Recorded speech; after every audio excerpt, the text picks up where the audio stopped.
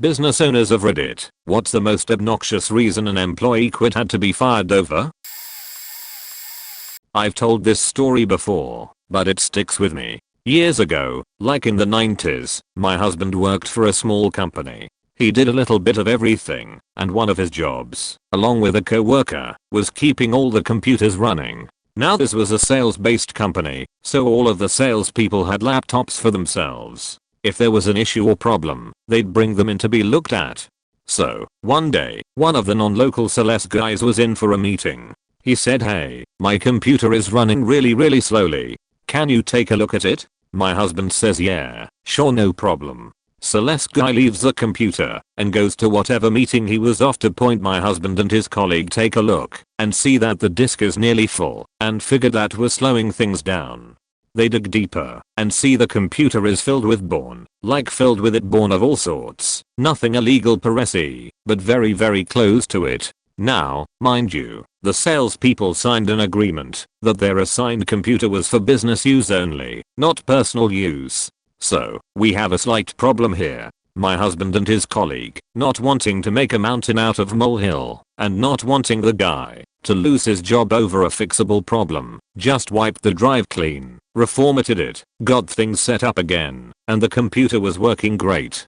The guy comes back the next day and my husband goes, "Hey, sales guy, we took a look at your computer. It was running slowly because the disk was nearly full with personal files. So we wiped it clean, reformatted things, and you're good to go. You know, just a reminder that our company issued computers are for business use only. If you're looking for something for personal use, here are some relatively inexpensive laptops with a lot of storage space.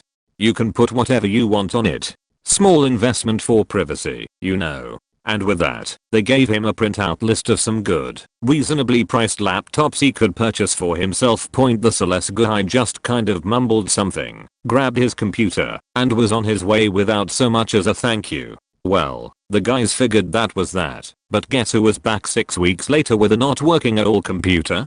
Yep, dumbass. Problem? Yep, computer was again filled with born. They were done at this point. The two of them went straight to the president's office, showed her what was on the computer, well enough to give her an idea, and explained what had happened previously. She was a very no-nonsense lady, so needless to say by 3 PM that afternoon, that sales guy was no longer employed. What an idiot. Obligatory, not a business owner, but my wife's cousin worked with me and her father at our work, landscaping, for a couple months. He had previous experience, and we needed the help, so we hired him, despite warnings to the owner from my father-in-law that he was an asshole. To name a couple of things, we were putting fresh mulch in one of the industrial parks that we maintained, and he had me close the doors to the bed of the truck, after which he raised the bed so all the mulch would slide to the back. Except the doors weren't designed for that type of load, and immediately sprang open. If they hadn't hit the ground while swinging open, they would have royally faked up the cars on either side of us. He then proceeded to call the owner of the company and tell him what happened, placing all the blame on me for not closing the doors right. Took him on a paver job, and he insisted that he could cut pavers with our wet saw. Except he didn't use gloves, so the material from the pavers being cut, which includes some nasty stuff, absolutely destroyed the skin on his hands, and he called out for the next 2 days because he couldn't move his fingers. This was not the first time that he had made this mistake. Same paver job, which called for Belgium block to be installed along the driveway. He decided it would be a good idea to mix the mortar and the sand for the base on the owner's freshly paved driveway and use it as he needed it. Except it rained the day he did so, and he ended up with a 3/4 ton block of what was essentially concrete in the middle of their, again, freshly paved driveway. On multiple occasions we got reports from the grass cutting crew that he went out with, that he did nothing all day except sit in the truck, text his wife, and smoke cigarettes. He thought he could get away with this because neither myself nor my father-in-law were with him. Eventually he was fired, and we got a couple extremely nasty but entertaining phone calls from his wife calling all of us some choice names while vowing that we were no longer part of his family. Mobile home parks. Guy was hired on day 0, day 1. Hiss, 18 meters. Mom calls and says he got carried away with the celebrations, holiday, and woke up and found himself in jail day 4. He's out of jail and shows up to work first time day 16. Advised me if he ever doesn't show up for work, call the jail. If he's there then there is a roll of 20s in his drawer labeled bail fund. Please get him out. Day 30. Took some Xanax he had obtained somehow without telling us. I give him the job to use the tractor's front end loader and load my dump trailer with debris we are cleaning. Is be back to dump it. Xanax kicks in. He ran into the same house 5 times with the tractor. Finished the job and parked the tracks inside the barn mostly. Day 40. 3 AM a tenant calls about the maintenance guy having fire and rescue at his house. Lived on site. Evidently he had gotten drunk. While vacuuming behind the couch he managed to flip it over on him. He couldn't get out from under it, but could reach cell phone and called fire and rescue to come get him out, and they did. Day 51. Gets drunk. He's a minority, dresses up in a KKK outfit and starts walking through town and the park in his outfit with a shovel for a flagpole with Confederate flag on it as his Halloween costume. Somehow makes it home covered in eggs etc. Day 71. Alcohol based termination point. Now he's doing well and steady job etc. Probably the funnest person to work with and very productive, believe it or not. Of course, not a business owner, but I was a shift lead for lifeguards and watched our manager fire a trashy lifeguard. Here's a repost. So at the water park I worked at, we had this girl I'll call Beachy Brenda, because that's exactly what she was. Beachy Brenda had a consistent habit of being rude to customers. She was not an ounce kinder to her peers with whom she worked. Of note, she had done the following. Cussed out a manager for not giving her the easy spots for the first shift of the day, so she could sleep. Countless noted incidents of being rude to guests. I once witnessed her cussing out and banging several teenagers for minor infractions. Every lead and guard wanted to fire her, but because our park required at least 100 guards to staff the park on any given day, and this year we had only 196 guards hired. This was problematic at best, because minors, who make up the overwhelming bulk of the lifeguard force, cannot work more than 40 hours a week. This would work well if we were open Monday Friday, but closing a water park on Saturdays and Sundays during summer is a suicidal business decision, and so the park remained open 7 days a week, leading to significant deficits in staffing. This led to people either not showing up or trading shifts at the last minute, faking up the schedule even more. Add to the fact our boss was committed to ensuring our staff could live normal teen lives, for instance have time off. We had staffing problems out the wazoo. Our staffer was constantly working to negotiate a schedule on a tight deadline. Brenda did not assist this in any way. Brenda liked to arrive up to 45 minutes after opening, just the minimum, to not get a strike on her record. At first, we punished her for it, but eventually we stopped, because the manager never got around to actually firing her, and she was always more than happy to put up an argument that would make the Jersey Shore cast scuttle away. Our scheduler thus did what she could at our insistence. She put her on 2 8-hour days per week at most. People would pay others a bribe to avoid shifts with her.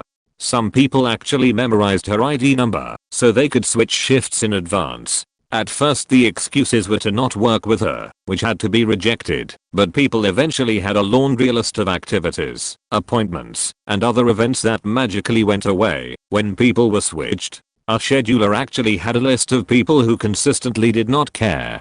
Well, one day, Brenda came about 45 minutes late as per usual, and since she was scheduled in my area, I was forced to compensate by adjusting the positions of the guards and removing people from non-necessary positions which the guards enjoy as a brief respite from their demanding rotations until a replacement can be found. I scorn this day, for I'm a cursed man it would seem.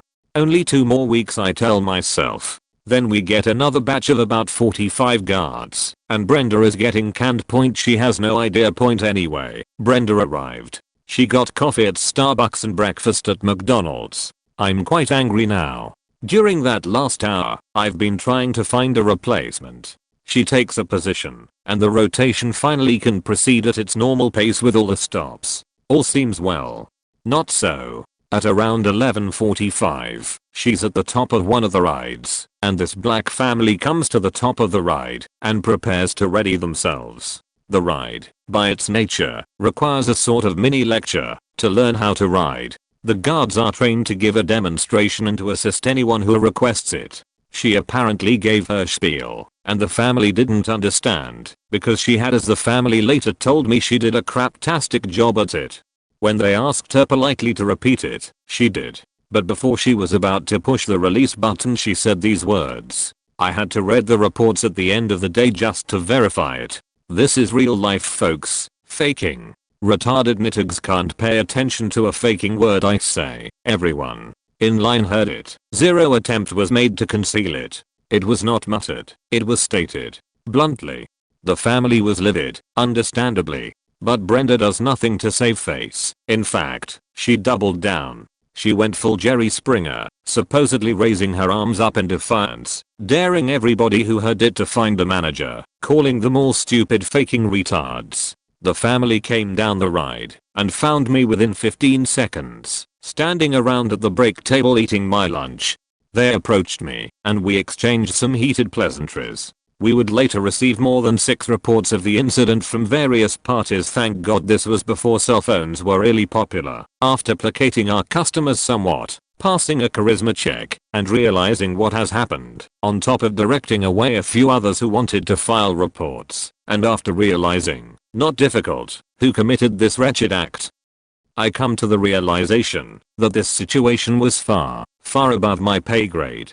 What am I supposed to do? Apologize and give Brenda yet another stern warning, and send her home, and send this family on their way? Yeah, like that'll work. We are really faked. No, really, we are faked. One of our uniformed members just used a racial slur to a black family, then told everybody nearby she didn't care, and encouraged people to find managers, telling them they were too faking stupid and powerless to stop her from behaving that way. My head was spinning. Was this real life? I figured Brenda would get fired for trying to fight someone. This was different. I decide the best thing to do is give this family a 72-ounce portion of sweet revenge with front row seats. Normally, we'd send the family away and fire her quietly. In hindsight, that might have been the more professional thing to do. But alas, nothing soothes the angry soul like a paradoxically hot bowl of justice. Me. I'm finished with the bullshit. No lies, no excuses. If she isn't canned, I'm going to seriously question if I want to still work there. I'm not getting involved. I radio our manager, tell him what's going on, and he comes down 5 minutes later with 2 security guards. He actually agrees with my theories on hot bowls of revenge for once, and so, he is adamant on letting the family see the spectacle he is soon to create, or to let them know in the grandest way possible that we don't put up with that kind of bullshit. He has to act. The park's reputation is on the line. No more ignoring what everyone was telling him. I grab a lifeguard to replace Brenda, and the whole lot of us go up. It's not even hard to pull one from the break table. Most know exactly what is going on. They can hear me chatting with the family and beg to come with, all to have the honor of being the one who will witness it all and tell the others that it happened. The thing many disgruntled guards fantasized about would now happen, and in such a grand manner to boot. I'm excited, perhaps even giddy. The guards will sing songs of this day. If only I had a camera then, but alas, the guards know her ID number by heart, and once they see her number off the rotation sheets, they will know it is not rumor. Our manager tries to coerce an apology out of Brenda, but she just plays us off as pranksters, telling us that we are beaches that don't got the balls to fire her, even though we've basically culled the line and removed as many people as possible from earshot.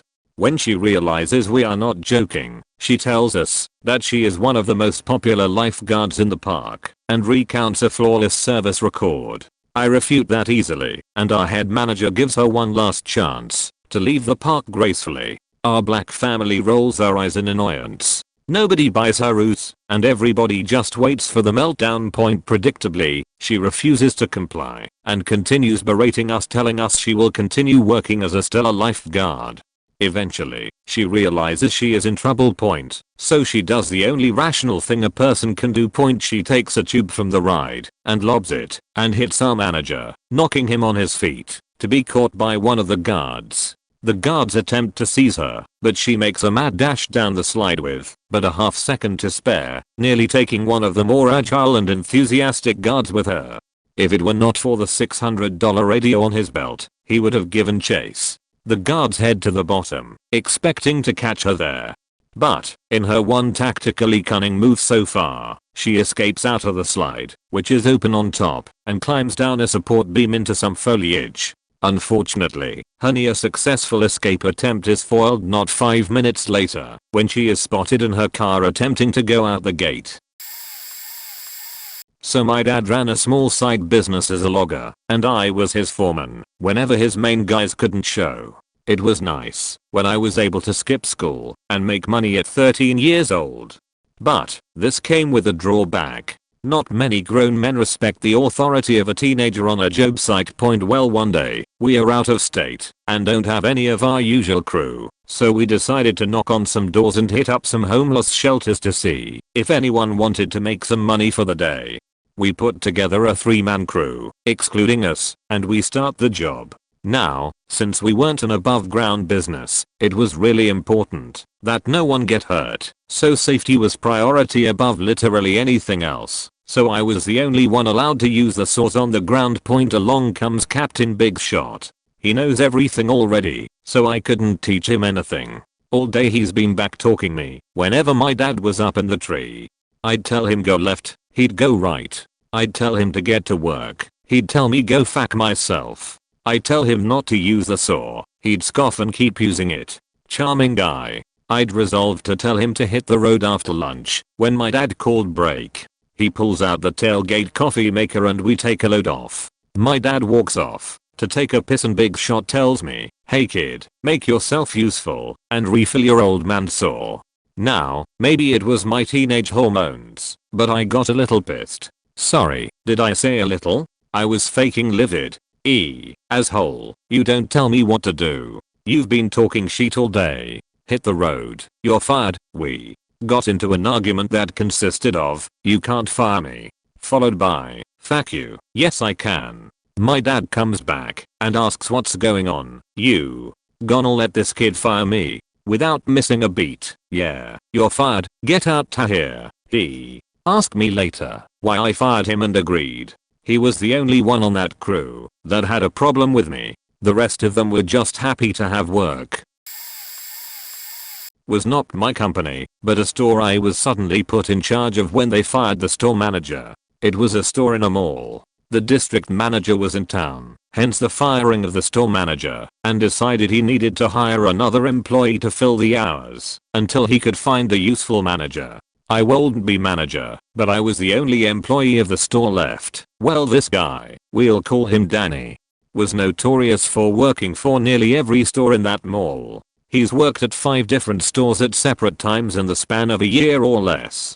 Half the mall knows this guy and no one really likes him. He's your classic 30-year-old spoiled dude who lives with his mom. Armorin of a district manager decided he'd be a good addition to the team against my protests. So he was trained in by the district manager, and his final day of training was the day that EM was supposed to fly out. The next day that EM flies out and instructs me to give him the key to the door so he could open and close by himself. His mom also worked in the mall, and he helped her out part-time at a survey place where they bug you to take a survey and offer to pay you like $2. So I went down to the survey place and tried to give him his key. He refused, said the job was too difficult for him. We bought gold, and it's not actually that difficult, and I spent most of my days actually playing WoW in the corner. Told me then that he quit and would not take the key. Then I had to call the district manager and tell him that he refused to take the key, said the job was too hard, quit, and I was still the only employee of the store, and I was part-time. I have a few. Not a business owner, I was just involved in these various situations. We hired Ted because he was best friends with one of our best employees. The problem with Ted was that he liked to masturbate like 10, 12 times a day in the employee bathroom. He'd be in there for 8 to 10 minutes each time, jacking it to beat the band. He had to go. This was the late 1980s. Dave was the brother-in-law of the owner of the company. Dave was faking nuts. Dave needed to be on anti-whatever meds. Dave was married to the owner's sister and thus was immune from termination. One day Dave got pissed off at something, stood on top of his desk, and kicked his monitor off the desk, destroying it. In 2019 that might sound meh, but this was 2002, way before LCD flat screen monitors were a thing. Motherfucker kicked a 19-inch quart off the desk. How he didn't break his foot I will never understand. He was quietly terminated, then complained to Wiffy, who complained to Bro, and he was hired back. Faker Carlos liked to gamble. This was in Las Vegas. He really liked to gamble. Company purchased the first Apple Macintosh laptop which weighed like 10 pounds and cost $6,000. Carlos stole the faking thing and pawned it for like $500 and gambled it away. Carlos, who also liked cocaine and blamed Dad for his thievery, was, instead of being arrested, sent away to recovery. This was about 1991. Carlos was let back in the company, whereupon he stole the petty cash box, about $4K, and gambled that away. What I like about Carlos from a storytelling standpoint is that he was married 5 times to 3 different women. Married wife 1, divorced her. Married wife 2, divorced her. Remarried wife 1, divorced her. Married wife 3, divorced her, then remarried wife 1 again. That guy was a snapped episode waiting to happen. Cassie liked his cocaine. Oh, lordy, did he like his blow. Being SVP of the company, he was of course issued a company Amex, which he used to get cash advances up to $5K to purchase his blow. During a routine audit of the company's like 50 Amex business cards, we discovered that Cassie not only blew, $5K a month on blow, but he'd managed to furnish his entire house on the same company card. Cassie liked to buy his blow in LA and then drive back to Vegas with it. Someone, totally not me, really, but I think I know who did it, dropped an anonymous dime to the NHP about this, along with his license plate. One time, drug run to LA and got stopped about 6 inches over the NV line. He got like 20 years. Sammy likes his hose, oh boy, so much that he used a company Amex, same company as #3 and #4 above, to pay for his hose. Sammy was a regional manager in the Miami area for a company based in Las Vegas. 4 times a year Sammy would travel to Vegas for meetings and then sneak away to the chicken ranch or whatever to get his knob professionally polished, and since for God I'm sure he wasn't going to put it on his personal card, since his wife squinted at every bill line by line, he used the company Amex. Bye Sammy. The business of the company for all of these, except #2, was renting medical equipment to hospitals. Bassinets, fourth poles, pulse oximeters, even defibrillators. So, let's call him Mark. Mark is a biomedical technician who inspects the equipment after the rental is over, cleaning it and testing it before re-renting. Testing a defib means that you have to be sure when the doc dials 360 joules, the charge delivered is within 5 joules.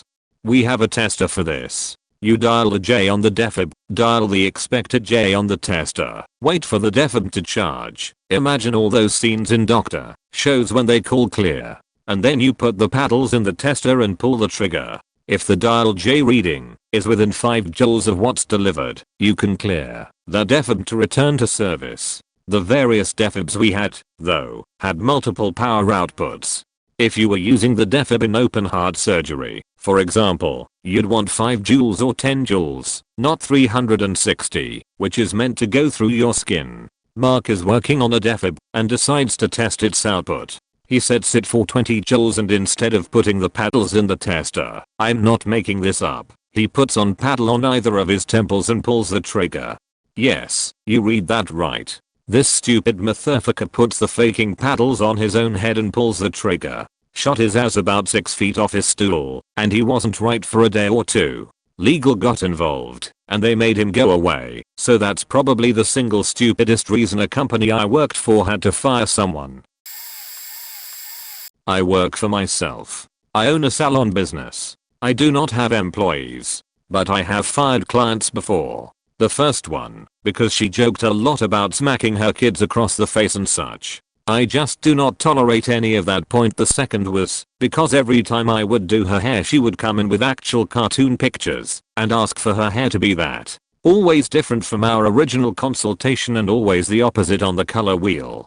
I would tell her this is something to work towards, and we can enjoy the middle ground fun colors in the meantime. She would agree, but would tell me about her hair and how it could handle bleach etc. Point it really couldn't. I'd use my best bonders on her. With that in mind, I would go above and beyond with some really awesome hair colors. Always super close to the inspo pics. She would say she loved it.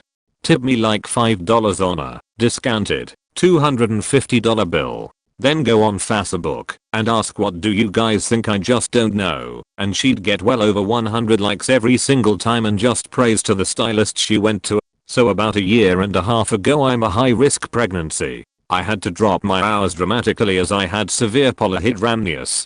I went 5 weeks early, knowing we were going to be spending a lot of time in NICU. I was upfront with all my clients about my son's life-saving surgeries he would need. We ended up doing 70 days. So I have my baby. Day 4, he is repaired for tracheoesophageal fistula and esophageal atresia. Day 7, I get a message from this lady. SB for Skanky Beach Point. SB, hey, can you get me in this week? Me, hi SB, I'm sorry, I just had my baby and we are in the children's hospital. SB, yeah, I saw that. You think this next week would be good? Me, I had my baby a week ago. He just had surgery. I don't plan to come back to work for at least 6 weeks or more. Here's his number. They are taking over my clients while I'm on leave. SB, yeah, well, I just figured you'd have extra time since he's in the hospital. Me, I ended up ghosting her and somehow she found me at my new location. So I had to tell her I didn't feel I was the right stylist for her and wished her the best with her new stylist. She still tries to book on my booking app every so often, and I keep cancelling her appointments. This one is kind of dark, but here goes. My ex owns a company that was in the process of expanding a few years ago. We needed someone to oversee the new facility, so we picked a reliable employee who had been with us since the beginning and was well liked in the company. Things went smooth for a while until randomly he came to my ex crying and yelling at him about how the new job had ruined his marriage among other things. A total mental breakdown. We tried to be understanding and gave him a couple days off to sort things out. He was good at his job and we didn't have anyone to replace him right away. He came back to work the following week only to be arrested mid-shift when the cops showed up looking for him. Turns out the night before he beat his wife so badly she had to have reconstructive surgery and then went looking for her supposed boyfriend, also one of our employees, who he beat nearly to death with a brick. He had spent the night in his truck in the woods and came to work like nothing happened, not even knowing if his wife or the other guy had lived. Also, it turned out they weren't even having an affair, so the whole thing was just pointless. Bonus story, the replacement we hired was even worse. We fired him after he crashed his car into a field because he was high on opiates, having left work not even 5 minutes earlier. My ex witnessed it and the state he was in afterwards. Suddenly it made a lot of sense why things just weren't getting done, and his job required him to operate machinery, so there was a safety issue as well. The confusing part is he offered to take a drug test to keep his job, which he failed. He didn't take the news well, and it ended with him telling my ex he would report him to ICE, despite the fact that he was born here and is a citizen.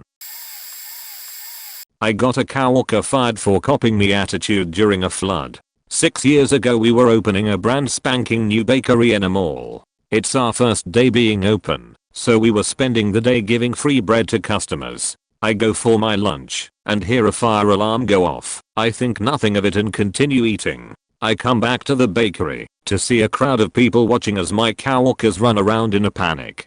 A contractor who had been doing some work in the back had accidentally set off the fire sprinklers with his torch. Why he was using it to cut a pipe in the ceiling I'm unsure of to this day. My team lead at the time had no idea how to wrangle such a mess, so I took over. During the cleanup process another coworker starts her shift and her immediate response is, "Ugh, what did you people do?" I don't pay her any mind and send her to the back so our manager can assign her a task to assist in the cleanup.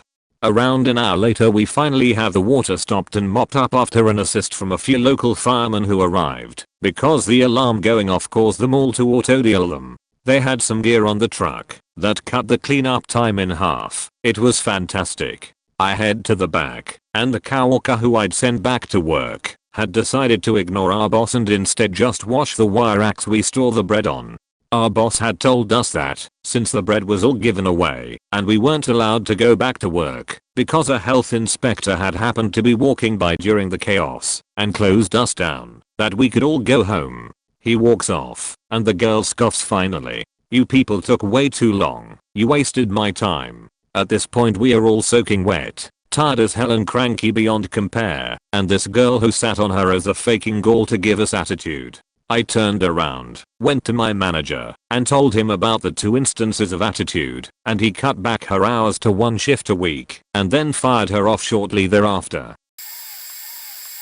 I hired a guy straight out of prison, on the condition that he wasn't using anymore. He started using again almost immediately after I hired him. He would go into the restroom and shoot up every day after lunch, and would be useless for the rest of the day. He swore up and down he wasn't using, but I know he was from day one. I should have fired him right away, but I'm an ex-con myself, and knew he would end up back in lockdown if I cut him loose.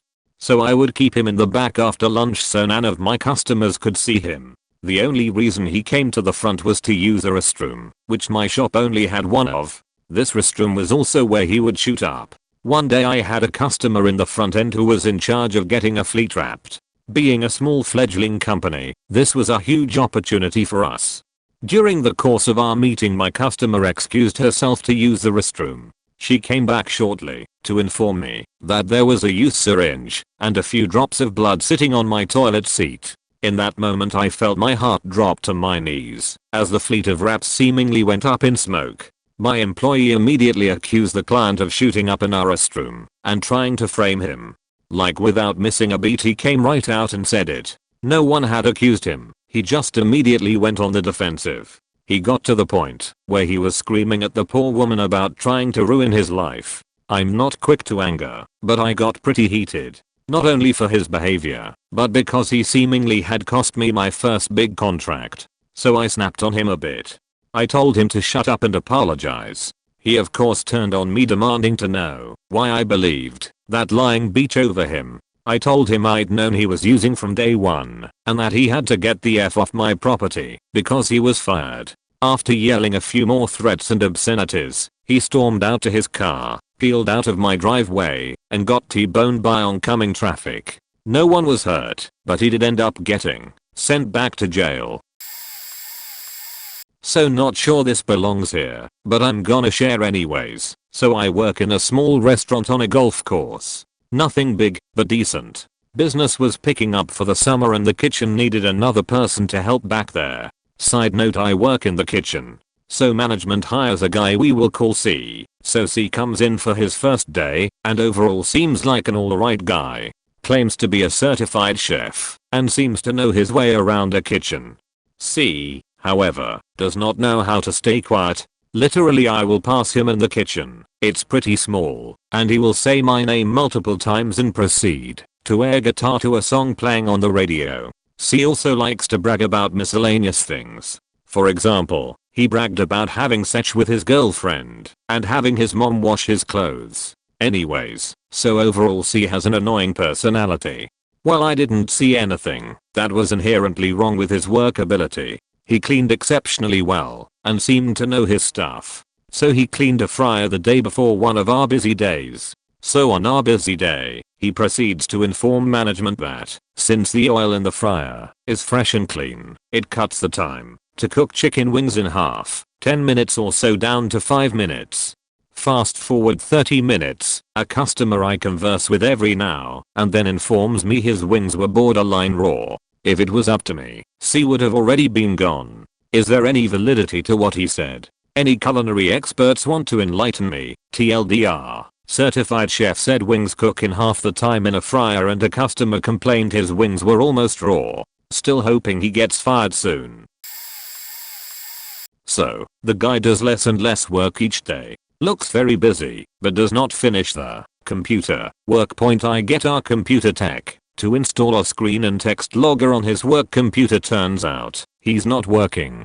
He just sits and chats with his friends all day online. But it get worse. I discover he's copying work information and saving it to a private USB drive. Turns out, he's mates with someone who works for our opposition and he's passing our company systems and pricing structures information on to his friend. So, while I'm talking to a lawyer to find out how to best deal with this, the next morning, our resident spy calls in sick. We are still working though all the data from his computer and find his messages from the day before, telling his mate that he's going to call in sick the next day to paint his house. So, I drive past his house and, sure enough, there he is, busily working away, painting the house. Took a few photos on my phone. In he comes the next morning. Cough cough, sorry I was sick yesterday. I told him, all your personal stuff is in a box on your desk. I'll walk with you to go get it. You're fired. So, he says to me, you can't do that. To which I replied, why not? Shall we talk about the stealing of company data or the house painting? He turned red, stuttered an apology, picked up his box and left. Oh, I have a story for this. My brother and I run a small business with about 5 casual employees who have a flexible roster. We had hired a young woman who was quite good with customers and had previous experience. We gave her a slightly higher than normal pay rate and a few extra responsibilities around the shop. Within a few weeks it became evident she had a bit of an attitude about being asked to do things. Okay, we don't really care. A few weeks after that she starts demanding 4 days a week. Okay, guess we can make that work. Week or so after that she tells us that she can only work on 4 particular days of the coming week. We tell her we will accommodate this time, but we've had to shuffle other people around as a result. If she can't offer more availability she might not always get the 4 days she wants. We have other staff who also have needs. She agrees and things continue for another 2 weeks. At this point we are a bit sick of her sheet. Again, she tells us she only has 4 days available in the coming week. We do up the roster, and she has 3 shifts instead of her normal 4. Half an hour after the roster goes out, my brother receives a text message. Why don't I have my 4 shifts this week? To which he responds, we have other staff who also need shifts. If you can't give us full availability we will do our best to accommodate you, but can't promise 4 shifts if you only give us 4 days availability. To which she responds, how fucking hard is it to give me the shifts I want? I told you I need 4 shifts a week, and doing this roster isn't exactly hard. At that point we had a good laugh. Told her she had no shifts this week and not to worry about being on the roster anymore. About 2 days later we got a text from her saying, well, I'm glad we could come to an understanding. We still have a good laugh about that one.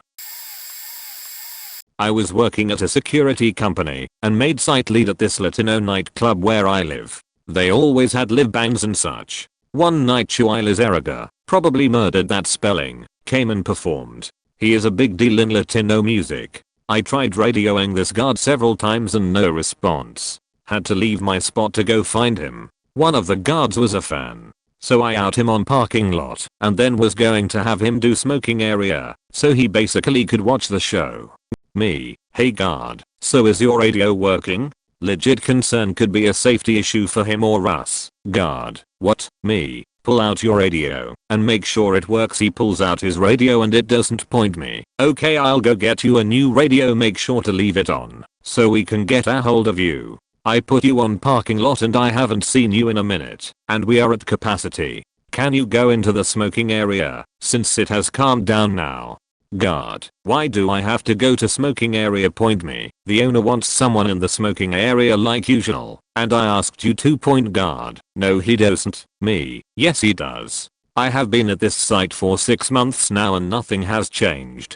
Please go to smoking area and I'll bring you a new radio that works. At this point he goes and points at the head of indoor security. Guard, well he's in charge and he says that no one needs to be back there.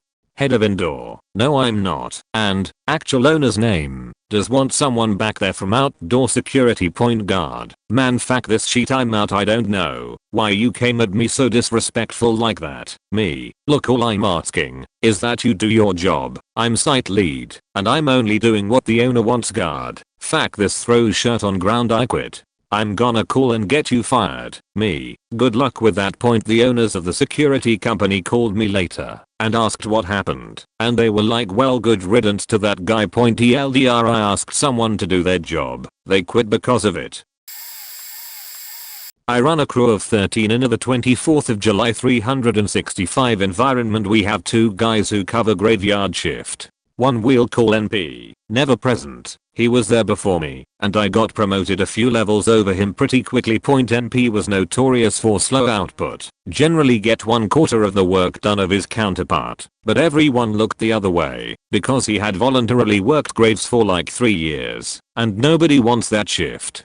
Well, things start getting really busy, and I have a lot down with him, and explain his numbers versus everyone else's, and that I need to see an improvement as upper management is starting to notice. He says okay. Things improve for 2 nights, then go back to the low performance point. I counsel him again, no change. We institute shift reports site-wide, mainly to see what he's doing. A few of the other employees directly told him, yo, NP, we all have to do this sheet because of you. Get your sheet together. His reports were less than stellar, and he got a final counsel stating improve, or you may need to find another job. That night I went to the bar fairly close, to work with a friend. Turns out NP was there. My bud and I got a table in the corner and I just watched, and had drinks with my bud for 3 hours. NP was there the whole time hitting on girls and drinking soda. At least he wasn't drinking alcohol. On the way out I tapped him on the shoulder and said we'll be talking in the morning. That night I call my regional manager and request a badge access report. Turns out going back 3 years he was only on site an average of 2 to 4 hours per night. When his shift was 10 hours, fired him on the spot the next morning. His response was he's the graves guy and we can't afford to lose him. I laughed in his face and showed him the door. Last I heard they were suing for time card fraud. I'm not the owner, but I work at a small local gourmet popcorn company. It's just the 2 owners, an older married couple, me, and one other lady. We have been searching for someone to make caramel popcorn. We train, so we don't have any requirements other than being reliable. The first guy we hired came in, seemed nice and eager to learn. He watched one batch being made and decided he wanted to try one on his own. The batch burned, but no biggie, it was his first time. He asked if he could run to the store and never returned. The second person we hired had another job, which was fine, as long as she could make it work. We are flexible. She came in for a couple of shifts, seemed satisfied with the work, then stopped returning calls. The third time we hired 2 people to bring in. They would be riding together but only had one phone, for whatever reason.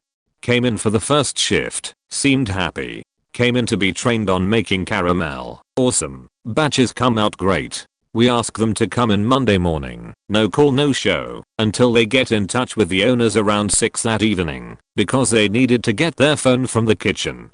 They said the reason they didn't show up was because one of their mothers had to go to the hospital. No answer as to why. No call. Say they can try again Tuesday. Again no call, no show, until around 6 p.m. One of the girls called to say they woke up to the only car they have being towed, and that the other girl was out and had the phone, so she couldn't call.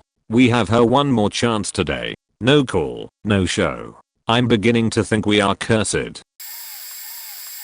So many. Dude got hired, came in on his first day in gym shorts and a tank top. Although it was an office setting for training, we still expect people to dress for field work.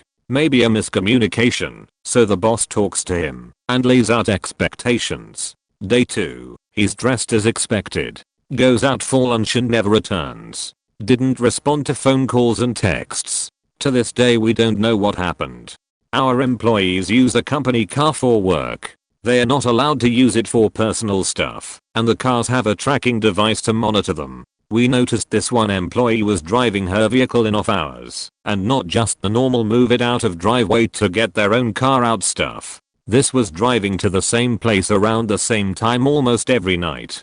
She was reminded to use the car for work only. Not long after, her tracking unit showed her driving several miles in the opposite direction from her assigned work, stopping for a couple minutes, then heading to where she was supposed to be. When confronted, she flatly denied it all and claimed we were making it up and weirdly insisted she wasn't on drugs. We never suggested she was. She was asked to come to the office prior to starting work a few days later, standard procedure when we want to fire someone. When she didn't show up, we checked the tracker. Her car was at the office. She dropped it off and left her supervisor a FAQ text to let them know she was done with us. We had a customer call and complain about one of our vehicles being on his property and the driver dumping a whole bunch of junk, paint cans, trash, etc. "Are you sure it was one of our vehicles?" we asked. "Pretty sure," he said. "You can watch the video if you want." The video clearly showed the license plate of one of our vehicles and one of our field supervisors dumping all kinds of crap on this guy's property. When confronted, the supervisor didn't deny it, but insisted he was being railroaded because the boss was just trying to get rid of him. What the fuck, people? Not a business owner, but I'm a shift lead with absolutely no authority to fire someone. TLDR at the bottom. I work at a dog daycare / boarding kennel. Christmas and Thanksgiving are our 2 busiest weeks of the year. People travel, and we take care of their dogs. Staff wise, it is unfortunately all hands on deck during the holidays. When you accept a position of employment here, you are expected to work all major holidays. We had an employee, we'll call her Bertha. She was a problem. Caused lots of drama. Never pulled her weight. Extremely volatile and reactive personality. If I was the boss, I would have fired her months before. But instead, my boss just started scheduling her 1 or 2 days a week, hoping she would quit. It's Christmas Eve 2016. Maybe 2015. Normally our handler's shifts are 2 to 7 PM. But since we were so busy, we pushed things back to 5 to 10 PM. It was going to take a long time to get all of our dogs fed, pottied, and tucked in. I honestly didn't expect Bertha to show up for her shift, so I kind of planned around her not being there. The rest of my team and I were going to get cheat on, but we've dealt with worse 6 PM hits, and I haven't heard from her, so I'm thinking we can finally just fire her and move on. At around 7:30, she strolls in a really good mood. 5 minutes later, my other employees tell me I need to go check on her. She was wasted, red-faced, sweaty, slurring her words, wobbling around in the break room eating cookies and candy that our clients had bought us for Christmas. I wanted to give her the benefit of the doubt, so I just started a conversation without accusing her of being drunk or mentioning that she was 2.5 hours late. But it was too much. A real deal all-out vodka drunk shit show. She hugged me and tried to kiss me. I pulled away and got serious and said she had to leave the building immediately. The rest of my employees had been hustling all night on Christmas fucking Eve to pick up the slack and take care of the 100+ dogs in the facility. They did not deserve to have to deal with someone in this state. Bertha did not like this and got angry, insisting she wasn't drunk and could do anything I asked her to do. She repeated the word anything, insinuating something very inappropriate. After a minute of that, she started ugly crying. Apparently she was pregnant and hadn't told anyone but me yet in that instant. What? The faking fact. TLDR. Problem employee comes in drunk off her ass on Christmas Eve, tries to initiate intimate relations with her boss, and then reveals that she is pregnant after being sent home. Not a business owner, but I witnessed one. I work for a pest control company and a new guy was in our small class of 4. Seemed okay. Seemed nice. Then somewhere along the line, he decided that a class about personal protective equipment was the perfect place to tell us that he thinks dinosaurs are fake. You'd think he'd stop there, but he didn't. The guy also said that is a creationist and believes the story of Adam and Eve. The teacher politely stopped him and said that he would still like to have respect for him by the end of the day. Nope. Guy kept going. Said he's anti-vaccine and lied his ass off saying he has a 1-year-old daughter. Vaccines cause autism and all kinds of problems. I know, they don't. Actually I don't know, man. My wife takes care of all that. Kept interrupting the teacher and refused to take notes on the provided pad of paper. Asked for a flash drive with the PowerPoint on it because, come on man, it's 2019. Day 2. Continued interruptions. The teacher then shows us a joke video showing shirtless guys beating rats to death with baseball bats. The guy raises his hand afterwards and asks when he will be issued a baseball bat. Then starts giggling when the teacher explains what rodenticide does. He is asked why. The guy explains that he's thinking about all the rats he's going to kill. More interruptions. Teacher gets frustrated and calls him out on it. The guy starts spouting weird shit. If you had given me a flash drive maybe I wouldn't have so many questions. You don't need a license to do this stuff. So there's like 4 types of bedbug nymphs. So what? Guy gets kicked out and refuses to leave. Starts shoving peanuts in his mouth and talking with his mouth full. Arguing that he shouldn't leave and that we can talk to management if we need to. Guy finally leaves. Teacher apologizes and dismisses us for 30 minutes. The guy stays in the lobby and refuses to leave. Bowers comes out and escorts him out the door. Keycard is deactivated.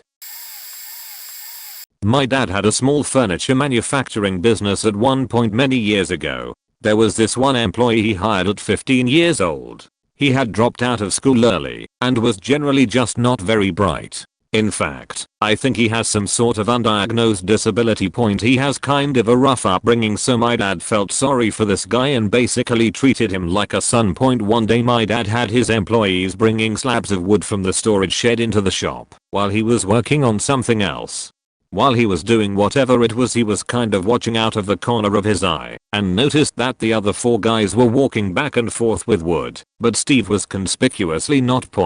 So dad decided to go looking for Steve. He heads to the shed and starts looking around.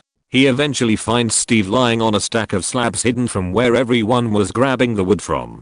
As my dad approached, he realized that Steve is beating off. Not only did my dad not fire Steve, he kept him on for quite a number of years. Even when his number of employees dwindled to just Steve and my brother. My dad recently retired, but I'm sure he would have employed Steve until the day he locked the doors if he could have continued to afford to give him full-time hours. He even came to my dad's retirement party and took photos with each of my family members. So my dad didn't fire Steve, but he definitely should have been fired, and probably would have been if dad hadn't had a soft spot for him. Not a business owner, but I was a supervisor for a popular, internationally known and frequented pizza chain. We had a manager who was a complete asshole, and this manager decided to give his son a job through the power of nepotism and not for skills. His son was also an asshole and also had the literal faking IQ of a potato. He used to hang around the store about a month before getting the job and no one liked him. We'll call the son Steve to make this easier. Within a week of Steve starting, he started delegating tasks to the employees. The whole delegating thing was my job, so I asked him into the office and explained to him that this wasn't his job. He then kindly informed me that he was the new supervisor. I was thinking, well, that's interesting, because I'm the supervisor. I immediately called his dad up right there and then and put him on loudspeaker. I asked the dad what was going on, and he said that he wanted his son to be the supervisor and that I was being demoted for a temporary period, maybe permanent, whilst he decides who's better for the role. I had been there for 4 months, his son about a week. At this point I was faking fuming, because hell no am I getting a pay cut for the sake of this cabbage. But luckily, I'm not too bad regarding employment law, so I told the manager and Steve at the same time that I was recording the whole call and that was happening was rather illegal, and I then said something along the lines of, and due to being the true hero I am, I have the legal power to fire Steve. So Steve, due to being inept, pack up your things and go. The manager tried to argue with me on behalf of Steve, who looked a little speechless, and due to the way the rules worked, if a manager wants to override a supervisor's authority regarding employing and firing, they have to seek approval from head office. The manager actually knew this, surprisingly, so out of what seemed like anger, he then proceeded to fire me over the phone. Long story short, I went home that night and reported it to head office on an employee complaints line and sent them the recording via email. 2 days later we get someone from head office who called us all to the store and into a meeting. I play the recording. Head office guy fires the manager and Steve on the spot and then hands me a contract to become a manager, and in front of now ex-manager and Steve, tells me I'm having 4 weeks off, double pay, a week's paid training when I'm back, and a lovely XXL pizza. to take home for lunch faking fantastic point TLDR. Demoted and replaced by the manager's son. I fire the son, the manager fires me, I get a nice payoff, and they get fired.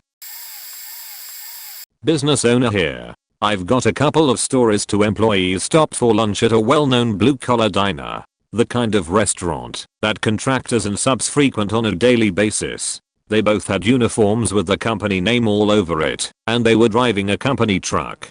That would not have been a problem, except these two knuckleheads both drank a pitcher of beer each.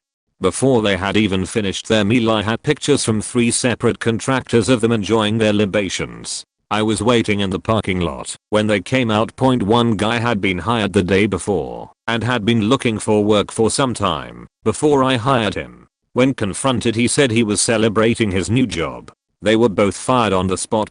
I have a very large warehouse. About 20 years ago we were much less automated. We had several pullers who would drive lifts and grab parts to fulfill orders. They were also in charge of the warehouse inventory organization. This warehouse is a bit shy of 100,000 square feet. Someone can easily get lost, on purpose or accidentally. One day I jumped on the forklift to pull a rush order for a customer while a puller was out for the day.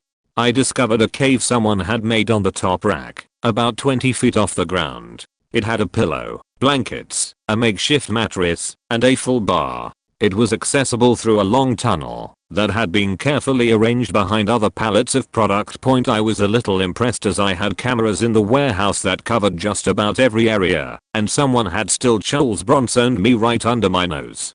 The next day I went spelunking and parked it in the cave and waited for someone to arrive. Sadly, one of my best employees arrived after a few hours. He tried to say he was investigating, but I can smell BS a mile away. He eventually admitted to building the cave and to drinking on the job. As you can imagine, drinking and heavy machinery do not go well together. Others pullers were aware of the situation and helped to maintain the ruse.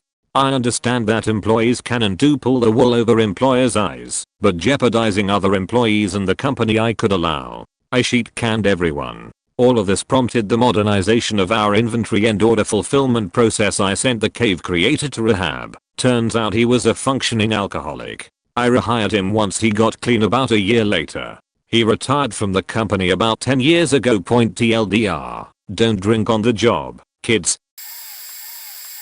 My business partner hired a boyfriend/girlfriend couple to work our bed and breakfast because they were getting evicted and needed a place to stay, and we needed workers. This pair had 2 kids. One was about 1 year old, the other was 7. The parents were in their late 20s, early 30s.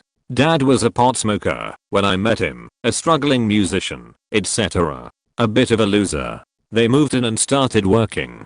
That's when the problems started. The dad started doing hard drugs, pills, and they both argued for 8 hours a day, every day. They claimed to be working 12 to 16 hours a day, but in truth, the work consisted of an 8-hour argument about whose turn it was to take the trash out, a 2-minute job. Screaming matches, all day, every day, in front of paying customers. Very little got done. Then the real problems started.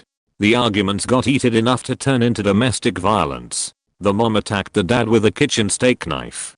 Cops were called. It was a mess. It was late November, and about 4 weeks from Christmas. I needed to set sheets straight and fire them. After an hour-long talk, I considered that it was close to Christmas. This family was broke, had nowhere to go. It was cold and rainy, so firing them would make them homeless.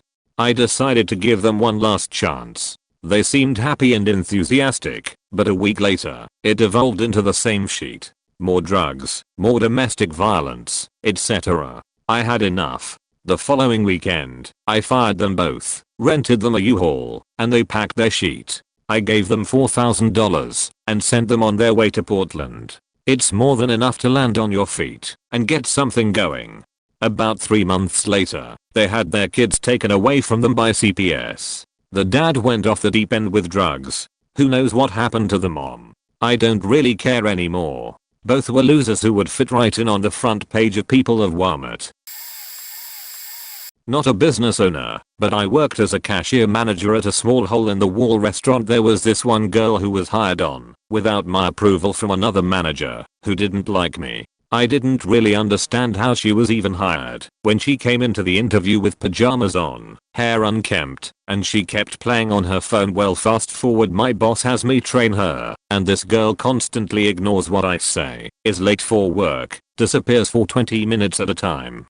I can deal with all that. I've worked with drug addicts and alcoholics before I was promoted, but then two things she would do that would send me over the edge. 1. Come into work stinking and wears the same dirty uniform, because when you're sitting down to eat, who doesn't love a smell dirty waitress? And 2. Start fights for fun. This girl would constantly bring up subjects and see if those said subject would piss you off, and if they didn't, she pull the race card. Like for instance, one time she brought up food stamps and I said I didn't like the food stamps program cause people who need them didn't get them, and those who don't did well. She said, you know, it's mostly white people on food stamps, right?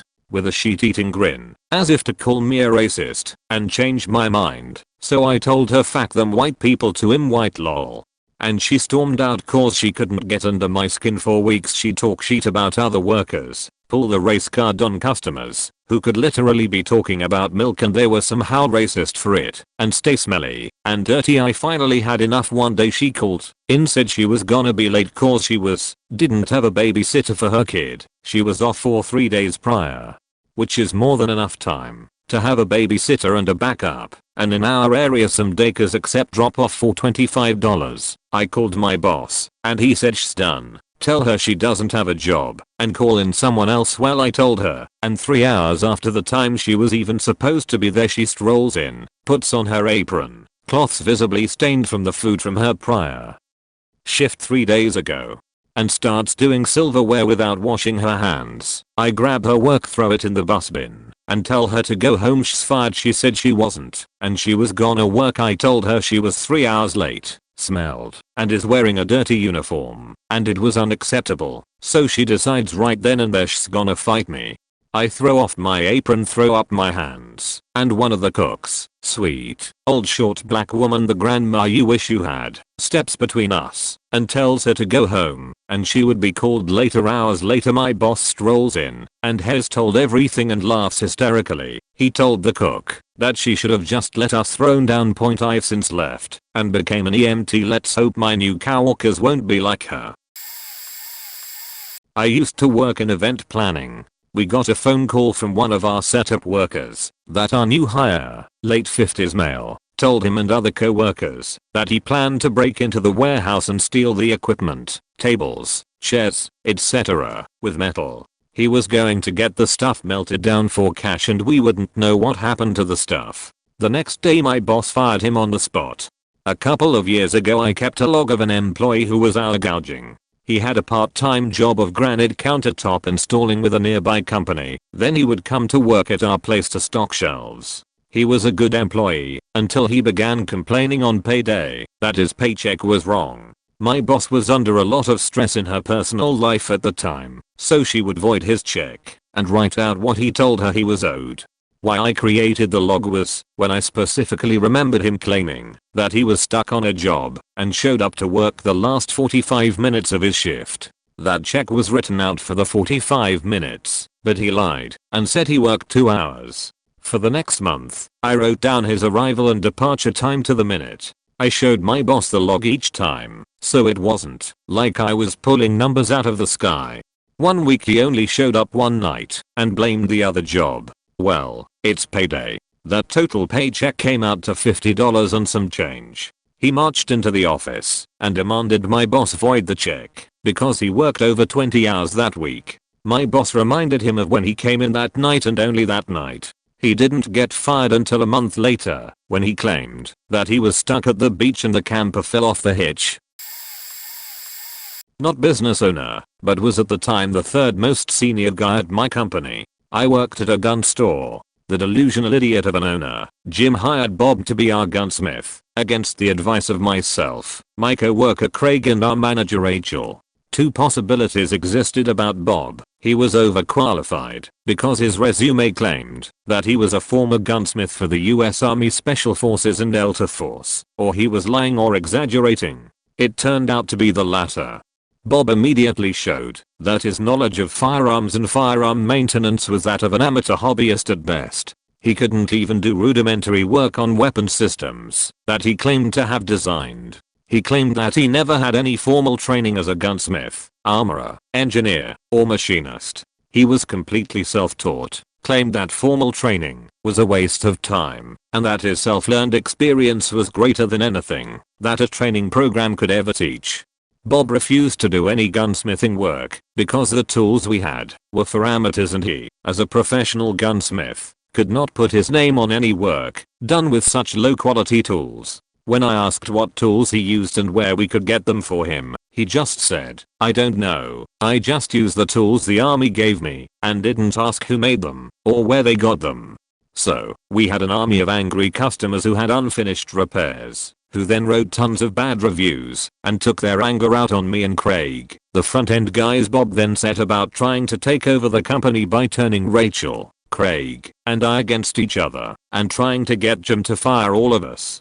This was a really bad idea because Rachel, Craig, and I had excellent relationships both on and off the job and were very loyal to one another.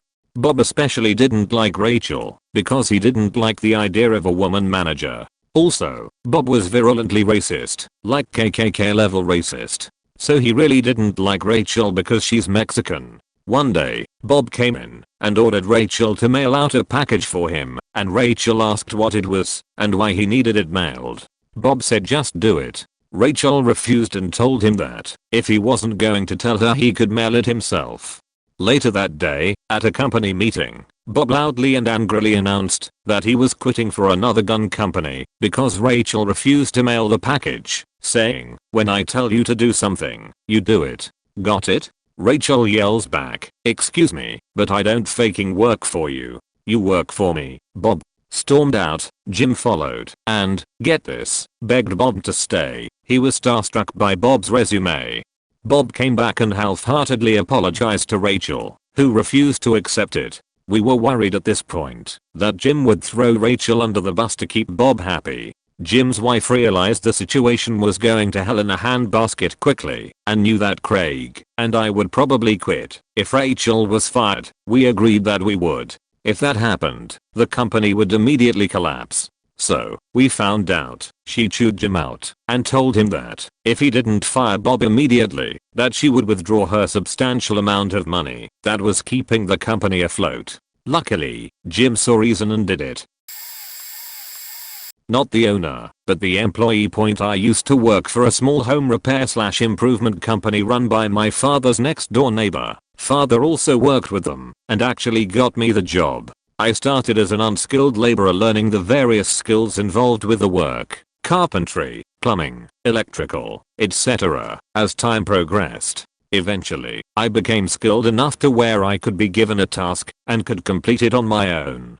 Years later, my father left due to monetary concerns. The business made more money each year, while he made less money each year. While I stayed on point, a few months later, I was let go because you're too slow, and I'm tired of having to go behind you and fix things you've worked on. The speed thing I didn't protest. I did sometimes take a little longer than I should have on things. However, I asked him to tell me the last time he's had to fix something I did. His response?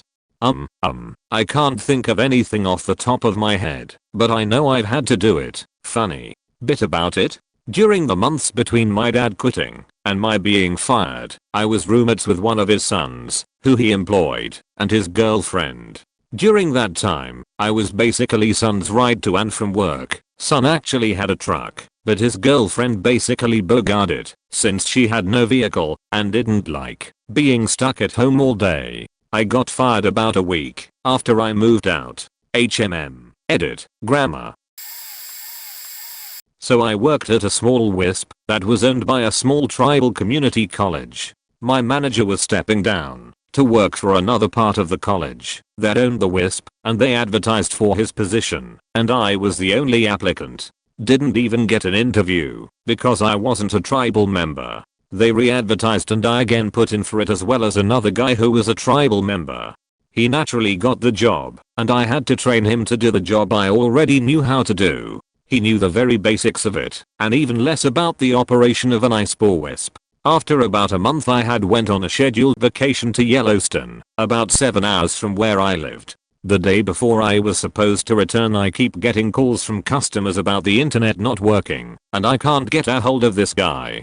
I end up cutting my vacation short and head back, getting back home at about 2 AM and heading straight to the tower to see what's going on. I finally get it fixed at about 5 AM and go home to get some sleep.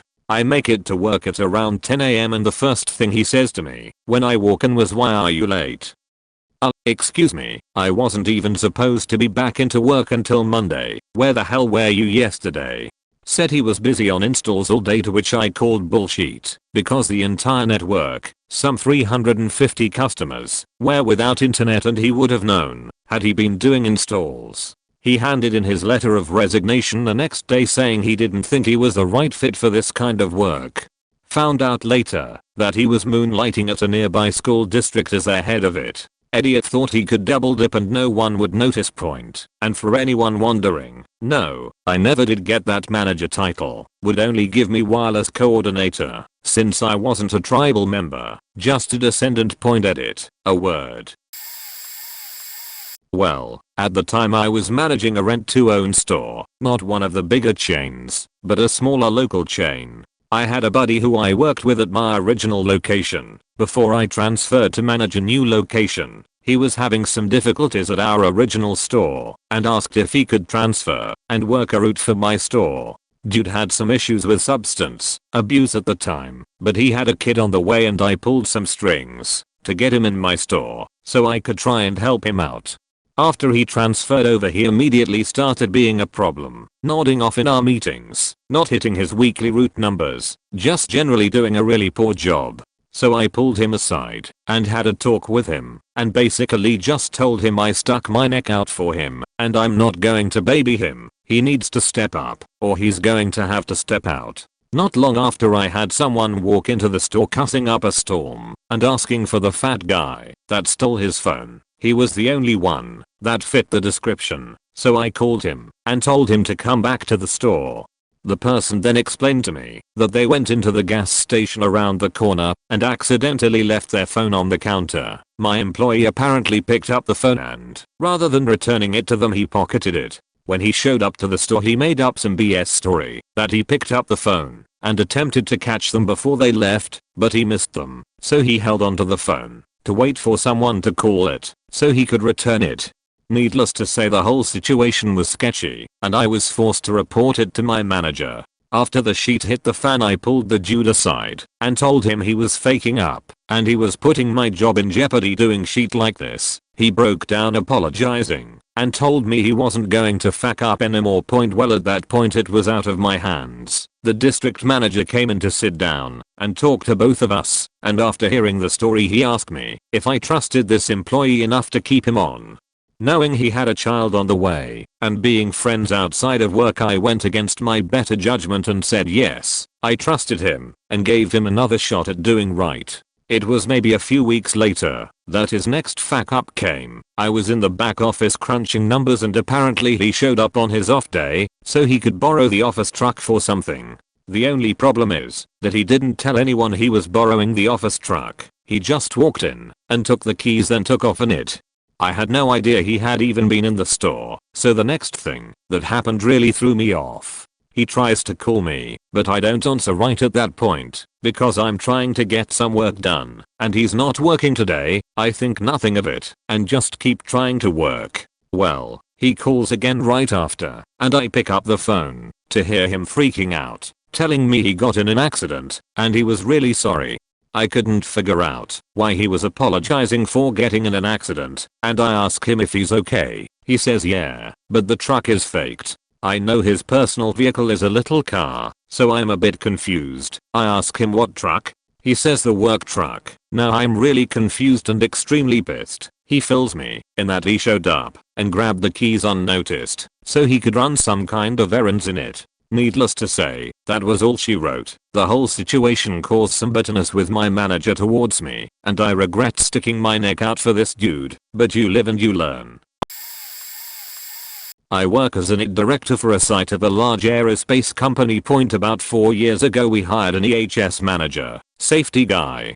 He lasted 1 week. Here is a list of the shit he pulled which got him fired. Constantly asking for security camera access, which EHS can be given, but not the first day, and when given some trying to backdoor admin access knowing we were looking for a new security cam system. Constantly badgering me to talk to his uncle who supposedly sells such systems, and when rebuffed, showing up with his uncle on the production floor without being cleared to do so.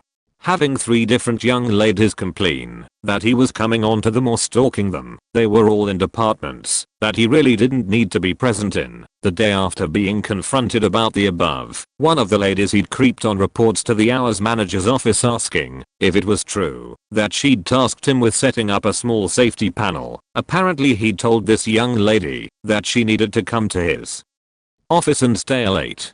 We found out during all of this week that his wife was actually in the hospital to give birth the day this all came to a head. He then later threatened her with losing her job if she told, because he was a manager. Guy was fired that Friday. Piece of shit reapplied a year ago. Company had changed owners, but I was one of a few who were still there. We'd become a lot more corporate as well. His resume went right into the trash after warning corporate.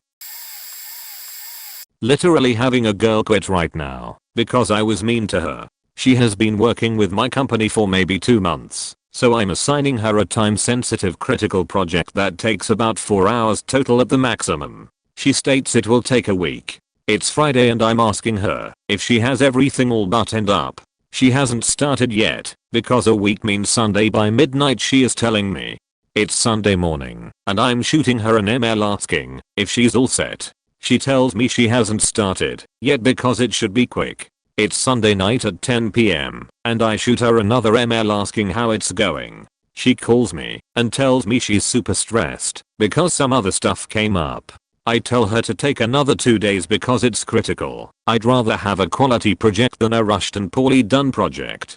She says okay. It's Thursday morning and I'm emailing her for the final. She tells me she hasn't started because of some other priorities. I'm telling her she is showing poor time management skills and that she needs to track her time and focus on this because it's time critical. I watch her leave to her office, shut the door, and not answer anyone's calls. She then submits a resignation because she felt it was mean of me to come down on her. So we are 5 days late on a critical project that she has worked on for about an hour in a week and a half. TLDR, a new employee is quitting because I told them they are showing poor time management skills and should start tracking their task time after not starting a project for 11 days on a 5 business day critical project. I wish I was exaggerating or cherry picking events. Coworker story. So this is slightly sad. I was working at a fast food restaurant 4 years back in high school. One day we get a, most likely, slightly autistic hire. Ends up being a little slow but he tries. I end up talking about Magic the Gathering and Berserk and other nerdy stuff with him. Pretty cool. One day he no calls no shows. I'm like fuck, guess I'll work until 2 AM. Next day no call no shows. I didn't pick up his shift that day. I was annoyed, but didn't think he would be the type to do that. Regardless, we were down a body again.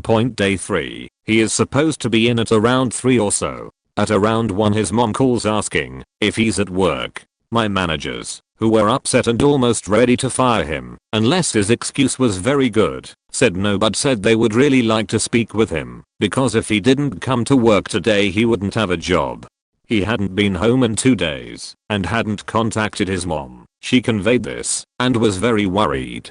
My managers apologized, and said if he came in they would let him know. She called. The gossip got around within 2 minutes. An older female coworker said she thought saw a work hat on the service drive, which the restaurant was at the very end of. She asked to go check. She later told me she just wanted to take a 15-minute break, but she did end up finding a hat from her work. She looked a little farther in the brush and then discovered my co-worker's body.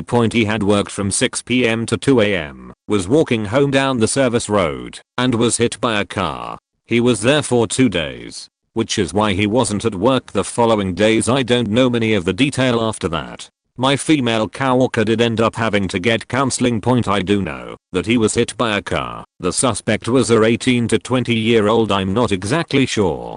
His car was damaged and had blood stains on it. They hid it in a friend's garage.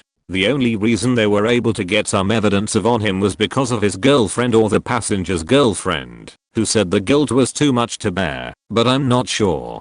Unfortunately, the police in that small town were very biased, and the offender was a kid of one of the 5 people who basically ran the town. The last I checked, he was scheduled for a court date and is facing up to 5 years if convicted. Which is horrible, mostly because he must have moved and hid the body while he stated he thought he hit a deer and just drove away. Either way, it was really unfortunate and justice won't be served. Oh boy, do I have a TLDR story for you. We had this lazy lift operator on this construction site. Prohibitively lazy, like, he would never help and go on 15-minute smoke breaks every time the elevator reached ground floor. Lazy. But this didn't get him fired. So the day he got fired, we had the foreman running the lift. After taking mate and me to ground floor, he got a text, swore and said, "I need to go and take this. If you see the lift operator, tell him to stay here. It's very busy today." We do our thing around the elevator, and about 5 minutes later, the lift operator arrives back after one of his smoke breaks, and I immediately relay the message to him. He grunts an affirmative response, so my mate and I go to unload the truck. Halfway to the truck, I discovered the operator was following us. I immediately turn to him, and in a more urgent tone, and tell him to get back to the elevator, it's busy today. Another affirmative grunt, but continues to follow us. And then again 5 minutes later, halfway through unloading the truck, with him on his phone smoking, I urge him again to go back to the elevator. People are waiting on you, and this apparently caused him to snap. He goes on a 2-minute rant about how his job is so hard. It's not, how everyone is always telling him to do this, do that, because he won't do it himself. Rah rah rah rah rah. And for a heartbeat, he got to stand proud in front of my very confused coworker and me, because that's when you hear the foreman screaming twice as loud from the end of the hall, where the F-K is that little piece of S-T. Where the F-K is he. I've never seen a man berate up to someone and still make them seem small. I don't remember the details, but it was a glory to behold. Funnily enough, we never saw that operator again. There was a guy that was hired by my office to help with new business. Somehow he convinced our directors that cold calling was his forte and that it still works and he could get results. He was a snooty slimeball straight out of the 80s, someone who thought Glengarry Glen Ross was an educational film. He had the right accent, CV and bluster. He also convinced the directors to pay a lot of money for these lists of prospects that mostly turned out to be duds. Lots of reception and customer service numbers. In the 6 months he was there, I think he only managed to speak to 4 of the leads on the list with 0 meetings/conversions. He rocked up at the office at 10 AM, citing he "long commute," would call for 2 hours, disappeared to the pub for 2 hours, came back reeking of booze, would spend an hour reading the feet, then maybe do a few more calls, and then leave at 4 PM again, citing the "long commute." The thing is, the guy lived closer to the office than 70% of us, and we all managed to do our hours comfortably. He also convinced our company to hire his girlfriend to help him with the meddlesome reporting spreadsheets after 6 months of receiving a massive day rate for generating 0 business and paying his girlfriend to fill in his spreadsheet for him. Our directors finally saw the light and got rid of him. None of those that recruited him sat near him or had an inkling of what he was doing, despite us throwing up red flags from the get-go. In a way, the fact that he managed to bullshit his way through 6 months shows he had some balls and convincing BS, but for any sitting and working near him, it was obvious he was a chancer.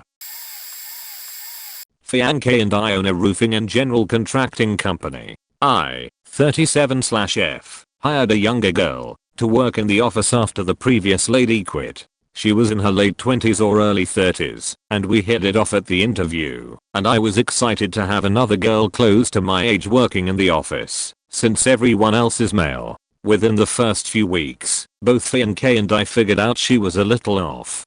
She and I talked a decent amount, and so I knew she was going through some personal stuff. However, it was to the point where she was drinking every night, and starting to get to the point where she wouldn't show up for work. We also found out 2 days after she started that she was bicycling to work because she didn't have a license due to a DUI. About 3 weeks after she started working for us, I went out of town to visit family alone, and the day after I left, Fiancee tells me she's no longer working with us.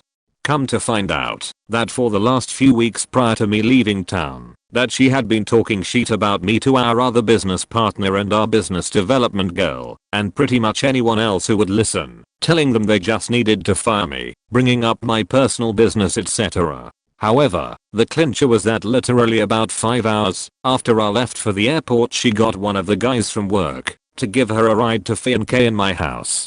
He was working from home that day because his mom was coming in town, so he was trying to straighten up the house etc. She had previously in the day offered to help him clean, which he turned her down, so she decides to get a ride and just show up.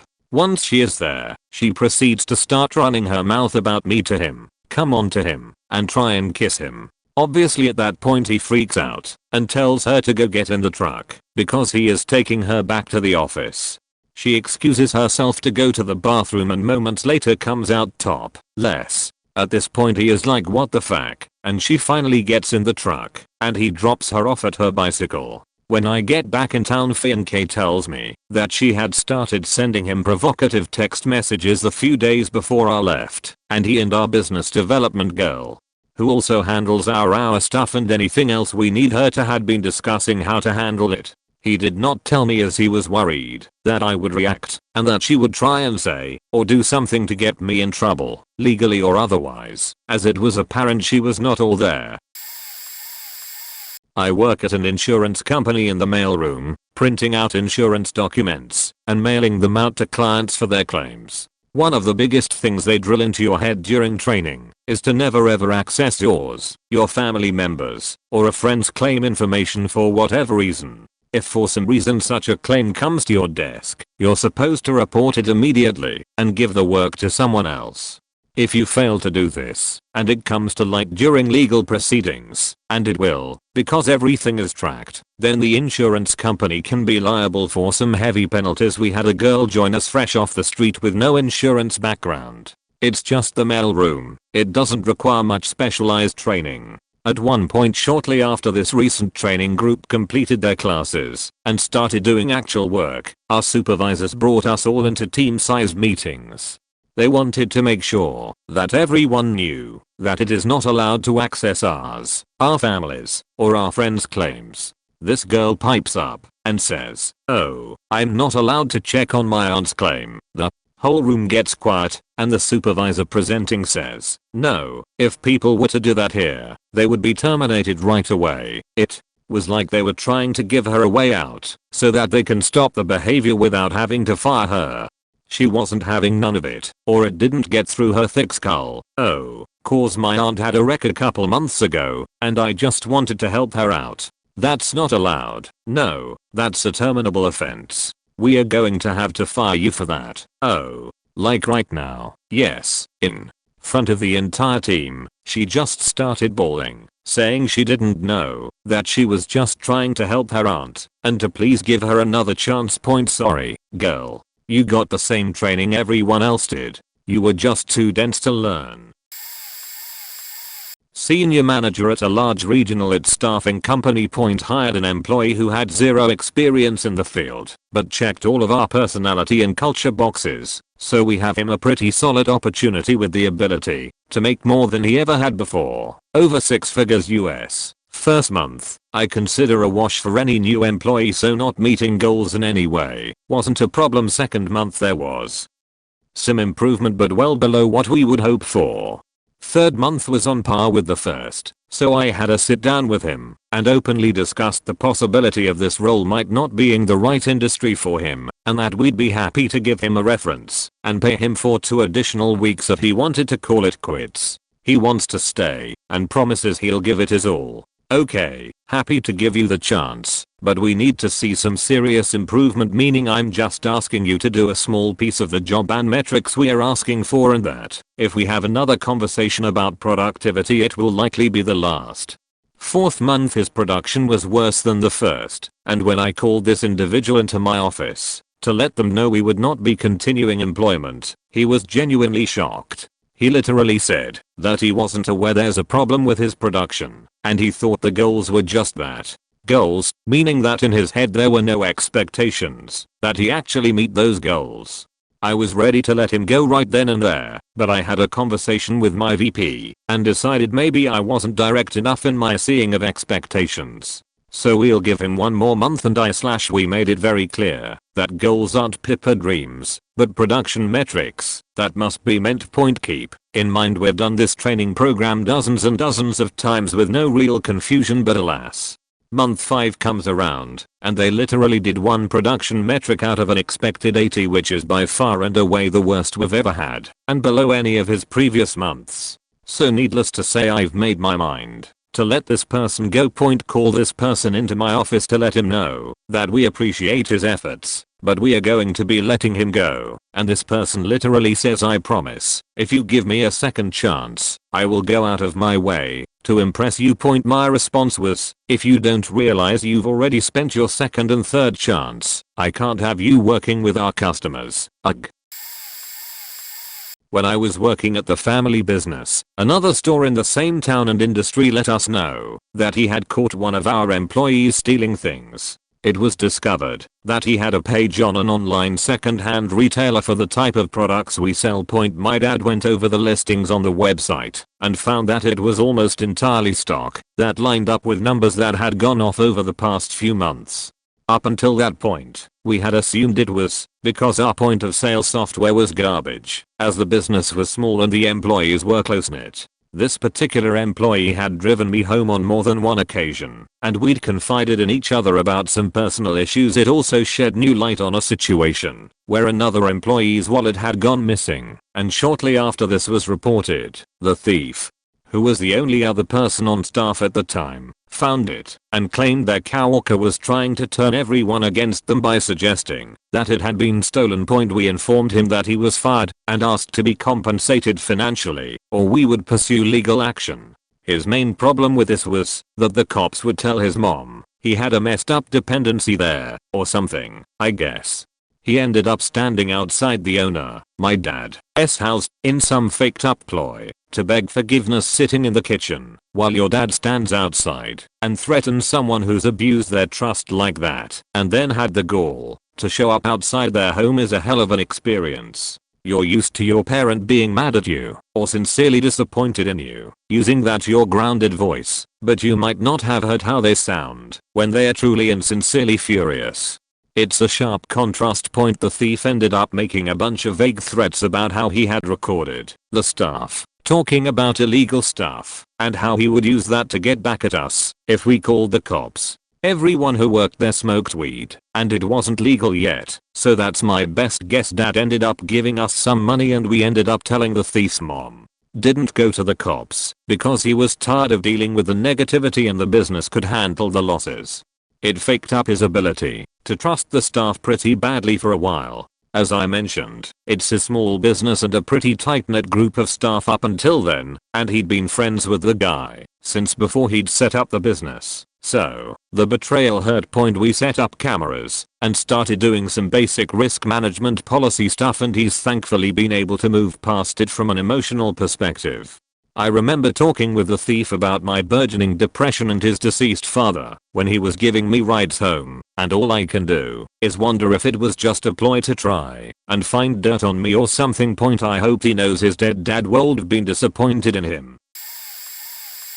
Just a couple I can think of right now. This one guy who quit because I politely asked him if he could maybe shave. I work in food service and patchy, pubescent facial hair is just not an hygienic look. He quit right then and there. No further explanation or maybe trying to reason with me. We cold talked about this. Had there been reasons he absolutely did not want or could not shave, just well fuck this job then.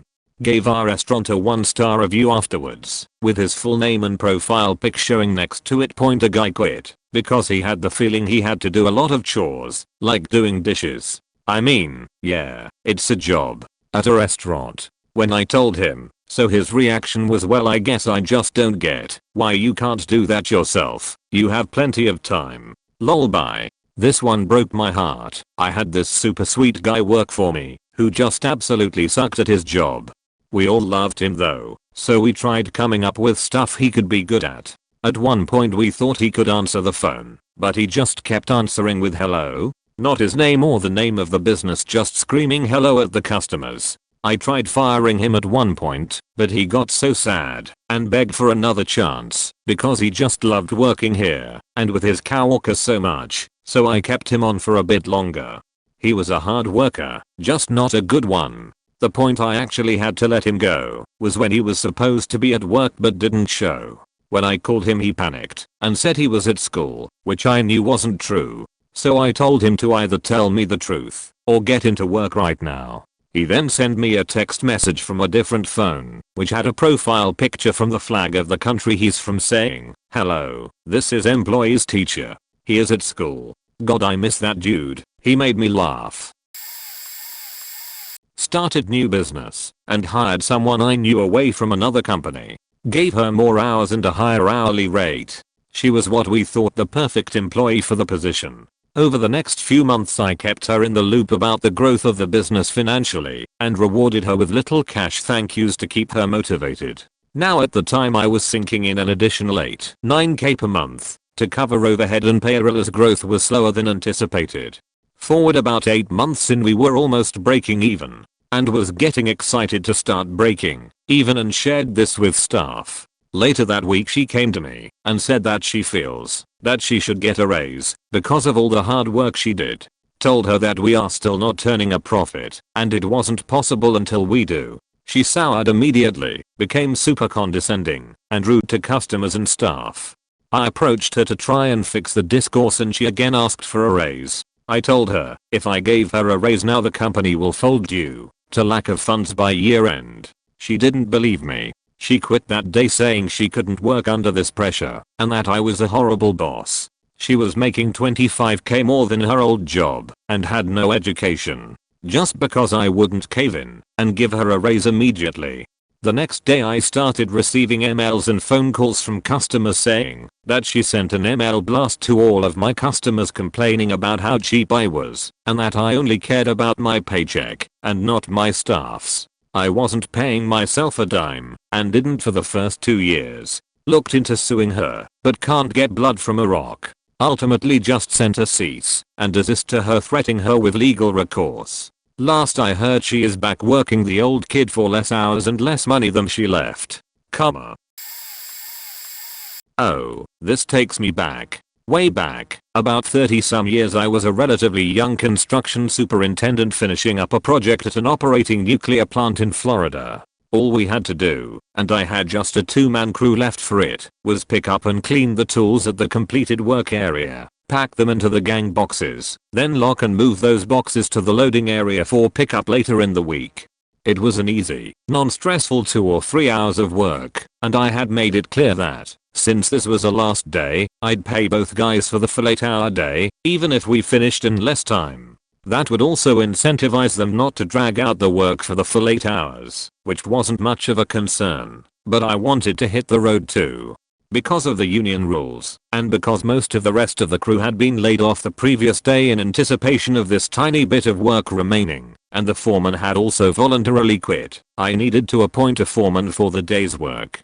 That meant an additional 50 cents per hour for whoever was appointed. But I also had a union steward, which was another rule, and he was one of the 2 people left from the original crew. So I told the other guy, and who was a much better worker, anyway, congratulations. You're the foreman for the day. The steward told me, no, I want to be the foreman. We went back and forth a bit, with me mostly trying to jolly him out of this ridiculous notion that he had to make an additional $4 that day, and reminding him that appointing the foreman was a management prerogative, which I was exercising, and that was that. Still, he refused to budge or to change his mind. He demanded to be the foreman point, so I fired him on the spot, paying him only for the time it took me that morning to write a new check for him, since I already had one made up which would have included the day's wages. I ended up working alongside the other boilermaker, which was a technical violation of union rules, all by itself, since management isn't supposed to work with the tools, but he was disgusted by his former co-worker's performance and wasn't going to report that minor technical violation. All this over what would have been a $4 bump in the day's pay. In the end it cost him 7 hours of pay. Not owner but directly involved in someone having to be fired today. We work in a commercial catering kitchen. The employee in question had multiple other contributing factors to us having to axe them today, but the biggest one was just how much faking food they ate. So we have employee meal plans. We get a free meal a day, free bottled waters, within reason, to stay hydrated, snack type foods to get a little energy throughout the day, simple stuff. This employee, though, completely disregarded the meal plan in its entirety and likely consumed a few $1,000s in food in the span of a few months of them working with us. Almost every single day they would eat 4 sausage patties, roughly $4, 425 strips of bacon, 0.89/EA. About $4, 324 fried eggs from the shell, another $3-ish, to cartons of milk, 0.99/EA, so $2, and a buttermilk biscuit, $1. Our breakfast prices at a location are pretty darn good, because stuff to make them is cheap enough, but even then all of it compounded is ridiculous. On top of all of that, about $14 for breakfast, which while excessive should count as their allotted meal for the day according to our meal plan. They also ate a full lunch, which was also overportioned. Depending on what station they went to, it could be anywhere from $8 to $10 for that lunch, if we had sold it. All of that is just eaten cost. Complete loss, no profit. A safe assumption is that this employee was consuming around $23 of food every single day. Let's say $11.50 of it is comped under the meal plan and $11.50 is not. That's $57.50 a week in extra food/product they are taking that we can't profit from now. $230 a month, give or take. They had been working for us for almost 7 months, which means they essentially stole over $1,600 in product or food from us. That's not counting any bottled drinks that are another $2-3 they didn't pay for, and anything else. Just the meals. That kind of sheet kills food service establishments of every kind, and since we are corporate dining/catering, we literally survive by balancing food costs and profit on hair-thin wire margins. Honestly, the execs should have booted that employee out way sooner, and I'm not gonna have a fun time explaining to them just how much money we lost by having that employee around. I'm still working on getting her fired. She screws up every time she closes, money is over, under, one of the registers doesn't poll, etc. She no-called no-showed to open a different store during a snowstorm because her parking lot wasn't plowed, even though every other store managed to open. She constantly forgets what day it is and comes in seriously late. She drinks on the job. She doesn't do her assigned tasks. And on and on and on. She regularly complains that she's the only one that knows how to do things. Monday she was finally given a written warning. Wednesday morning, my only day off, she was supposed to open. I woke up to 6 missed calls, text messages, and a voicemail from my boss asking why the store wasn't open at 11:30 a.m. She never showed up, nor did she answer our texts or calls. I had to throw myself together and race in. When she finally called me, she said she thought it was Thursday and she was so sorry, and then asked if I wanted her to come in. I said no. She then went over my head and called the DM saying she should work and relieve me. He agreed so they could issue her a final warning. When I dared be angry, she told the corporate guy issuing the warning that I was rude to her. You're faking right, I was rude. I was woken up out of a sound sleep to rectify an issue caused by your stupidity. I'm pissed. Now she's trying to claim we are giving her problems because she is older. I don't care if she's 95. She was hired to do a job. If she actually did it, age wouldn't matter. Team member called in a family emergency. By that I mean she texted me late at night that her grandfather was sick and she needed to take a day flight to LA to care for him and couldn't show up for her shift at 0700. The text came in at 23:30 the night before, when I was asleep. I woke up to a very unpleasant call the following morning about her missing her shift. The situation itself was rather boring, but the circumstances, were they perfect?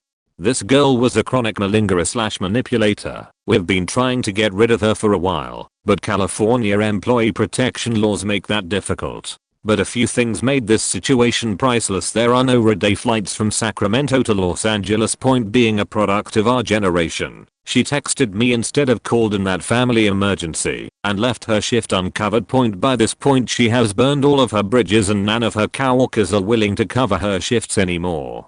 When I came to the site to cover her open shift, I discovered that she normally calls the site ahead when she is late. Which is interesting because I get an automatic email every time someone clocks in late. Point. So I log into our timesheet client and audited her time code. And by checking the IP addresses of her logins I found that she had been clocking in from home before driving to the site to avoid being flagged as late. Point. I wrote a length report and sent it 2 hours and they terminated her before the day was over.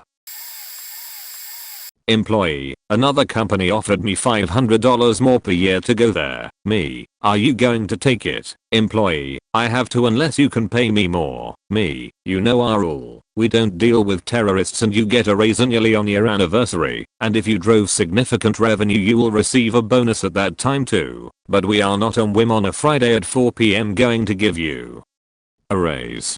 Employee, I guess I have to take the other job. Me, is that your decision? Employee, yes. Me, okay. I appreciate everything you've done. Let's go inform the team now, while they're here, that you'll be gone in 2 weeks. Employee, wait. I love my job, can't you give me more? Match it. Me, no. Employee, wait. I think I wanna stay. But what about a bigger raise later? Me, no. Thanks again. Let's go tell the team. We walked over and told the team. It sucked, the person was awesome, but they had been flexing like this for about a year. It stung but it was the right thing to do, and we all survived. Point. I got 100 more stories, but this one always hits me cause I love that person, but they weren't great to work with. Not a business owner, but a low-level manager where my entire department works remotely. Point. I had an employee before that had cancer. I know it sucks, and I was very understanding to his situation. He had an issue where he was out sick a lot, and he had only been hired for not even a month. He had lots of doctor's appointments that I did not hassle him about, as long as he didn't miss any of his scheduled appointments or trainings, of which he missed all of them.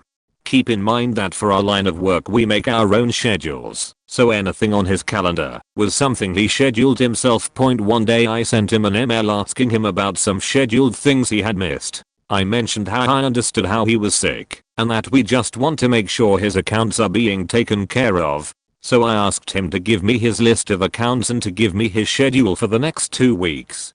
At this point the guy was super hard to get a hold of, so I had to be a little stern in my reply.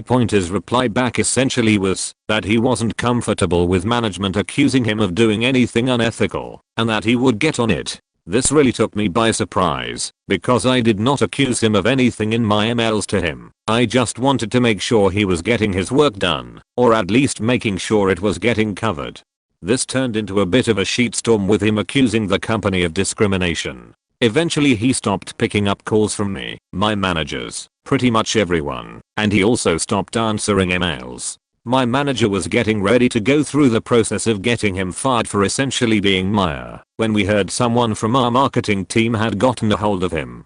They were reaching out to get headshots of all of the remote employees for a marketing initiative. He apparently told the person in marketing, "Stop faking calling me, I don't work there anymore." Apparently he considered just completely cutting himself off from the entire company without telling anyone as a formal way of quitting. I'm sure this will be buried, but here goes. My wife used to be a manager at a store. Over the course of a few weeks, the tills were coming back consistently over or under, missing $10 one week, missing, then over by $12 the next, then under by $40, over by $15, and so on. And then one Sunday a few weeks after this started, she decided to take the tills back earlier to count them up and put the money in the safe, since it had been quieter than usual, and she thought she'd be nice and let everyone go home 30 minutes early.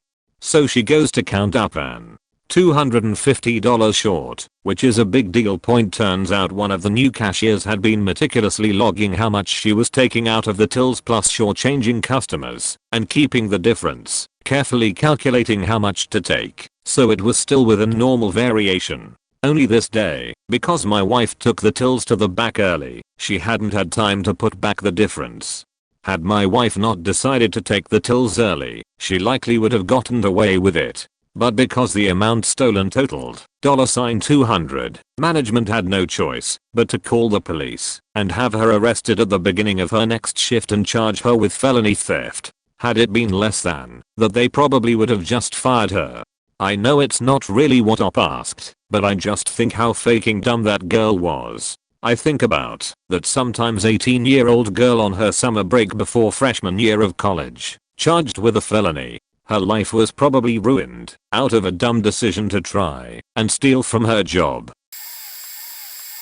My favorite was when I was working as a medtech for a memory care facility and we had an issue with some narcs going missing. A fellow co-worker at the time and myself looked at the schedule and noticed it was the other narc medtech that was present during these med errors. Sometime later narcs were still going missing and the other narc medtech would act weird, get the sweats, her pupils were either deleted or as big as olives, and go to the bathroom a lot. I talked to her about her looking like she was either Johnson or high. She claimed it was because she was going through menopause. She was 30. More time passes by and there's no longer an issue with the narcs missing, but we notice that the medtech is still acting weird and always sweating. I then looked at the scheduled knocks, they were fine. I looked at the PRN knocks and found out that the knocks for one of the residents who's on hospice used up a large amount of her PRN knocks, even though she rarely asks for them. I brought all of this to my boss and they said that it wasn't substantial enough to warrant a drug test. About a week later I was working as a CG and not a medtech and was wanting to go to the bathroom and opened the door without knocking and witnessed her snorting crushed pills. I looked at the MA and it said she administered a PRN narc 5 minutes ago. I called my boss and they said to come in a couple hours after my shift to explain. I explained everything that happened and they said that it wasn't enough to warrant termination, but an immediate drug test was needed. She did it 2 days later and somehow faking passed it. A week and a half later a crack pipe fell out of her pocket with a bag of pills in front of the RCC and she was fired on the spot. I run a lab and we had to hire a tech to work with the animals. When I interviewed the candidate he was a total goth with piercings everywhere and the giant elobe ring. Didn't bother to tee goth for the interview, but he had some prior experience and seemed pretty smart. He picked things up very quickly and was actually skilled. Unfortunately, after about a month he just decided not to show up for 2 weeks with no warning. We have a system where you have to card in. So after 2 weeks his girlfriend calls and demands to know where his paycheck is. The problem is he was a weekly paid employee and you don't get paid if you don't card in unless you have already been cleared for vacation, but he had only been working about a month. When I tell his girlfriend this she says, "What the fuck," and hangs up on me. He's gone another week and she calls again demanding that he be paid because he has depression. I'm like, he has only worked here 1 month. He doesn't qualify for medical leave yet because there are 3 months probation. The girlfriend basically says what the fuck again and hangs up. Lo and behold, Mr. Goth shows up the following Monday ready to work. He works pretty well for about another 2 weeks. Unfortunately, ketamine is used to anesthetize the animals for imaging and other studies. We are waiting at the magnet for Mr. Goth to show up with the animals and we are all prepped to go. He's a no-show. So I ask one of the other techs to go find him. It turns out he has overdosed himself with a ketamine injection and is passed out on the floor of the lab. We had to call the ambulance and then we had to fire him. I'm not quite sure how this guy expects to get by in life, but he clearly needed help. I never saw him again. I worked as a bus driver for 25 years, and back in the day before GPS it was a thing for drivers and their buses to go missing. This is exactly why everything in transport is tracked with GPS now. These are 2 of the stories my boss told me at the time when I asked, "Hey, whatever happened to so and so?" after they just disappeared. The first one, the bus was spotted at the airport by a supervisor. Not a big deal as our buses did airport runs, however as a supervisor went back past the same spot 4 hours later it was still there and hadn't moved, which was very odd. So he called up the depot to see if it was broken down or something, and that is when they find out that the bus should be 50 km away doing a route nowhere near the airport. At first they are not sure if the bus has been stolen or what, so after some investigation they end up finding the driver inside the airport waiting to pick their cousin up. Just decided not to work that day and use the bus as their personal vehicle. The second story was even worse, because this happened on a day they were doing bus checks before GPS supervisors would sit at a certain spot on a route and make sure a bus scheduled to come through did so at the appropriate time relating to the bus timetable, obviously allowing for late running, traffic etc. Anyway, one bus on his list, scheduled to come through 2 to 3 times, never showed up at all and had gone missing. They ended up calling the police as no one had any idea where this bus was and again thought it may have been stolen. To cut a long story short, the police ended up finding him about 2 streets over from the bus terminus, asleep in the bus with a bong sitting next to him. Obliged, not me but my company. They hired a sociopath. Point guy spoke perfect, almost Shakespearean English, was good in social media whoring, flamboyant, over-enthusiastic, all fired up, but dumb as a rock. 33-year-old who had zero knowledge in spreadsheet, big part of his job scope, and hadn't held on to a job longer than 3 months. Looking at his CV, red flag #1, 3 years he was with the company, and this is part of his rap sheet. Threatened co-workers and their newborns. I'll throw your baby in a ditch, and you'll watch me. Logged into co-worker's account, and threatened a client to pay up. Fuck you, pay now, beach. Co-worker almost got fired by their boss. Point claimed credits when credits were not due by sending all our unfinished reports to our clients without our knowledge. And when clients asked him why, he immediately switched team and pretended like he knew nothing. Lem talked to them.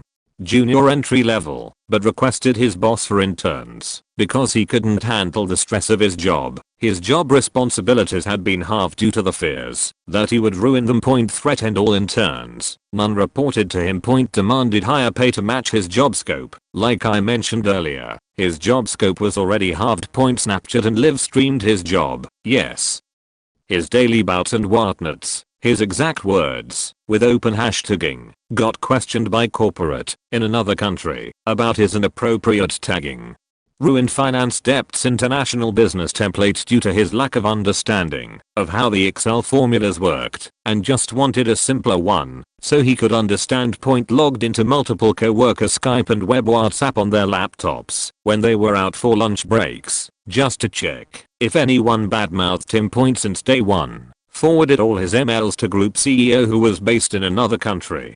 After multiple threats and blackmails he made and was finally asked to leave, his SOC assets were filled with heartfelt sheet posts with one final shot at group CEO. Again, this is public post and hashtagging so everyone could see it. In one of his final attempts to screw the company over again, he somehow hacked into country GM's email and found the latter's pay. Needless to say, dramas and more court cases ensued. Point until today we are not sure how he was there for 3 years.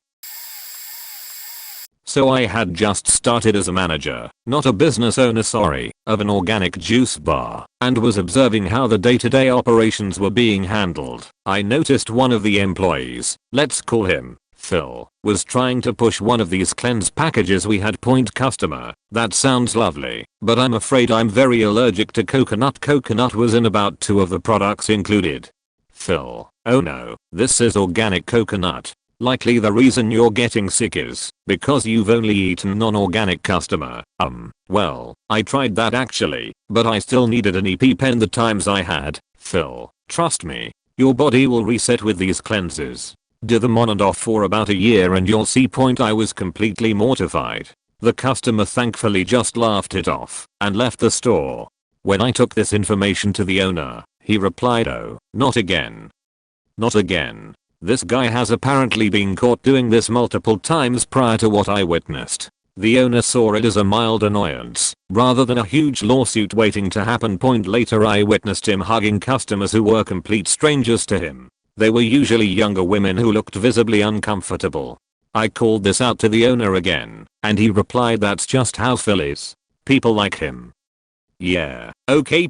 I began asking my assistant manager, who had worked there for a while, if Phil had done anything else that I could use to justify firing him. Wanted to make sure I had enough to avoid a lawsuit. Here's what he had been guilty of. Started the job as assistant manager, but didn't like it, so he stepped down to employee, but the owner kept him at his salary. Actively gave things away, or took product. Told the owner he had his driver's license, and that he could drive the company van. Learned later he was driving the company van for 3 months with a suspended license. Harassed/bullied other employees. So I had just started as a manager, not a business owner, of an organic juice bar, and was observing how the day-to-day operations were being handled. I noticed one of the employees, let's call him Phil, was trying to push one of these cleanse packages we had. Customer, that sounds lovely, but I'm afraid I'm very allergic to coconut. Coconut was in about 2 of the products included. Phil, oh no, this is organic coconut. Likely the reason you're getting sick is because you've only eaten non-organic. Customer, well, I tried that actually, but I still needed an EpiPen the times I had. Phil, trust me, your body will reset with these cleanses. Do them on and off for about a year and you'll see. I was completely mortified. The customer thankfully just laughed it off and left the store. When I took this information to the owner, he replied, oh, not again. Not again. This guy has apparently been caught doing this multiple times prior to what I witnessed. The owner saw it as a mild annoyance, rather than a huge lawsuit waiting to happen. Later I witnessed him hugging customers who were complete strangers to him. They were usually younger women who looked visibly uncomfortable. I called this out to the owner again, and he replied that's just how Phil is. People like him. Yeah. Okay. I began asking my assistant manager, who had worked there for a while, if Phil had done anything else that I could use to justify firing him. Wanted to make sure I had enough to avoid a lawsuit. Here's what he had been guilty of. Started the job as assistant manager, but didn't like it, so he stepped down to employee, but the owner kept him at his salary. Actively gave things away, or took product. Told the owner he had his driver's license, and that he could drive the company van. Learned later he was driving the company van for 3 months with a suspended license. Harassed/bullied other employees. Tried to pressure customers into becoming his clients for his own personal fitness coaching, to which he was not certified in anything. When I took this information to the owner, he confirmed all of these things but replied, well, he has kids, and he's a really good guy. I was in shock. I replied, yeah, and so do you. You think your kids and business are gonna do so well when you get sued for his nonsense?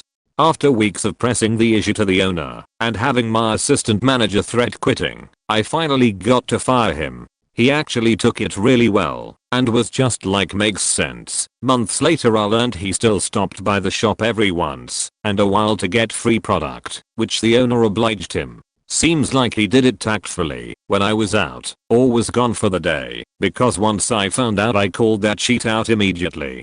Owner pushed back saying he was helping us get business. I quit about 6 months later because of the owner being a huge piece of shit himself. I'll spare you the details. I wouldn't be surprised if Phil got rehired after I quit. Working for small businesses can be absolute nightmares.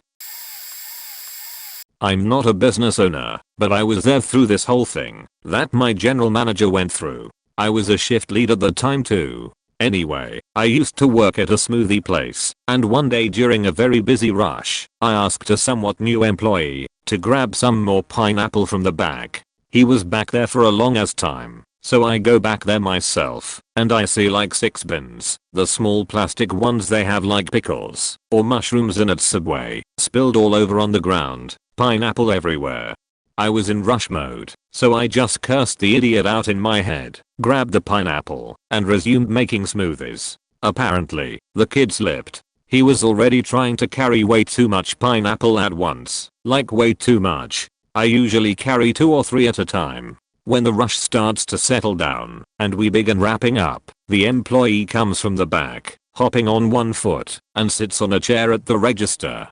I immediately smelled bullshit. Anyone hopping on one foot begging for that much attention, saying, no, I can still work is full of shit and not really hurt. In my experience, at least. This bullshit was confirmed even more when an hour later he says he popped his ankle back into place and was fine. Well, a day or so later, he tells my manager something along the lines of that he wanted to file a complaint or something similar to the owner/corporate. So now my manager has to investigate the whole incident. This idiot set himself up to be fired. Once my manager had to look at the camera that was in the back. In the video, which my manager let me watch, after he was fired, he sits down and purposely spills a pineapple, then gently sits down in the mess, clutching his ankle. My manager even gave him one last chance to come clean. He still claims he slipped. Then she shows him the video. His reaction was, well, that's what I thought happened. Good riddance. He single-handedly brought down morale significantly in the 3 months he was there. No one liked him and everyone beached about him. Not the owner, but this happened to my coworker. Business deals with kids at schools daily on a national level. Very big company, so hard to fire people. We are seasonal and constantly hiring new people. I only started last summer. Usually the people are in their 20s, and there's high turnover. The people who have been there 10 plus years are at least late 30s, usually 40s or 50s. This girl was roughly 40, married, obviously older, tats. Professed herself to be professional in our field. Went through training for a few days like everyone else, before getting paired up in the field for more training, and then worked on her own. She had issues from day one. Couldn't take the way we did anything. Walked out over something during training saying she's a professional. Then during field training she didn't like how we did things. Complained about everyone for the smallest things. Said someone who'd been there longer wouldn't let her train on something more specialized that she wouldn't be doing. Upset, I tried to correct her for a minor thing that everyone does wrong. One day she called one of our oldest and longest working employees a bitch in front of kids for walking away to get a janitor to let them off campus. Didn't like anyone's help with anything and complained to our boss daily. It was absurd. My coworkers are all on good terms. Friendly, sometimes hang out outside of work, always know how we are doing. We are good people and no one ever seems to take issue with anything besides pay and hours. But that's everyone's problem. It got to the point where she had complained about almost everyone she'd worked with.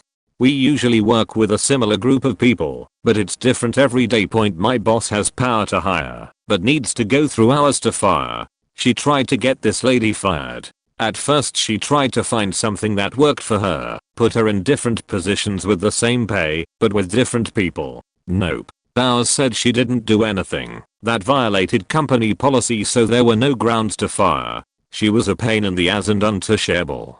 Then one day she got to a school late and quit. There were already issues there, but she supposedly claimed she got asked to do something illegal and wasn't happy. Left her work stuff and quit, or walked away, and we assumed she quit. Made it easy on my boss, since she was having trouble finding something to fire her over. TLDR, new lady at work complained about everyone, mostly because we tried to help her get better, but she didn't like it, because she was a professional. Pain in the ass. Ended up quitting, after we couldn't get her fired. Oh, one that actually applies to me. A few years ago, we hired a social media person to post on our accounts every once in a while. This was their offer, $500 a month, to post one Instagram/FB photo per day, 5 days a week. We didn't require them to take their own photos or come into the facility. It was 100% remote, but they had the option of joining us in person if they chose to.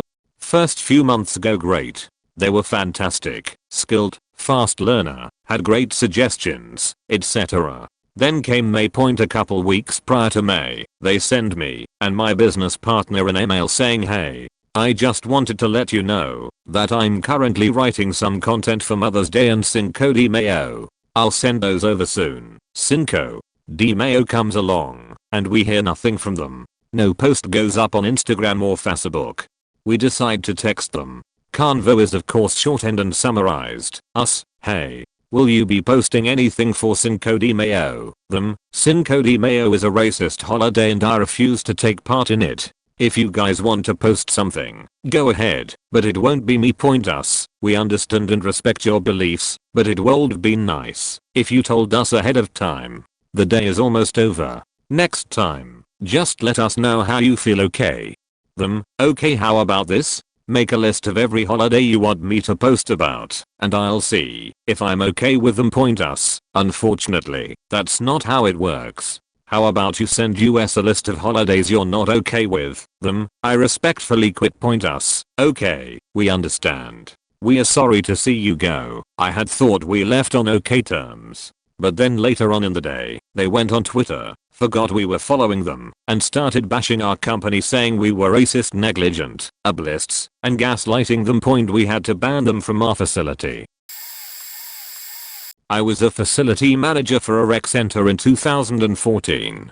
I was supervising the lifeguards, and they typically got a 15-minute break every 45 minutes due to the heat. The caveat for getting 25% of your work time as a break is that you need to be in the lifeguard room, available to perform first aid or anything else on said break. We also gave them a 30-minute lunch at 6 hours, so I think they had a pretty good gig. Anyways, this kid didn't come to the lifeguard room.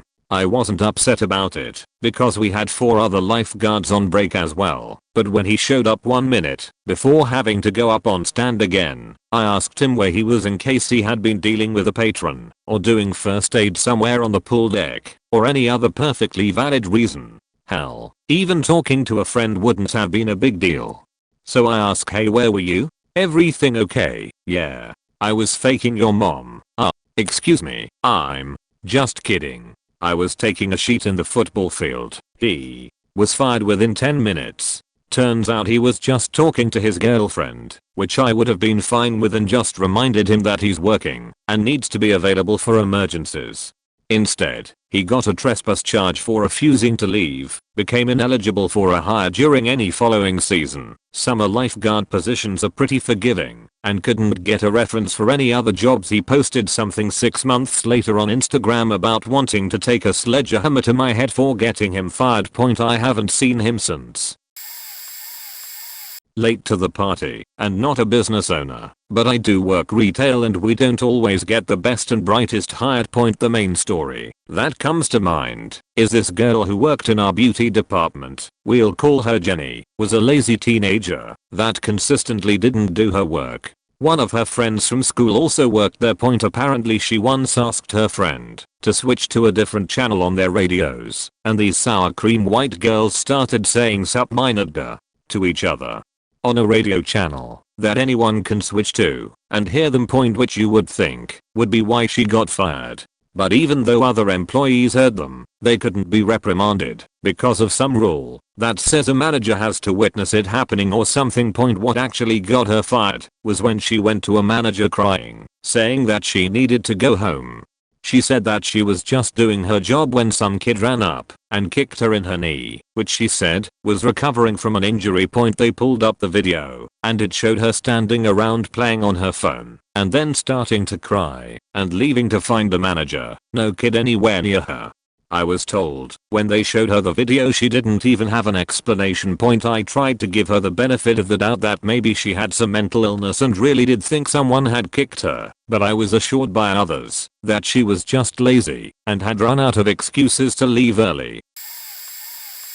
An old coworker of mine was fired because he'd lost 5 grandmothers in a 6-month period. I don't know if he thought my boss was stupid or just forgot that he'd use the excuse that his grandmother had died so many times. What's stupid's that he was a really good worker, so my boss let it slide, mainly because he'd never call off when it hurt us as a business. But after the 5th time, my boss got curious and asked him just how many grandmothers he had, and he said he'd only had his grandmother on his mom's side left because it was his dad's mother who'd just died. Then she proceeded to remind him that he'd used that excuse at least a half dozen times at this point, exaggerating, of course, and that she was curious how many grandmothers a person could lose in a 6-month period. He went berserk, which none of us saw coming, and must have had a mental breakdown or something. He started screaming at my boss about how she didn't know what she was talking about, and how she was accusing him of being a compulsive liar, which, ick now, she was, and went on and on about how he never used that excuse before, that he wasn't that kind of person. What kind of sicko would use their grandmother's death as an excuse, that kind of thing. It was quite a sight to behold. He ended up storming out without another word, so we all just assumed he'd quit. But he came in the next day for a shift like nothing happened, and that's when my boss let him go. He got all worked up, like he was going to go in on her again, but her nephew, my manager, stepped in and got him to leave before he went nuts like the day before. Not an owner, just a cashier at a chain gas station in the southwestern US. But I have two stories, both about overnight shifts. Might get buried though, but what the hell, point manager ended up hiring a homeless woman. She was literally living in a park when he hired her. She seemed nice enough and did a good job for the most part. Then she gets put on night shift. One day, I get to work and the manager shows me a printout of the camera showing her being walked out by police in handcuffs. Turns out her boyfriend would sit outside scratching off lotto tickets. She would pay out the winners, pay for the scratched off tickets, and they would pocket the rest. Would also steal small things here and there. Stole the toilet paper from the restroom. Like all the rolls. Not just one too. Young guy started working there shortly after. Nice enough guy, baby on the way. Assistant manager came in one day and went to use the restroom. It was locked, which was weird because we only had one restroom for employees only, and it was only her and the cashier working at the time. It had a vented opening at the bottom and she could see through it that someone was laying on the floor. She kicked and knocked and banged on the door until this older drunk, junky looking dude comes out and just walks away. She ends up looking at the security tapes from that night, and it turns out the cashier let his friends into the store once it slowed down, normally 11 PM or midnight, and they would all set up chairs, chill, and drink all night. They wouldn't bring in their own beer either. Just get up and get a new pack from the fridge as needed. She goes to talk to him about it, and you just goes off on her. Just swearing, yelling, and being a complete asshole, and he walks out saying he quits. She ends up looking further back at some of his other shifts, and most nights he would have at least one other person there with him drinking all night. Couple days later he goes back in because his baby mama basically forced him to, begging for his job back. Manager told him what they saw on camera and you just walked out. I'm so late to the party, but I was an employee who lost a boss once. Point, it was way back in the early 90s. You was young and worked for an independent TV/music producer, doing pre-production for a music TV show idea he had. Despite my youth, I had already learned the entertainment business has a fair share of con artists and wannabes, but this guy seemed legit, had good industry contacts, etc. So it was just us working full time in the office on the project. It was all moving along well for a couple of months. He couldn't afford to pay me much, but I didn't mind. It was good experience, and I was meeting other industry people. Point, one day I get to the office and he's not there yet. He never shows up that day. I potted around doing what I could, which wasn't much without him. I went home at 4 PM. Day 2, still no boss. I decide to turn the office inside out looking for any way to contact him. No mobiles back then, and I didn't have any number for him except the office. I went home at 3 PM. Day 3 of no boss. I decide to visit the neighbors. Many of the business in the street are associated with music or entertainment somehow, and he had some contacts among them. I visit other offices and have awkward conversations about finding him. No luck. At 1 PM I leave a note taped to the desk. I leave my number with the people we share the office space with, and I went home. And that was it. Never heard from him or about him ever again. He just disappeared. I can contribute to this. I was 18, working as a cleaner in a nightclub. Pretty shitty job, but at least I wasn't on crack. Anyway, our supervisor left for a new job and the owner asked me to take temporary charge of things with the potential for permanent placement. He was confident in my ability to lead, but as a rule didn't like teenagers as supervisors because old people who work for him don't respect them much. Anyway, he sent a new employee in and told me to keep an eye on him if I wasn't happy with him after his first day, to tell him not to come back. So this large Rastafarian guy turns up, seems a cool guy, takes the instructions well, and gets on with it. After a couple of hours we would always stop for a quick smoke/drink break before finishing the last of the work and buggering off. I kid you not. Rastaman busts out a huge joint, lights it and proceeds to put his feet up. Not wanting to be a dick, I asked him to go outside with it, because it would leave a lingering smell that was unacceptable. His response was something along the lines of, "No mon, me smoke me up right here, you smoke cigarettes so is Alri," and he starts to get very defensive. I summoned my galactic ironclad balls of steel and told him to get out and not come back. Surprisingly, he didn't put up much argument after being told to fuck off, thankfully, and did go while cursing me and my white race on the waypoint TLDR. Rastaman sparks a doobie on smoke break on his first day, gets told to fuck off by artificially brave fat white guy. Not the owner, but once had a guy come work at the Irish McDonald's. Irish people love this sheet, so it gets busy. Not only does it get busy, but it's kind of on the expensive side of the fast food chain. So we also get a lot of entitled people who think that just because their meal is €1 more than McDonald's, that suddenly means the employees become their beach for 30 minutes. Basically, you need a thick skin and to be quick on your feet. This dude comes in, looks kinda cool cause he has sleeves on his arms, is wearing skinny jeans, and has long enough hair that he'll definitely be told to wear a hairnet. Turns out the skinny jeans were what he'd planned on wearing. The uniform is black or navy pants, like work pants, not skinny jeans. They even have a specific rule about the pants, can't be too skinny or too baggy. Mind you too, most of the workers are Eastern European, which has a strong culture for slagging off men who wear anything mildly effeminate. But in our workplace it's just banter, hence needing a thick skin. If you show you're offended, you're just asking for trouble. He was pretty grumbled at having to wear a hairnet too, insisting that his hair wasn't long enough to be tied up. Not the law here. If it's past your ears, it's too long. Anyway, I get told I'm training the new guy, which I groan at, but quickly explain to him that it's cause I'm always picking up the slack, which is far harder to do when you're training in the newbie. We had also been rostered with some of the slower staff, so I knew I would be busy doing pizza, grill, service and faking training, and this guy though. This faking guy, I could tell he was gonna be slow AF, so I decided to pull him over to the quad till to just learn the buttons.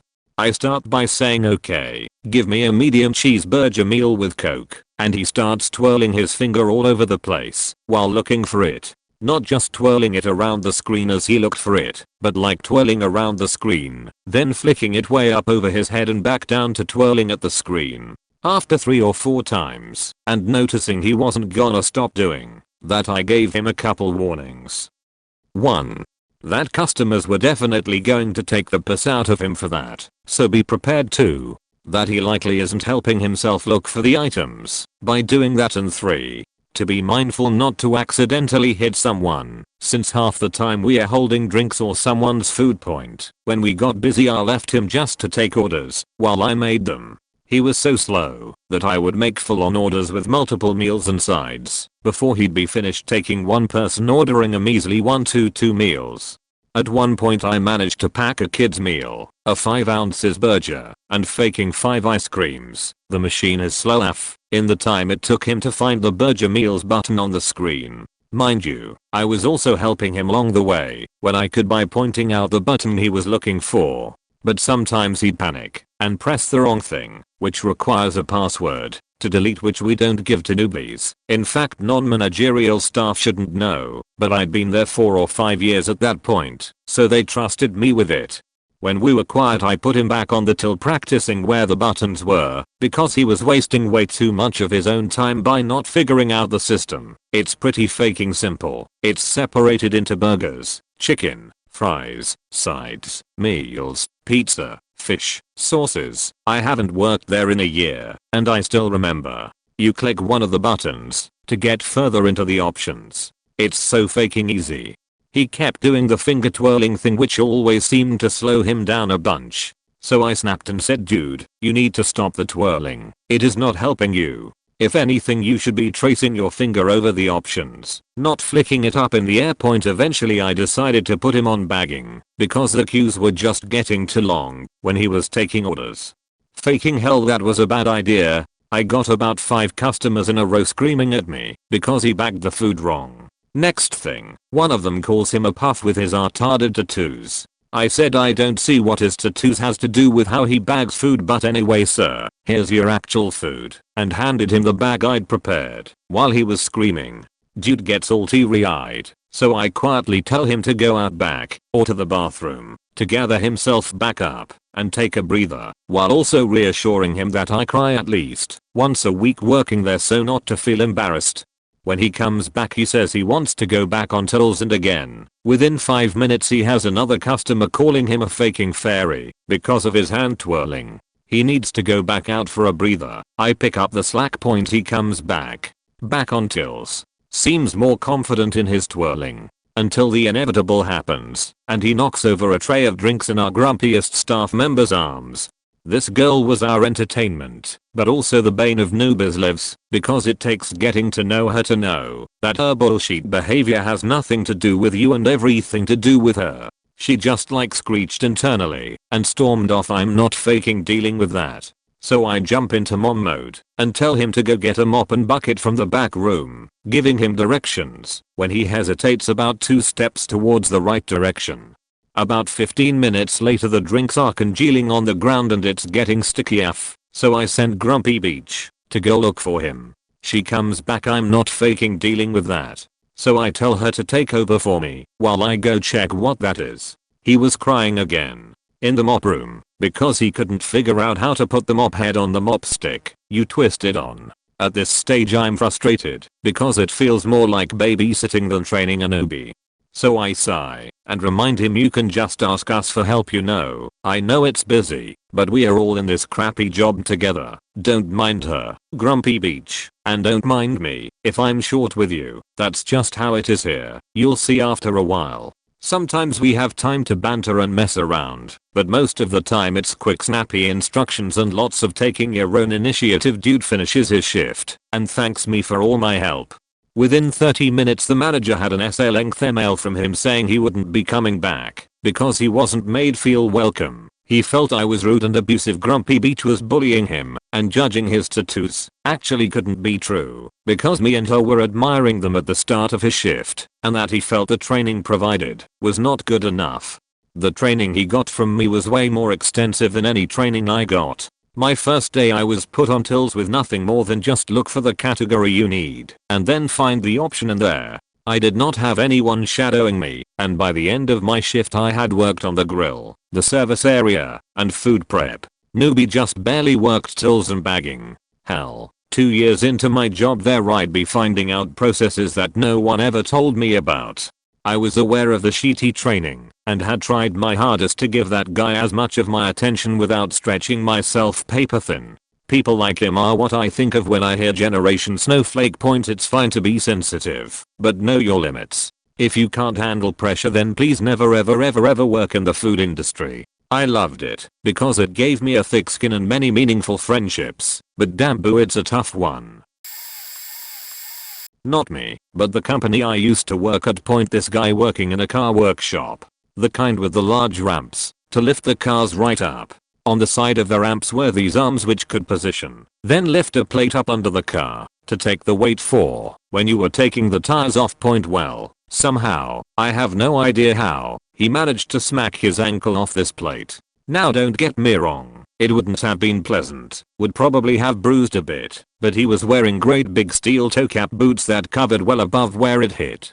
He was off for a few days, fair enough, it bruised and his job involved being on his feet all day. But 2 months later, he was still off sick. We were a bit thrown. I mean, he hit his ankle, it bruised, but the hospital said no break or anything worse than the bruise. Point through the grapevine I found out that he was claiming major life-changing injuries. To be clear, this thing wasn't moving or anything. It was a metal plate and he basically walked into it.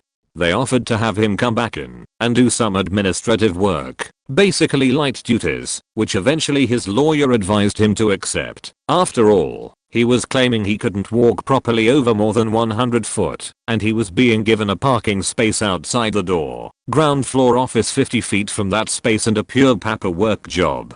He came in for 3 days on crutches with one of those huge splint boots on, claimed that the company were being unreasonable and left. Well, negotiations carried on for 18 months after that, until he said that he would sue unless the company settled for 75 grand, plus 50 grand of legal fees, called in a union. The whole thing. All kinds of emotional trauma from unable to use the skills he'd spent 15 years developing to I can't even carry my young son anymore. Well, everyone smelled a rat, so the company owners hired a private detective to follow him. They filmed him running, jumping, carrying his son half a mile from home to a local park, and his wife was there with the stroller, so it's not like he had no other option. Then on the day he had to come in for a meeting with the company, the pie followed him. He left the house walking normally, ran some errands, then stopped in a back street, got out, put together the crutch, put the boot on, then drove to the meeting. Well, the pie was working on a digital camera, so he just emailed it straight to the owner of the company, who delayed the meeting long enough to print screenshots and load the videos onto a laptop. Well, that meeting was him, the owners, and the union rep. Turns out the union rep was totally in the dark about the fact that it was fake, so he read him the riot act, told him he was being booted from the union as soon as he could arrange it, apologized to the company owners.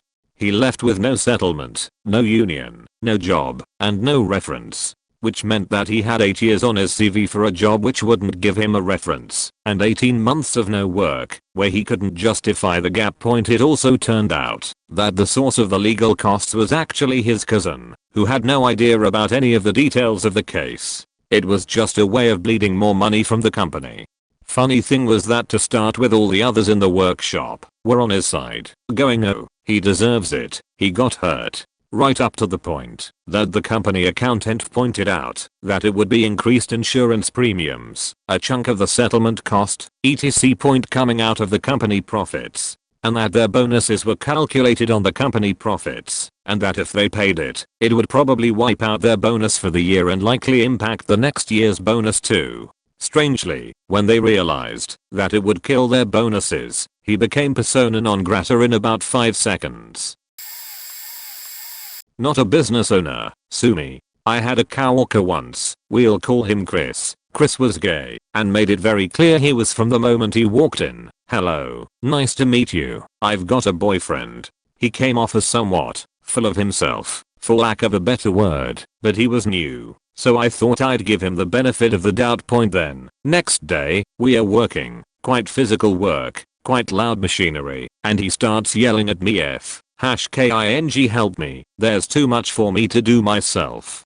Ignoring the fact I myself have work to be doing. Okay, he's new, and I like to see the best in people. Maybe he's a little tense from the stress. I try to help him out and make nice points. Supervisor is having none of it, calls him out for swearing at me. He denies it ever happened. Denying his mistakes became a habit for Chris. Over the next few weeks, Chris displays a lot of annoying habits. He continues to get angry about common problems, deflects any and all blame from himself, avoids hard jobs, wears headphones that stop him hearing the rest of the team, etc.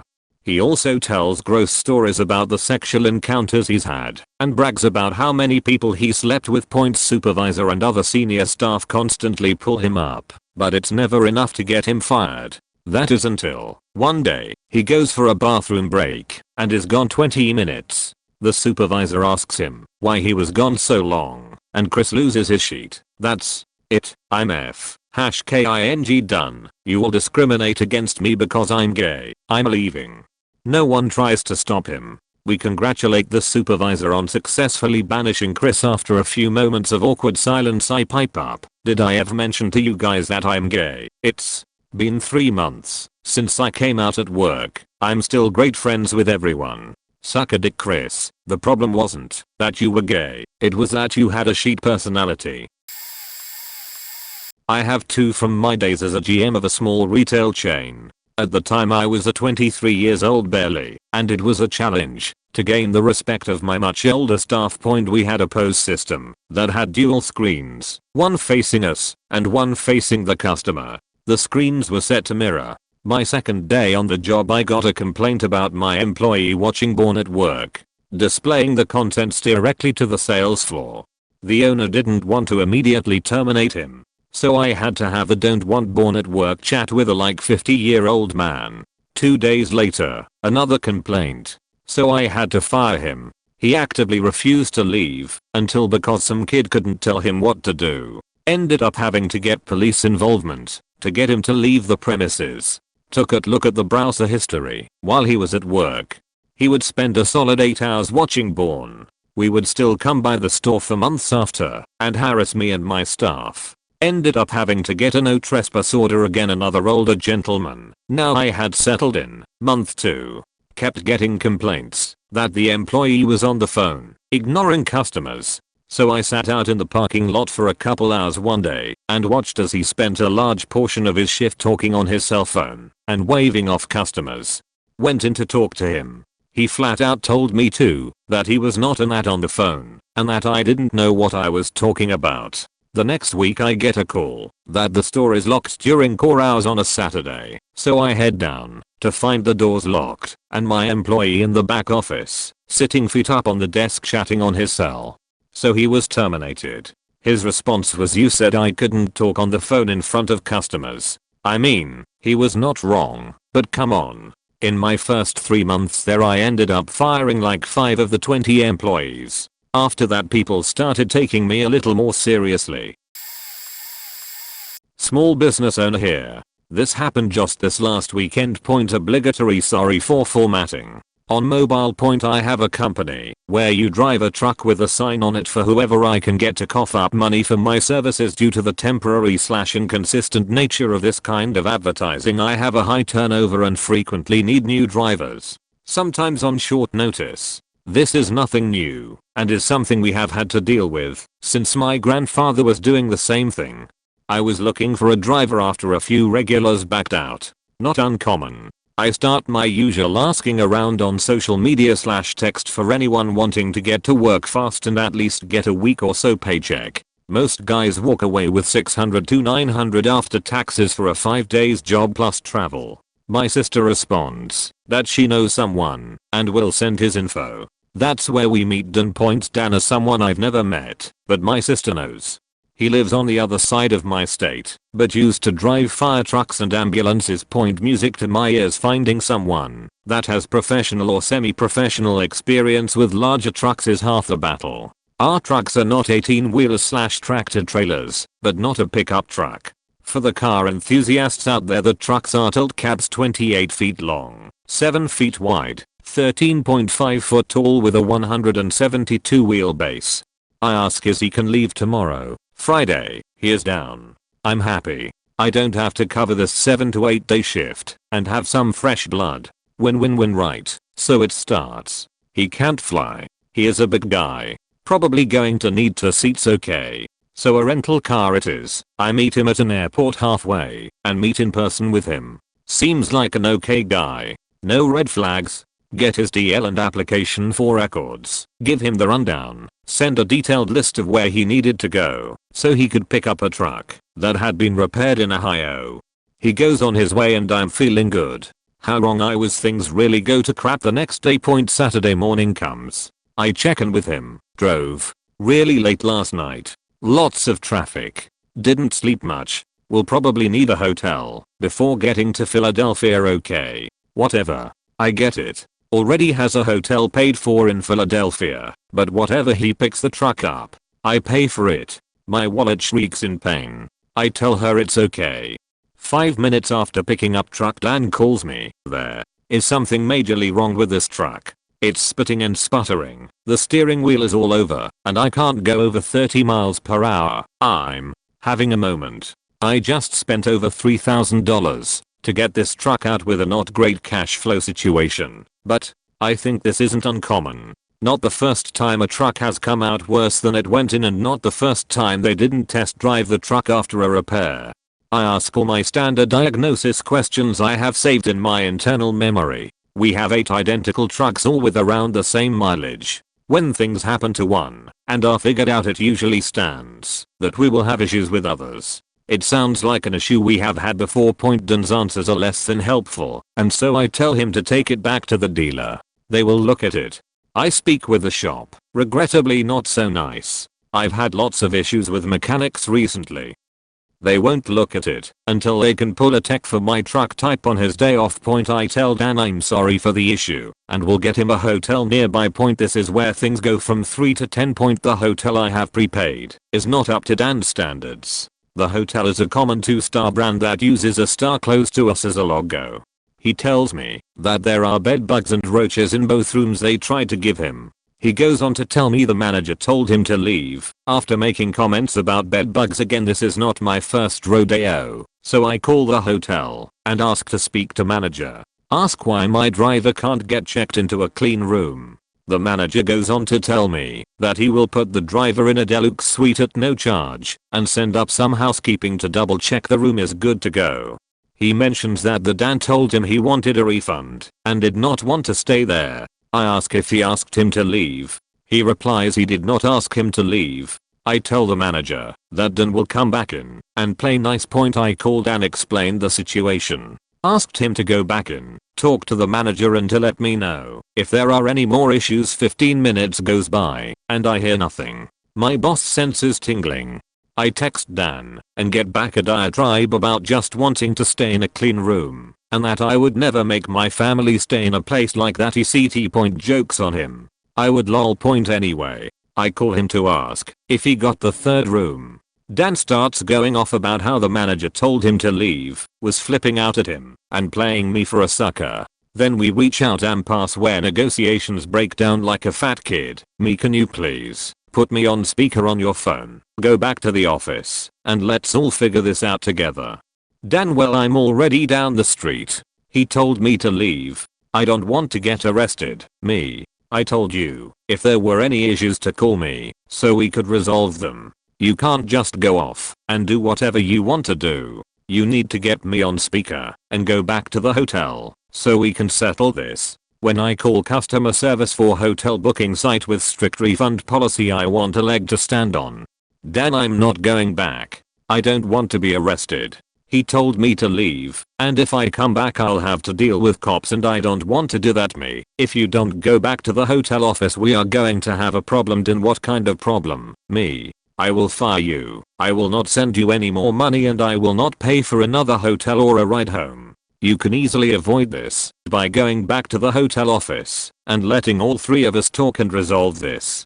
Dan, that's fine then. If you feel that's what you need to do then fine. Me, again, all you have to do is go back to the hotel with me on speaker so we can all chat. If you literally do this one thing you won't lose your job. Nope. I don't want to work for someone who makes threats like that. This devolves into a conversation about what I'm liable for / can't do. We start to get calls and threats from the wife of Dan because I have left him stranded and without a hotel 1,000 miles from home.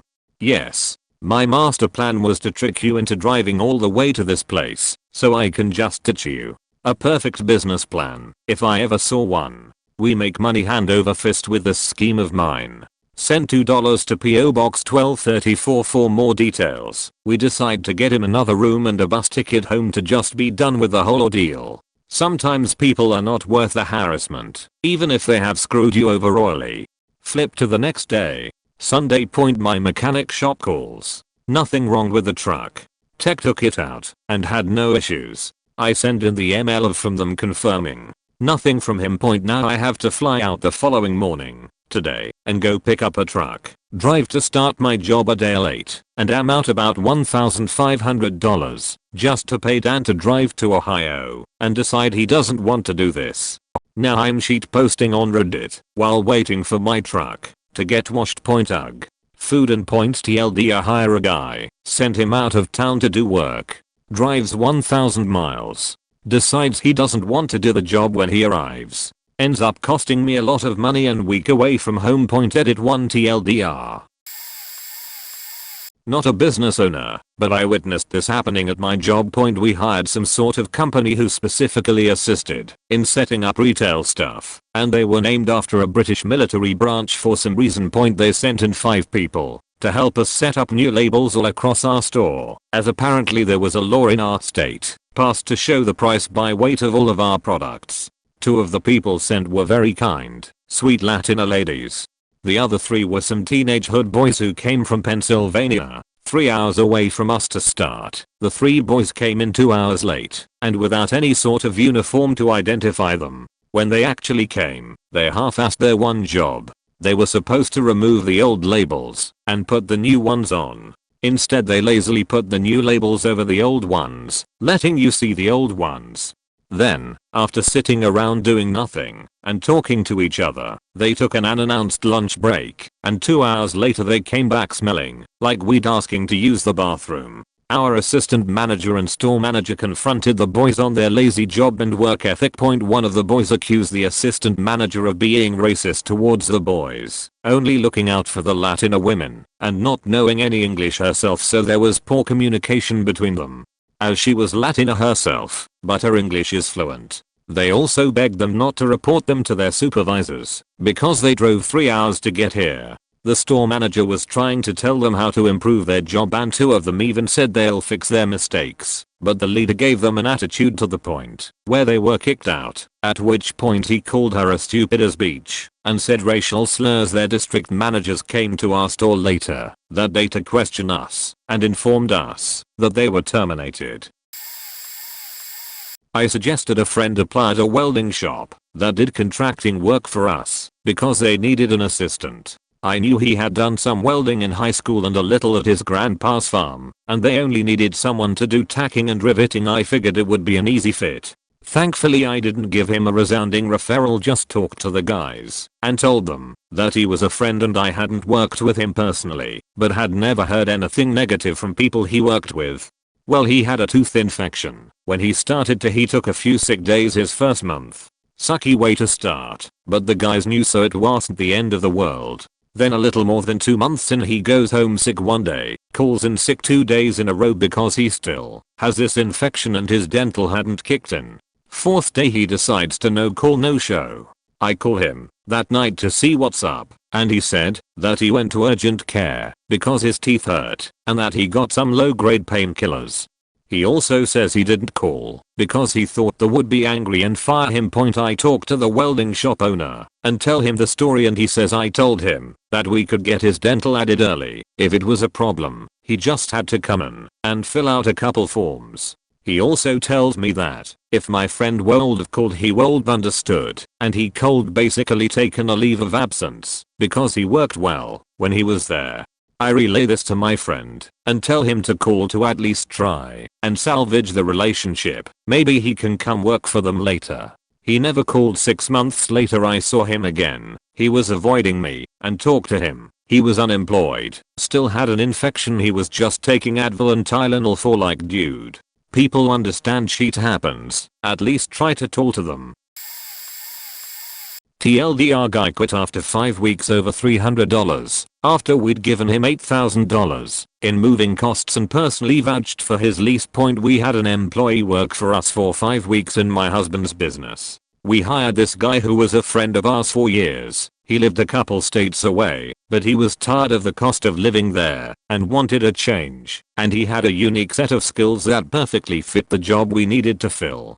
We hired him as a full-time, salaried employee so we could give him a $5,000 moving bonus to move him and his family on top of the yearly salary of $57,000. Once he showed up he was still tight on cash, so we gifted him another $1,500 because he had 2 kids and a wife, and he was our friend and we were looking for a loyal, solid employee with the skills he professed to have. 3 weeks and he's been late to work almost every day. My husband doesn't keep a hard schedule. They started work at 9 every day and usually worked 6 to 7 hour days with a break for lunch we provided. My husband is getting frustrated because he spends half the day on his phone and the other half being a negative asshole, but he likes the guy and when he is working he does well, so we are hoping he just needs time to settle in. 5 weeks and he's asked for 3 advances on paychecks and we've eaten the taxes thus far to help him out. He asks for another advance and we finally tell him that we can't just hand out money forever, so here is a prorated paycheck with the taxes removed, making it about $300 less than he was expecting. He flipped out, quit the same day, said he couldn't make it work, but then came back and said he'd work for us until he could pay off the debt of the moving costs that he did not get to keep based on his contract. We told him he could get faked and figure out a way to pay us back because we didn't trust him with anything we were doing anymore. He had the nerve to get butthurt and go complain to a mutual friend who told him he was an idiot point. And for what it's worth, I was also in the process of getting health insurance for his entire family, and if he'd been reasonable we would have negotiated his salary faking. Idiot. I spent a summer back in college doing reconciliation for this fundraising firm for non-profits that has offices in over 20 cities. I processed all the funds brought in by those people asking you for donations on the street for things like Doctors Without Borders and Planned Parenthood. In addition to ensuring that the credit cards and other information were valid and met legal contribution requirements. I also certified that the individual canvassers' numbers were correct, as they were paid a commission on top of their base pay for anything they brought in. Now, the canvassers self-reported their totals, and they messed up a lot, both in and against their favor. Turns out 18-year-olds suck at basic addition. This was fine, as I could see exactly how much they actually brought in from our contribution records, though it usually took a bit of digging. Well, every couple of weeks or so, some genius would have the brilliant idea to over-report their totals thinking we'd just give them the commission. And they were never subtle about it. So I'd see a canvasser repeatedly reporting daily totals of $300-400, twice what most of our best people were bringing in, and actually getting $10-30. For context, the quota was to hit $120 at least 3 out of 5 days a week, and most people struggled to even reach that. After 3 days of this, I'd just say to my boss, hey, so and so has been really over-reporting the last few days. Can you have his/her manager speak to them? And a few days later, so and so would stop appearing on my daily reports. I got 6 people fired like that. Seriously, I don't know how stupid you have to be to think we wouldn't actually notice if the money simply wasn't there. There was a 2-week delay on their commission payments for a reason. Not the employer, but the employee to quit. Funny enough, my parents owned the business, or should say my father did, and my stepmom worked there as a bookkeeper. It would be 3 years now. Had worked at the family company since I was 12 years old, had worked as an office assistant for 2 years in college, moved to sales, and they still only wanted to pay me $12.50 an hour, where new hires with no experience in our field that weren't family were starting at $60K plus commission salaries a year. I started making some huge sales to old accounts and started having them request me instead of their salesperson of 5+ years. This caused the younger, more veteran sales staff to get upset because I was cutting into their commissions. I wasn't trying to take the sales, they just requested me because I went above and beyond with customer service and upselling, mostly due to the fact I carried the family name.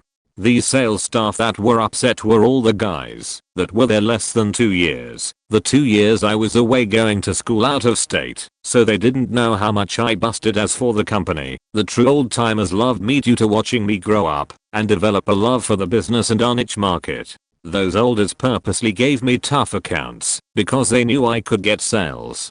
This ended up causing those newer guys to start treating me like shit, and all those guys were hired by the new sales manager who was just a yes man to my father. So this made it so he had preferential treatment towards his hires, plus they came from his old company too, and they weren't even qualified for sales was the worst part. One of his hires in particular treated me like shit. I ended up calling him out for it, especially because he was a shit employee that was down over 50% on all his accounts he inherited that were over 20 years old.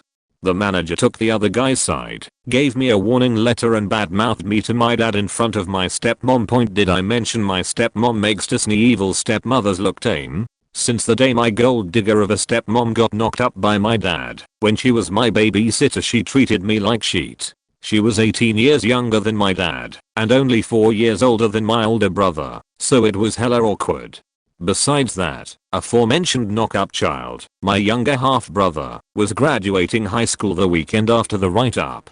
As I was leaving work that day I mentioned to her and my father in an open hallway that includes the entire sales staff floor of about 30 sales members that my wife and I would make his graduation party. We thought we were going to be out of town for a concert we bought tickets for 4 months in advance, but were able to wrestle and buy new tickets for a different show in a different town. However, Devil Beach had other plans. As loud as possible without shouting, in her shrill voice, that even my dad has mentioned, makes him die inside. He literally spends every second at home in his shop to avoid her beaching, exclaimed, "I don't want you anywhere near little brother and sister or the house. You are an embarrassment to the family." Now remember, this was in front of 30 sales members and about 20 other employees clocking out for the night.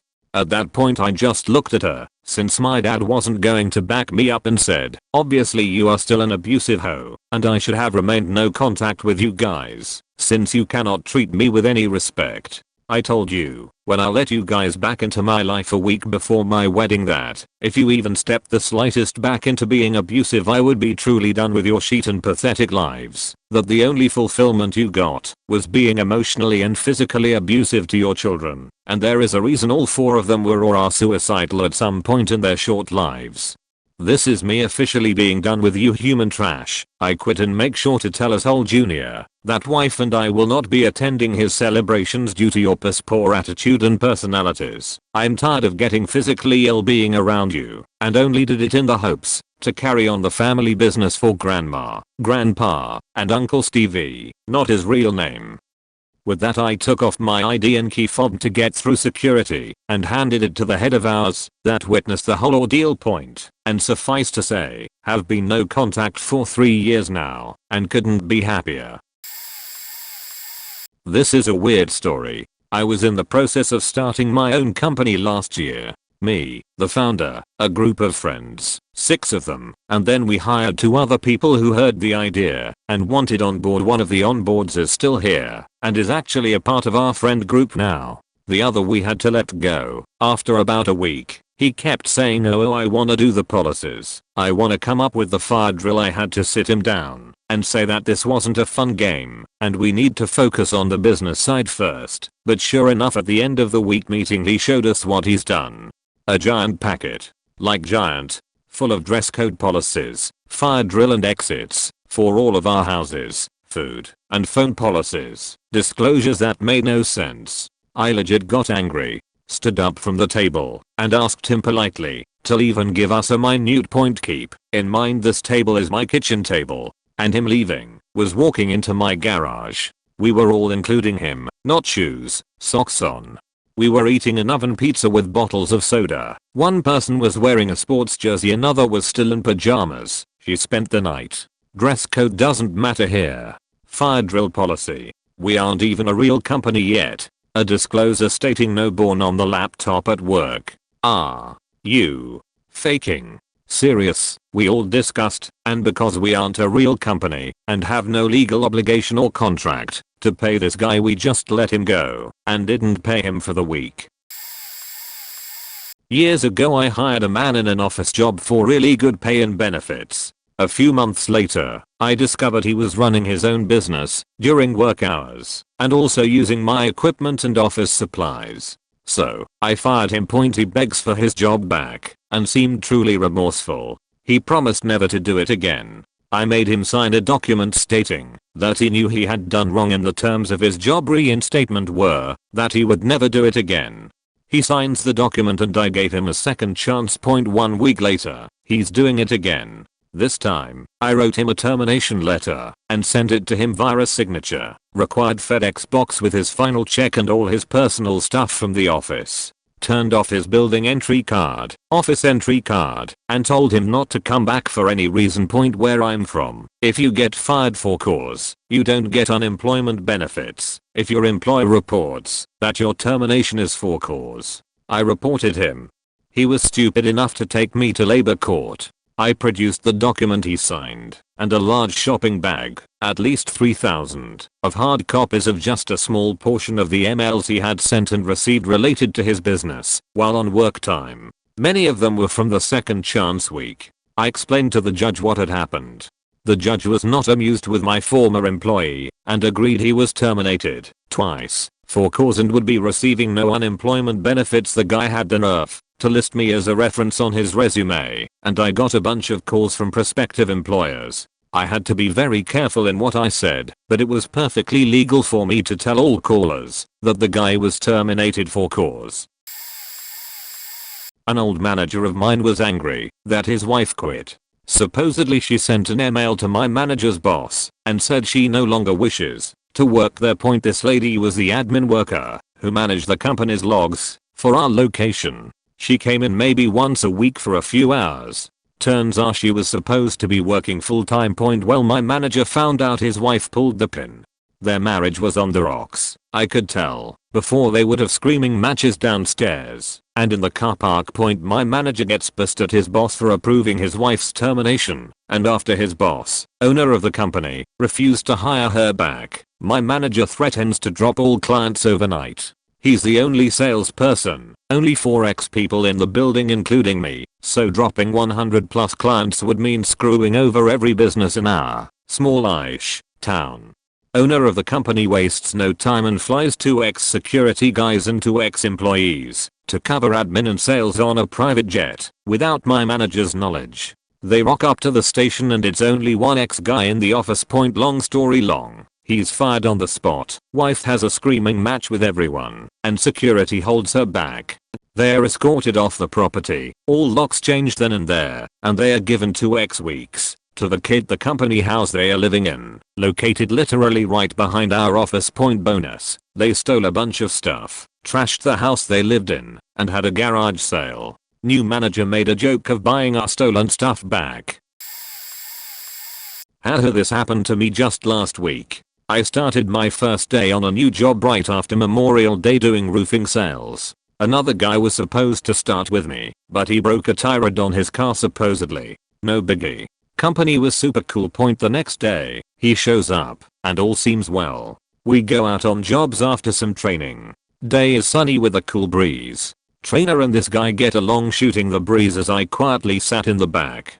Due to a lack of sleep the night before, I was out of it, but naturally wasn't gonna fall asleep. Trainer boss noticed and understood my explanation. The weather was just right to sleep in the back as we drove, but hell no. I'm a new employee. Fast forward to later in the afternoon when this guy and I are taking turns getting out with a trainer to go up to a door. I get out once, and we're up on the roof soon. This other guy's nowhere to be found. We get back down off the roof. This dude is passed out. He wakes up vaguely then back asleep. Next stop, nothing changed. Still sleeping. Drive back home without any awake time from this dude. Next morning in our sales meeting with our two new bosses, he's nodding off. Soon enough, we are dismissed from the meeting since we are trainees. This dude goes out to his car to get Pepto because he doesn't feel good. Mumbles to me something about him not feeling well was why he slept all day yesterday. Trainer boss comes out to say he isn't going to be kept on. Goes out and comes back saying he was asleep. Half hour later, trainer boss has to wake him to let him know he has to leave the property. We are all very confident he is hooked on pain meds. It's okay though, if only because he had the world's worst man bun and a horrific vehicle that the company didn't want driving up to a stranger's home. I have two stories, being as I have two jobs. First story, I've been employed at the local movie theater off and on for around 9 years, since I was 16. In that time we've gone through several new hires, especially for summer and winter holidays. Our turnover rate for high schoolers is fairly high, usually due to them being seasonal positions. One summer, think it was 2015, one of these kids, we'll call him Noob. Noob was being trained by me and a few of the managers for the concession stand. During the summer, with kids movers especially, things get crazy and stressful. Some new hires don't handle it well. He definitely didn't. It was the only shift I ever worked with him, and what happens? Gets overwhelmed, says I can't do this, and walks out of the stand, never to be seen again. In the process, a batch of popcorn got burned and everyone on shift received a write-up, as that's the policy. Since Noob didn't answer phone calls or show up for the rest of his shifts, he was terminated. Next story, I've also worked as a hotel maintenance man for the last 2 years. The hotel I work for is a smaller independent franchise. For about half that time the property manager, a middle-aged guy from the Bay, we'll call him Al, was who I answered to. He and his family, 2 sons and an Indian wife, lived on site too. Things weren't too bad for the first year or so, on the surface. We started having rooms put out of service for no reason, for instance. And my main boss over Al seemed unaware of what we needed. A year and a half after I was hired, Al and family disappeared and moved out. He'd been fired. I found out from our head housekeeper what happened. Al's wife had been cheating on him with one of the owners, a boss of his. The out-of-service rooms? That owner was staying in them. To top it off, Al and the other owners went to that guy's house and beat the daylight out of him. But that's not all. Al had apparently embezzled a few $1,000s straight from the safe. This was the main reason he was fired. The last year or so was on an extremely tight budget due to this. It also explained why Al would never let us order what we needed. One guy was late coming to work constantly, and it seemed like a routine, so we figured he must have something that's keeping him from coming to work at the time we agreed upon. He's not a fabulous worker, but he's decent, and we don't want to fire him, so we change his hours to the time that he would come in at. Point he seems to like and agree with the change, but the very next day that it goes into effect, he's late, later than the time that he normally comes in when he was late. We figure it's a one-time thing, so we let it slide, but he does it some more, and so we give him one final chance and change his time. Point he's late the very next day. Point I make the call to terminate him. It's not working out, clearly. Point so I sit him down and tell him that this was my first termination as a manager, so I was incredibly nervous, but I think I did my best. Point I was preparing for a shitstorm, but he was actually cool and calm about it. He did ask me, can I get one more chance? And I legitimately thought for a literal second before saying, no, I'm sorry, it's just not working for us. And he was cool. I wished him good luck wherever he went, and we shook hands, and he left. Point I was nervous when I saw him later that year at a local mall with some of the other guys that still worked for us. They were nervous to see me cause they still didn't know me very well, but he and I didn't actually speak or anything. I'm not a business owner, but one of the leads in an animation company. I had junior artist under me, a talented guy, and would have gone far if he wasn't such a complete lazy idiot. Point he just can't do everything right. He would take a long time to complete the simplest of drawings, but that wasn't as offensive as what he would eventually do. Point he started to just take days off without notice, claiming his bike keeps breaking. We told him to either get a new bike or just find other means of transport, but he never does. Finally he would just go AWOL for a whole week, so I had to notify my director about this. After gathering evidence of his terrible attendance, poor work ethic and lousy quality of work, our hours called his home since he still didn't come to work. Point they talked to his parents, and it turns out he had also been deceiving them as well, claiming all the days he was not working is due to our office has ran out of work to do. Dude just stays home playing PUBG all day. His dad was rather surprised by all this and begged ours to not fire him, and he would try to convince to his son to get his sheet together. Few days later he resigned. Point to be honest, I had high hopes for this guy and tried to convince my director to keep him because I genuinely believed he is a good asset. Now I can't be bothered to do the same for new hires after him. Point turns out all that talent is pointless if you don't have any discipline. Not a business owner, but a manager for a small business. The owners hired their daughter and told me to keep an eye on her. They told some story about drugs and the wrong crowd. Now they were a wonder-bred old white couple, and I grew up in a neighborhood where poverty was rampant. So I'm thinking some weed or something. Point like a week later the store manager came over to our building and told me they had her on video stealing from the store. They weren't going to press charges, but wanted to warn me about her.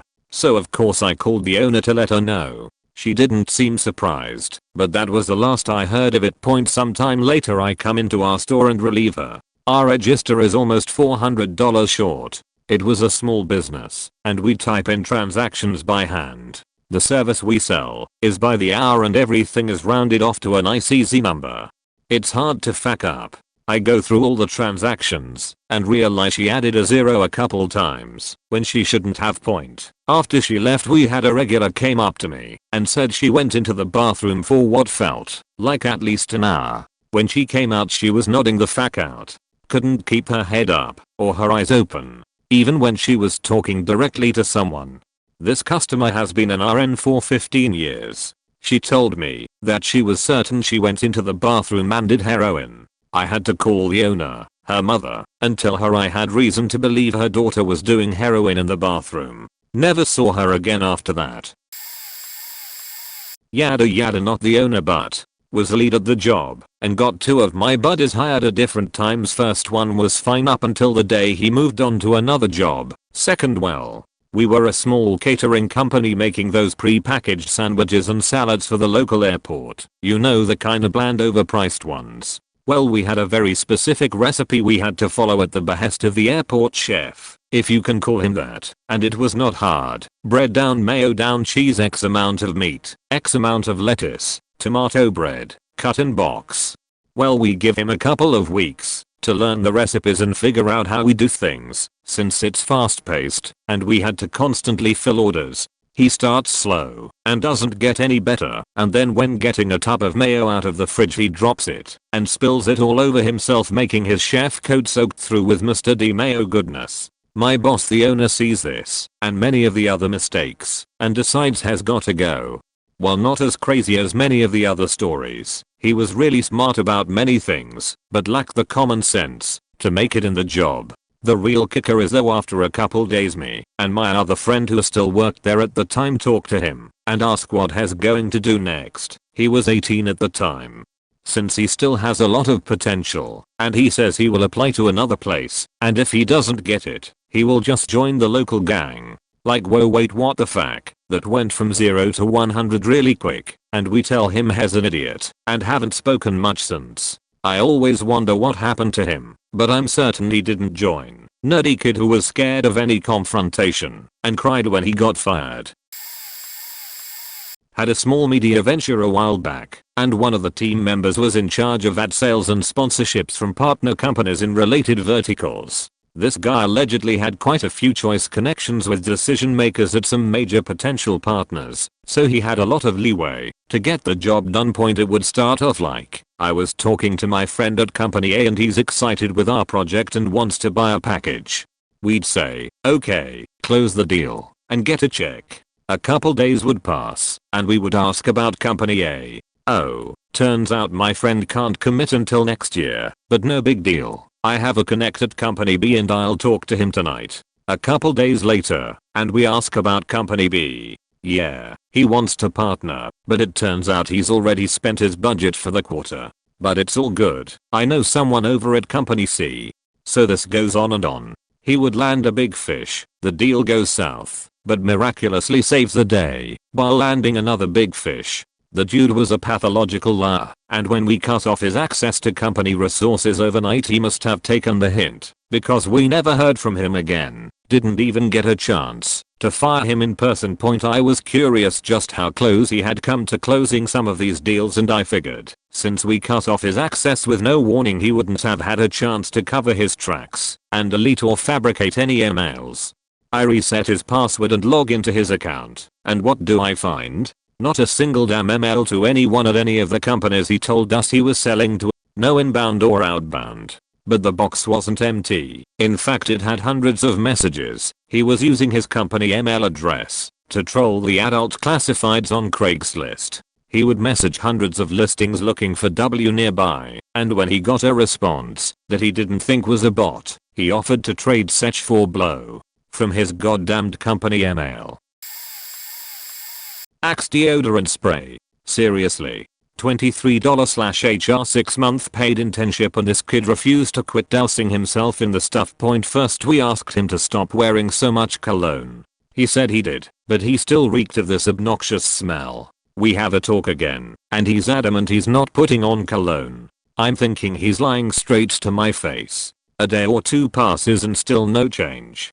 Finally someone in our hall reports him to ours. Again. This time they ask for a conference with him, myself, and my boss, and they very clearly tell him that it's adversely affecting others. My boss sends him home for the day. Next day, Friday, same faking smell. I get a little personal, but I finally ask what his daily routine is. I shower, spray on my deodorant, put on my underwear. He says, "Whoa, back up, did you just say you spray on your deodorant? What kind?" I ask Axe. He replies, so we have a long careful talk where I basically tell him, don't use Axe from Sunday afternoon to Friday at 5 p.m. I sent him home early. Monday morning I arrive, and the hall reeks. An hour later our lady comes down our hall, looks at me with a look of "Are you serious, again?" I nod and shrug. 20 minutes later, and I'm said on an email to him starting that he's creating a hostile and unsafe work environment and they would like to meet in 20 minutes with ours, my boss, and 2 representatives from the internship program. He immediately comes into my office all furious, claiming he's being mistreated. "We are all racists. He is from India." And the best line, "You're all jealous because I get the chicks." I couldn't hold back on that one and chuckled a bit. Anyways, 20 minutes later we meet, and ours starts talking to him, and the instant he starts into you rant my boss looks at him and asks, "Is this Axe stuff worth more than this job to you?" Kid hesitates for a few seconds, and as he starts to reply with the same time he took with me only 20 minutes before, my boss looks at the 3-hour people and the school reps and says, "We'd like to terminate our contact. If you have another student available we'll take them. If not, we'll pass on this slot. Thank you, I have another meeting to attend," and walks out. Late to the party, but here goes. I owned a bar a couple of years back, where the employees were around the age of 18 to 23. The era of hardcore drinking, you know. I had a policy that you are allowed to get a few drinks while working, due to the fact I know working with drunks is faking annoying, but a couple of drinks makes you more easygoing. This worked for a couple of years, until I hired a guy who should clean tables and refill glasses, etc. I noticed early that he would drink quite a lot, but seemed to be doing his job. Until a day where he disappeared around rush hour, 2 p.m. I noticed him dancing with a couple of friends, due to the stress at the time, and the fact he had gotten a few warnings up until. I immediately logged him out of the system, as if he had gotten off. 2 hours later he returns and continues to do his job. I said he should leave, since he was insanely drunk now. He started insulting me and told me I couldn't do it. Obviously I could, but nevertheless he threatened me with his dad being a lawyer etc. A week later they turned up at my office, where the dad threatened me for firing without permission. The son clearly hadn't told the true and whole story, so they had to see 30 minutes of video footage inside the club, where he was partying and making out with girls. The dad's face turned into stone, and on the way out he apologized to me and said there wouldn't be any follow-up. The kid eventually went out and talked smack about me being an idiot boss and that my bar was the biggest trash ever, but for a while he tried to come and party. His friends were always welcome. He wasn't. Sorry for bad grammar. English isn't my native language. TLDR. Kid gets drunk at work, tries to push lawyer dad onto me, gets cheated on by CCTV. TLDR. Woman had to be fired because her lack of hygiene made my auntie gag late, and also not me but my auntie. We'll call her D. She's a manager and employer at a small bakery in her town and has some of the most incompetent employees I've heard of so far. One woman had to be fired due to a basic lack of hygiene. One day she walked in with dirty socks on. Clearly they were meant to be white, but they were a filthy grey. D let her off thinking it was just a one-time thing and giving her the benefit of the doubt. She pulled her aside and politely let her know that she had to keep up her hygiene as she was representing the company. Next day, the woman comes in. Exact same dirty pair of socks. At this point she was starting to smell and clearly hadn't washed. Once again, D pulled her aside and gave her a quick reminder. Third day, the woman absolutely reeked. Exact same dirty pair of socks and smelled so bad she made D gag. Clearly she hadn't washed herself in days and wasn't going to anytime soon. D even said that she herself didn't smell that bad after a long day at work, and this was 9 AM before work had even started. To top it all off, as the woman was supposed to be washing the dishes, D caught her washing the dishes in cold, soapless water. Thank God they weren't dealing with meat at the time. D had enough, turned around and told her to go home, and that she shouldn't expect any more hours in the future. I'm not an owner, but I had one female subordinate. She was, well, not sharpest tool in the shed. But that does not have to be critical if person is hardworking and wants to learn. During the interview she seemed totally fine. Later I asked myself how I could have missed the signs, but there were not many before us. She had experience in 3 to 4 similar companies in the field, so we expected that she knows basics of the job. Foolishly we did not check the feedback from them.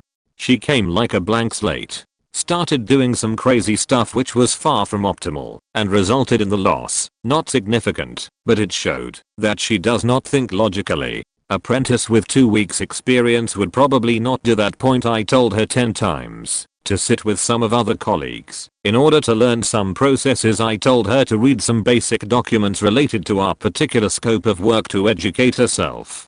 I told her to check old work orders in order to see the documents and workflow. I told her exactly what to do. Sometimes she did none of that. Confronted her few times and her reply was but I'll learn best on my own through experience. Which was obviously not the case. For me, it was obnoxious that she showed zero effort and willingness to learn and improve herself. She managed to fudge up invoice clearance for a bunch of invoices, and a lot of other people's work had to go into repairing that. She was single mother and we really wanted to give her chance and keep her, but unfortunately there was simply no way to keep her in any position in the company, not even as receptionist. She was not too polite. She was literally worst employee I have seen in my life. No one else comes close. In the end we decided to not keep her after 3-month probation period, and she was very surprised. Did not expect it at all. She claimed that her work was spotless. Also she accused upper management, not me, for mobbing her because they complained to her about her work performance. They were actually much more polite to her than they should have been, considering a ton of sheets she created. After her, we introduced more detailed testing of the candidates, which showed interesting results for some people who on paper seemed great. Don't think that I'm bashing her just because she is female. One other girl was on her position a year before and she was kicking us in the same job. We were quite sad when she left for other company. I may be a bit late to the party here, but I took over a position as salesperson in customer care in a hardware store in Norway. Imagine Lowe's or some shit. Our biggest post for income from private people during summer is paint. So obviously, we push the one we earn the most from. Good quality though. However, some people don't realize that there are different types of paint. Water-based and 2 types of oil-based usually. The biggest issue with this is that if you use one of the types of oil paint, you can only do 1 layer. Any additional layers will come off like dandruff. The person I took over the job from got these 2 types of oil-based paint mixed up and told the customer that adding additional layers will darken the final color. Customer painted on 3 layers. Dandruff off next spring. Came to complain, and the store owner, best boss I've ever had, didn't even contest it. Said that this is our fault and we will fix it. Customer got a full repaint of the house, including scraping off the old stuff, at no cost. Cost the store between $20-30k to fix. The person who sold the paint got a slap on the wrist and was told that this was a honest mistake and I'm sure he learned from it. He delivered his resignation the same day and stayed out the contracted time. Based on the resignation, in Norway you can't get fired on the spot and told to leave. You are contractual obligated to work, usually 3 months, after you are fired or resign yourself, just to give you a chance to get a new job. Not an owner, but I was guy in charge of making sure the summer temporary at the home improvement store I worked at were up to snuff and on task when the department manager wasn't around. I wasn't a trainer, but because I had training experience and all, I was the go-to guy for my department, since I was dependable. Anyhow, my final store that I worked at, I had 3 guys come in that summer, all whom were seniors and fresh out of graduating and going to college in the fall.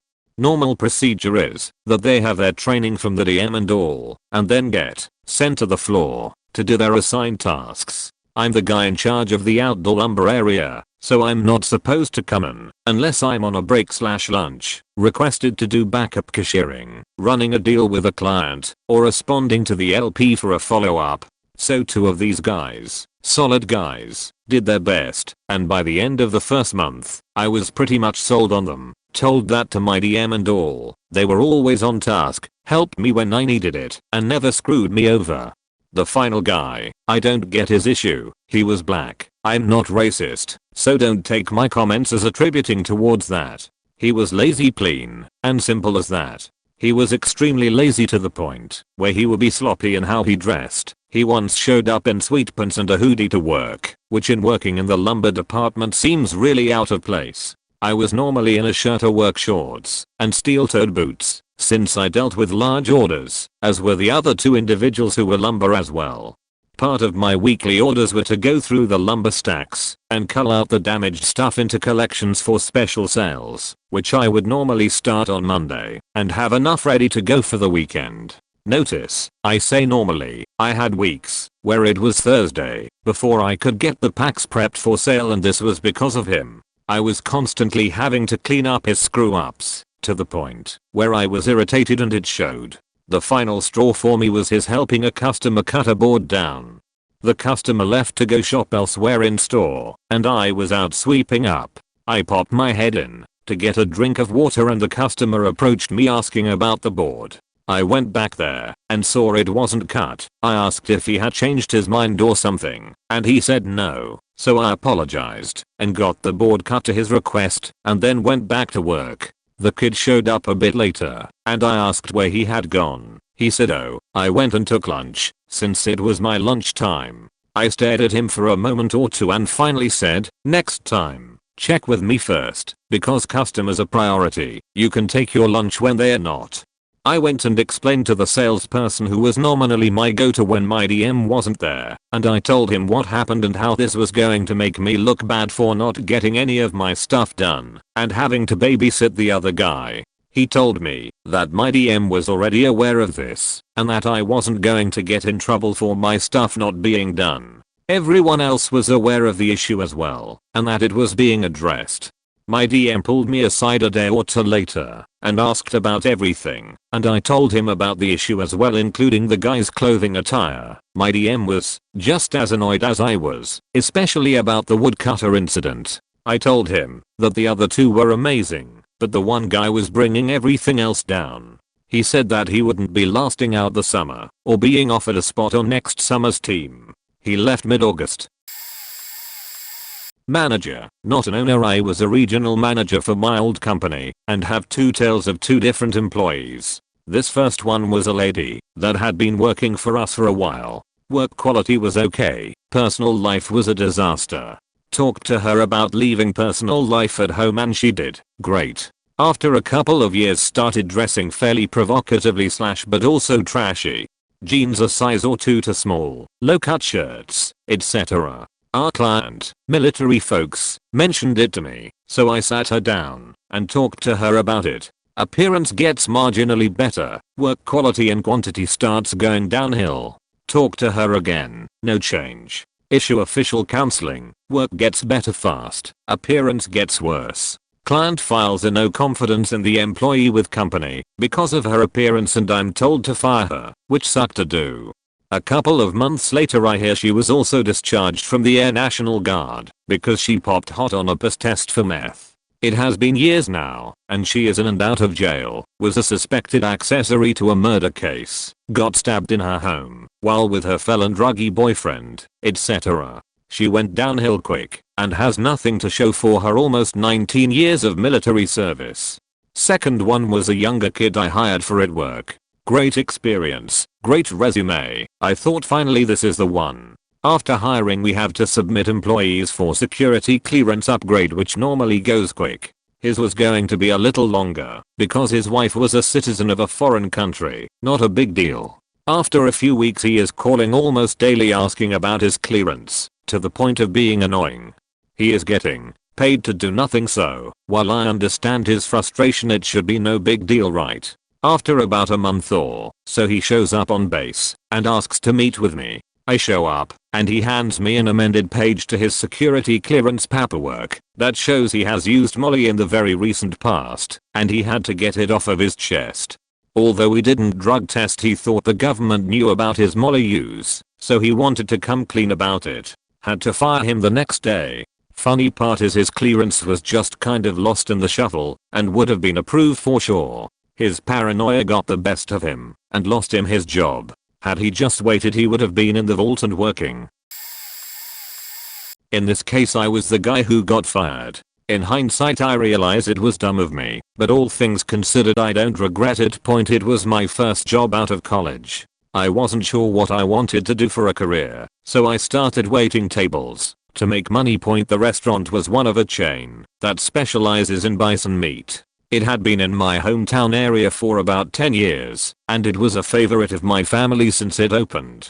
I'd been going to this place for about half my life, and I'd known every manager it ever had aside from the one who hired me. Well, I started in July. Everything was fine for a while, but by September I could tell that business was dropping off, and it was fairly obvious that poor management was to blame. By then I'd had some regular customers who'd ask for me, and I'd frequently see people I knew. They'd ask me why the place wasn't as crowded as usual, and my mistake was being honest with them regarding my opinion of the management. Well, apparently someone overheard me and ratted to said management. I show up one October morning for work, and instead two of the assistant managers, who were far more competent than the actual manager, sit me down and tell me I'm fired. I say fine, but if they don't actually do something about the main manger, the location is gonna have to close. Sure enough, they closed before the year ended. I manage a sales team. We had someone who had a tendency to get really frustrated and impatient with guests. It was something we were working on with her. She was already on a pip because she had conduct issues. But one day in particular, she was just in a really bad mood, and then dealt with a client that she just didn't like. She came into my office, slammed the door, and blew her faking lid. I don't like these games you people play on me. And then made a bunch of wild accusations that we are sending her the bad leads. She built on this delusion by saying that we were doing this because she's black, and that we targeting her due to her race, and that we are bullying her, and that this is discrimination. She later accused me of telling the whole department why she left. This was not true at all. In fact, I didn't need to tell them. The entire office heard every word she said to me, because she was literally screaming all of this in my office. None of this could have been further from the truth. The God's honest truth was that this was just not the position for her. I let her scream and yell at me. I listened to her, but I barely had to say a word. She ended up transferring departments. We gave her an entire 2 weeks to come pick up her belongings from her desk, and she never arrived. She was still with the company and would not bother to make the walk to our office to collect her own sheet, even when she said she would be there later that day. Eventually we hired a new person, and we had to give them that desk. So I had to collect her belongings and put them together for her, and when she did show up, a month later, she yelled at me for wrongfully touching her things. You did not have the right to touch anything of mine. She's not my problem anymore. About a month ago, she put in a request to transfer back to my department. I told her as hell not, faking no in the most diplomatic way I could. Back in the late 80s, my brother's business had grown quickly to 10 stores. He had an accountant he'd been working with, so when he set up a corporate office/warehouse, he offered the accountant a full-time job as the company's CFO, so his business partner could limit his involvement in the business and pursue a different line of work.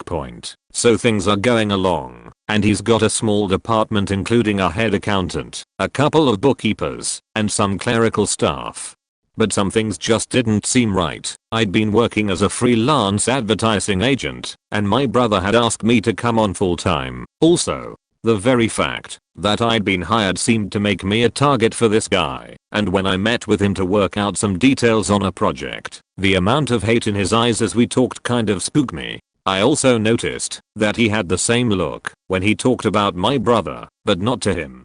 My brother's partner also noticed this when visiting the office, and they both started realizing that he was being evasive and somewhat belligerent. When the partner started looking at the finances on his visits, he and my brother went to their personal tax accountant with their suspicions, and the tax accountant's firm, which did all types of accounting, did a silent audit of what the new CFO was doing. Turned out, he'd started his own private accounting firm using my brother's employees and premises to do the work. As in, billing his clients, and having my brother pay for his employees' time, overhead, etc. The tax accountant went to his own boss with the findings, who met with my brother and his partner, and at some point, met with the accountant. He too realized there was something off about the guy. They very quietly and carefully disentangled the accountant from their finances, and once they had everything set up, they had a meeting with him over a weekend, fired him, and locked him out of everything in one day. The accountant had cost them thousands and thousands of dollars. I don't know the details, who the clients were, that he'd been handling. While passing things through my brother's business, they were very hush-hush about the whole situation, but they were most worried about him retaliating in a less than legal way, and did their best not to let him know how much they knew about what he'd been doing. Just getting him out of the business was tricky, and he was pissed, but had no idea how much they'd found out and not accused him of. Like with Mueller's report, it was one thing to uncover the sheet, and another thing to prove a court case, so they just moved on. Fortunately, the guy disappeared after that. Edit, changed CEO to CFO. TLDR, employee loses 10-year career over a $50 Bluetooth speaker. Not a business owner, but the admin point. We had several office thefts in a secured area. Dumb sheet mostly. A fake putting green set, some speakers, trinkets, phone chargers, etc. Point. We chalked it up to someone who was in there overnight. Janitorial staff, maintenance, security, etc. Simply because it was happening either super late or super early, while no one was around. We have a strict no cameras policy, but after scrutinizing the list of people who swipe in and out, there was literally no way I could narrow it down to a reasonable list. Point. My office seemed to be the prime target, because I always had goodies around for employee gifts or whatnot. Point. So I broke a little rule. I purchased a nanny cam that I could monitor from my phone, set it up so that it didn't record anything other than just my desk area. Proprietary information and all was removed, left out a few entice items, and waited. After 2 days, and some serious privacy invasion conversations with some coworkers, seriously people, don't rummage through desks, ask. The motion detected alert on my phone went off at 6:10 am. For approximately 4 minutes, I watched some guy I'd never seen before bring a bag round and just pop anything on my desk into his little bag of goodies. Specifically a brand new wireless Bluetooth speaker. He contemplated taking the damn nanny cam, which I assume he thought was some type of speaker or charger, so I had a nice recorded close-up on his face. Point. I was very confused as to how some person who wasn't on my staff was on my floor. I guessed that he had followed someone in the door, but I pulled the badging list anyway. I had severely restricted access to the main doors after prior thefts, but I didn't consider the badge reader on the interior stairwell. At 6:08 am, there were 4 people on my floor, and I knew 3 of them. Dude was sneaking in the back stairwell, loading up his bag like some demented Santa, and disappearing down without anyone in the lobby areas noticing. Point. Quick check of the camera against his out profile. I had my thief. When security got around to him a couple hours later, the idiot still had everything in his bag, and even on his desk. Our engineer with 10+ years under his belt, making 6 figures a year, lost his job over stupid trinkets. I got my hand slapped by security for the unauthorized camera, but we haven't had a single theft since. My first job was at a neat little mom and pop owned fruit and veg shop. The owner was a lovely old guy who couldn't face the idea of retirement, so he opened the store and staffed it with every stray and charity case staff member he could find. Cashiers like myself accepted. One young man he found and subsequently hired via his church was a guy I'll call Mike. Mike was about 20, very tall, very troubled with a nasty temper and some mental health issues to boot. Apparently his sweetheart of a mother had begged our boss to give him a job, any job. She wanted him to learn some social skills and get out of the house. Point. That temper I mentioned was a doozy. God forbid you asked him to move a tray of eggs off the floor, or to not swear in front of customers. He would either take a swing at you, throw things, knock displays over, storm out mid-shift, or just stand screaming unintelligibly until the boss came out of his office to calm him down. The only person he would listen to was the boss, or if we threatened to call his mother. His mother would always come by the next day with cake or cookies to apologize, and he'd be back at work again, and we'd wait for the next blow up point. We had to put up with Mike's behavior for almost 6 months. The final nail in his coffin was when he was reprimanded by the manager for wearing a very inappropriate shirt, something about eating bush. He thought it was hilarious and figured he could just cover up the nudity on it by taping a piece of parsley over it and keep working. The manager wanted him to go home and change then come back. Instead, Mike took a swing at the manager, and this time the manager swung back. The boss separated them, and Mike went after him in a blackout rage. It took 4 of the stock boys to get Mike off the boss and pin him down until his mother and the police arrived. We didn't see him back again, but his mother came in crying with a cheesecake and begged forgiveness from everyone who had been working that day. Not my story, but worth telling. Small logistics company hires young man as forklift operator. Less than 2 weeks later he's caught on camera selling stolen/counterfeit cell phones on company property. Later that day a duped employee confronted him about it in the warehouse. Young man refuses to refund the money, so there's a fist fight. The young man gets the ever-living crap kicked out of him on camera and is subsequently fired for inciting violence and selling stolen/counterfeit items on company property. The other employee got a warning. Criminal charges were not pursued as it was never proven whether the phones were stolen or just cheap counterfeits. Young man then files a human rights tribunal complaint alleging discrimination on the basis of age. Says he was picked on by the older men and the fist fight was all a misunderstanding. Due to evidentiary rules, camera footage was not allowed during the tribunal hearing. Company loses and is forced to pay a nominal fine. Young man takes the tribunal decision to workers' compensation board and is able to secure a small weekly stipend on the basis the fist fight caused him physical and psychological trauma, preventing him from going back to work in a warehouse with other older men who might pick on him. His bank account overflowing with other people's money. He hires a lawyer to pursue the company for wrongful dismissal.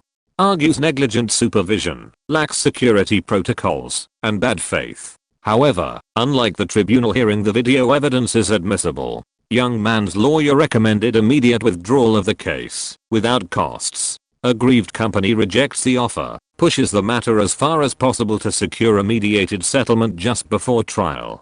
Company manages to recover everything from the HRT complaint, and given young man's inability to pay the balance, or his lawyer, they garnish a portion of the stipend from the workers' compensation board for several months.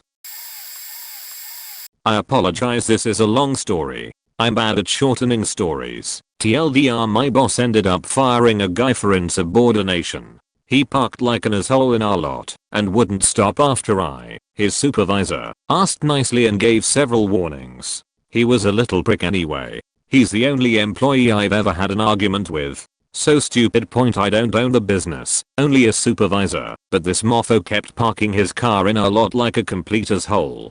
Our lot is small, and we are short on spaces, but he would park his car with the back end hanging into the spot behind him. This forced whoever parked behind him. Full disclosure, I had been parking there for a long time, to hang out of their spot where semi-trucks would be more likely to hit their car. Oh, this is the part where I tell you the spot he parked in is big enough for a car and a half to park. I asked him nicely several times to park completely in his space so people could park behind him. He said okay, I'll move it at lunch. Didn't move it. So I asked him again, and he whined and beached about it. Being a nice guy, I said please just park all the way in the spot. There's plenty of room. This continues for a couple days and I finally had enough and warned him. I don't want to write you up for something so stupid. I really didn't want to. Just park your car properly and everything is good. He only argued and told me to write him up several times. I resisted until I couldn't take it anymore and wrote him up. I couldn't believe I was arguing with a guy about a faking parking issue. This happened the next 2 days in a row. I kept asking him why he was doing it and why he wouldn't just move, and he never gave an answer. Just arguments. And why do you want me to write you up? It was so stupid and easy to fix. On the third day my boss happened to walk by, so I said, hey man, I dunno what to do about this guy. He won't listen. I've had to write him up 3 times now. He acts like he wants to be written up. Boss says come with me. We walk over to the guy and boss says, well, it's been a pleasure working with you. Your services are no longer needed. Shook his hand and walked him out the door.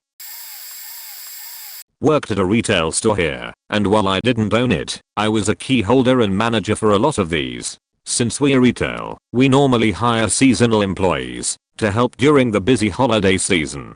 Here is just a highlight of a couple of them. Our manager at the time hired this girl. She was nice, but she was very soft-spoken and shy, which, being a retail job, is usually a no-go, since you have to talk and sell stuff. My coworkers and I voiced our concern for this, but our manager didn't see a problem. One day, new girl made a mistake. It wasn't major, but one of the other key holders had a talk with her about it and asked that she be careful in the future. I walked into this conversation, hopped on a register, and literally the next customer she helped, she just broke down sobbing. The customer and I just have this awkward look on our faces. She's just leaking tears. Suffice to say, she wasn't scheduled after that point. Hired one guy who was having a real hard time picking up on the job, mostly when it came to cleaning up or other duties. He was fine on a register and on the sales floor for the most part, so we all usually overlooked it. The kicker is that he would spend an egregious amount of time in the bathroom. Can't really knock a person for toilet troubles, but it wasn't until we noticed that the bottle of hand moisturizer that was kept in there was significantly more empty every time he left. He was told that we no longer required his services anymore. My manager also stopped stocking moisturizer in the bathroom after that. Past that, most other stories I have involved theft. Those two were just the most interesting. I run/own a machine shop, and we almost always have a couple of younger guys on, just to be extra hands where needed. They get full benefits like the operators, and are treated much the same. It's a good place to work, all in all. We do open routing for most of the work that goes through the shop, meaning that there isn't a foreman on the floor and the operators pick what they will work on. This works quite well for most people because they can set their own pace, but for some it ends up costing them their job. Enter Wingnut. He was one of the sets of hands. His job was to just wander around the shop floor cleaning things as needed and lending a hand to anyone that asked. Every now and then I would need him to do something that I wouldn't expect him to do on his own, so I would seek him out to let him know what I had in mind. This kid was impossible to find. I easily averaged 30 minutes a day in looking for this joker because less and less was getting done, so I had to track him down and give him tasks to keep him busy. One day, I was having trouble finding him, so I asked a few of the other employees to help me find him. I posted one on each door Wingnut had access to and took 2 more to help canvass the area that he was supposed to be in. After 20 minutes, we still hadn't found him. I assumed he must have left, so I asked someone else to do the quick pickup that I needed and punched Wingnut out of the time clock. Sometime later, he wanders into my office and starts to say something. Normally I don't interrupt people, but I had to ask where he was. He said he didn't feel well, so he was sleeping behind one of the machines. Once I put it together in my head, I told him, perhaps a little frankly, that if he's not feeling well he needs to let me know, get off the clock, and go home like an adult. I sent him home and tried to get on with my day, having spent more than enough time on dump sheet already. It was nearing lunchtime, and one of the operators walks into my office and simply asks, "Do you know about the bathroom?" Christ, what about the bathroom? I go to see what's going on. The privacy divider between the urinals was ripped off the wall, the lid for the toilet tank was smashed, some of the drop ceiling tiles were pulled down and crammed in the toilet. There was grease, thankfully it was grease, smeared on the walls, and boot prints all over the toilet seat which had its hinges almost broken off. At this time, I was renting a facility in an industrial complex, and our lease specified that if the property was vandalized in any way, that the police were to be called immediately. I usually wouldn't call the cops over stupid shit like this, but I figured it was out of my hands at this point. The officer arrived, wanted the story and some form of proof that the damage was caused by wingnut, which he helpfully provided by changing out of his boots after getting in the fight with the bathroom, but before leaving. The Ike board did press charges on wingnut, but the police never found him. It's suspected that he just up and went somewhere else. TLDR kid takes a nap behind a machine, gets sent home, fights a bathroom, and flees a county never to be heard from again. Not an owner, but a general manager of a fast food franchise, had an employee that I had to fire because he, a 60-plus-year-old man, was sexually harassing an 18-year-old girl. He apparently would hit on her when no one was around, commenting about how he loves Puerto Rican women, how she should be with him, how he'd take care of her, with a fast food job at that age. Anyway, he eventually followed her home and tried to talk to her there, where he admitted he had been following her home for a while, which freaked her out enough that she finally said something to me. So I fired him on the spot when she told me, called him up, told him if he ever showed up again in the store, he would be arrested for trespassing, and that after I was done with our conversation, I was going to take her to the police station, help her file a report and a restraining order. His adult daughter, older than me, came to the store to try to get her dad his job back. That was an uncomfortable conversation. Same girl came to me to tell me a guy was making some inappropriate comments. I took him in back just to have a little conversation with him about workplace appropriate conversations. I get it's food service. Everyone sleeps with everyone else. Usually kitchens have some pretty bawdy language and inappropriate behavior. But before I could really get started, he flew off the handle at me before I had a chance to get to do my normal spiel. I fired him. Turns out, it was more than just bad comments. He would corner girls, not let them leave, talk about doing things to people. Only really came out after I fired him. The girls he did it to didn't want to make a fuss and tell me. Last I heard, a year or so after, that he ended up going to jail for rap. So, yeah, point anyway. One night one of my managers called me up and told me to check out the cameras at kitchen cameras at 7:15 p.m. and that she trusted my judgment. Left it at that. No other details. Didn't even say why I should check out the cameras. Same Puerto Rican girl again. One of our other employees who just does this on the side. He does amateur wrestling gigs. Was clearly harassing her.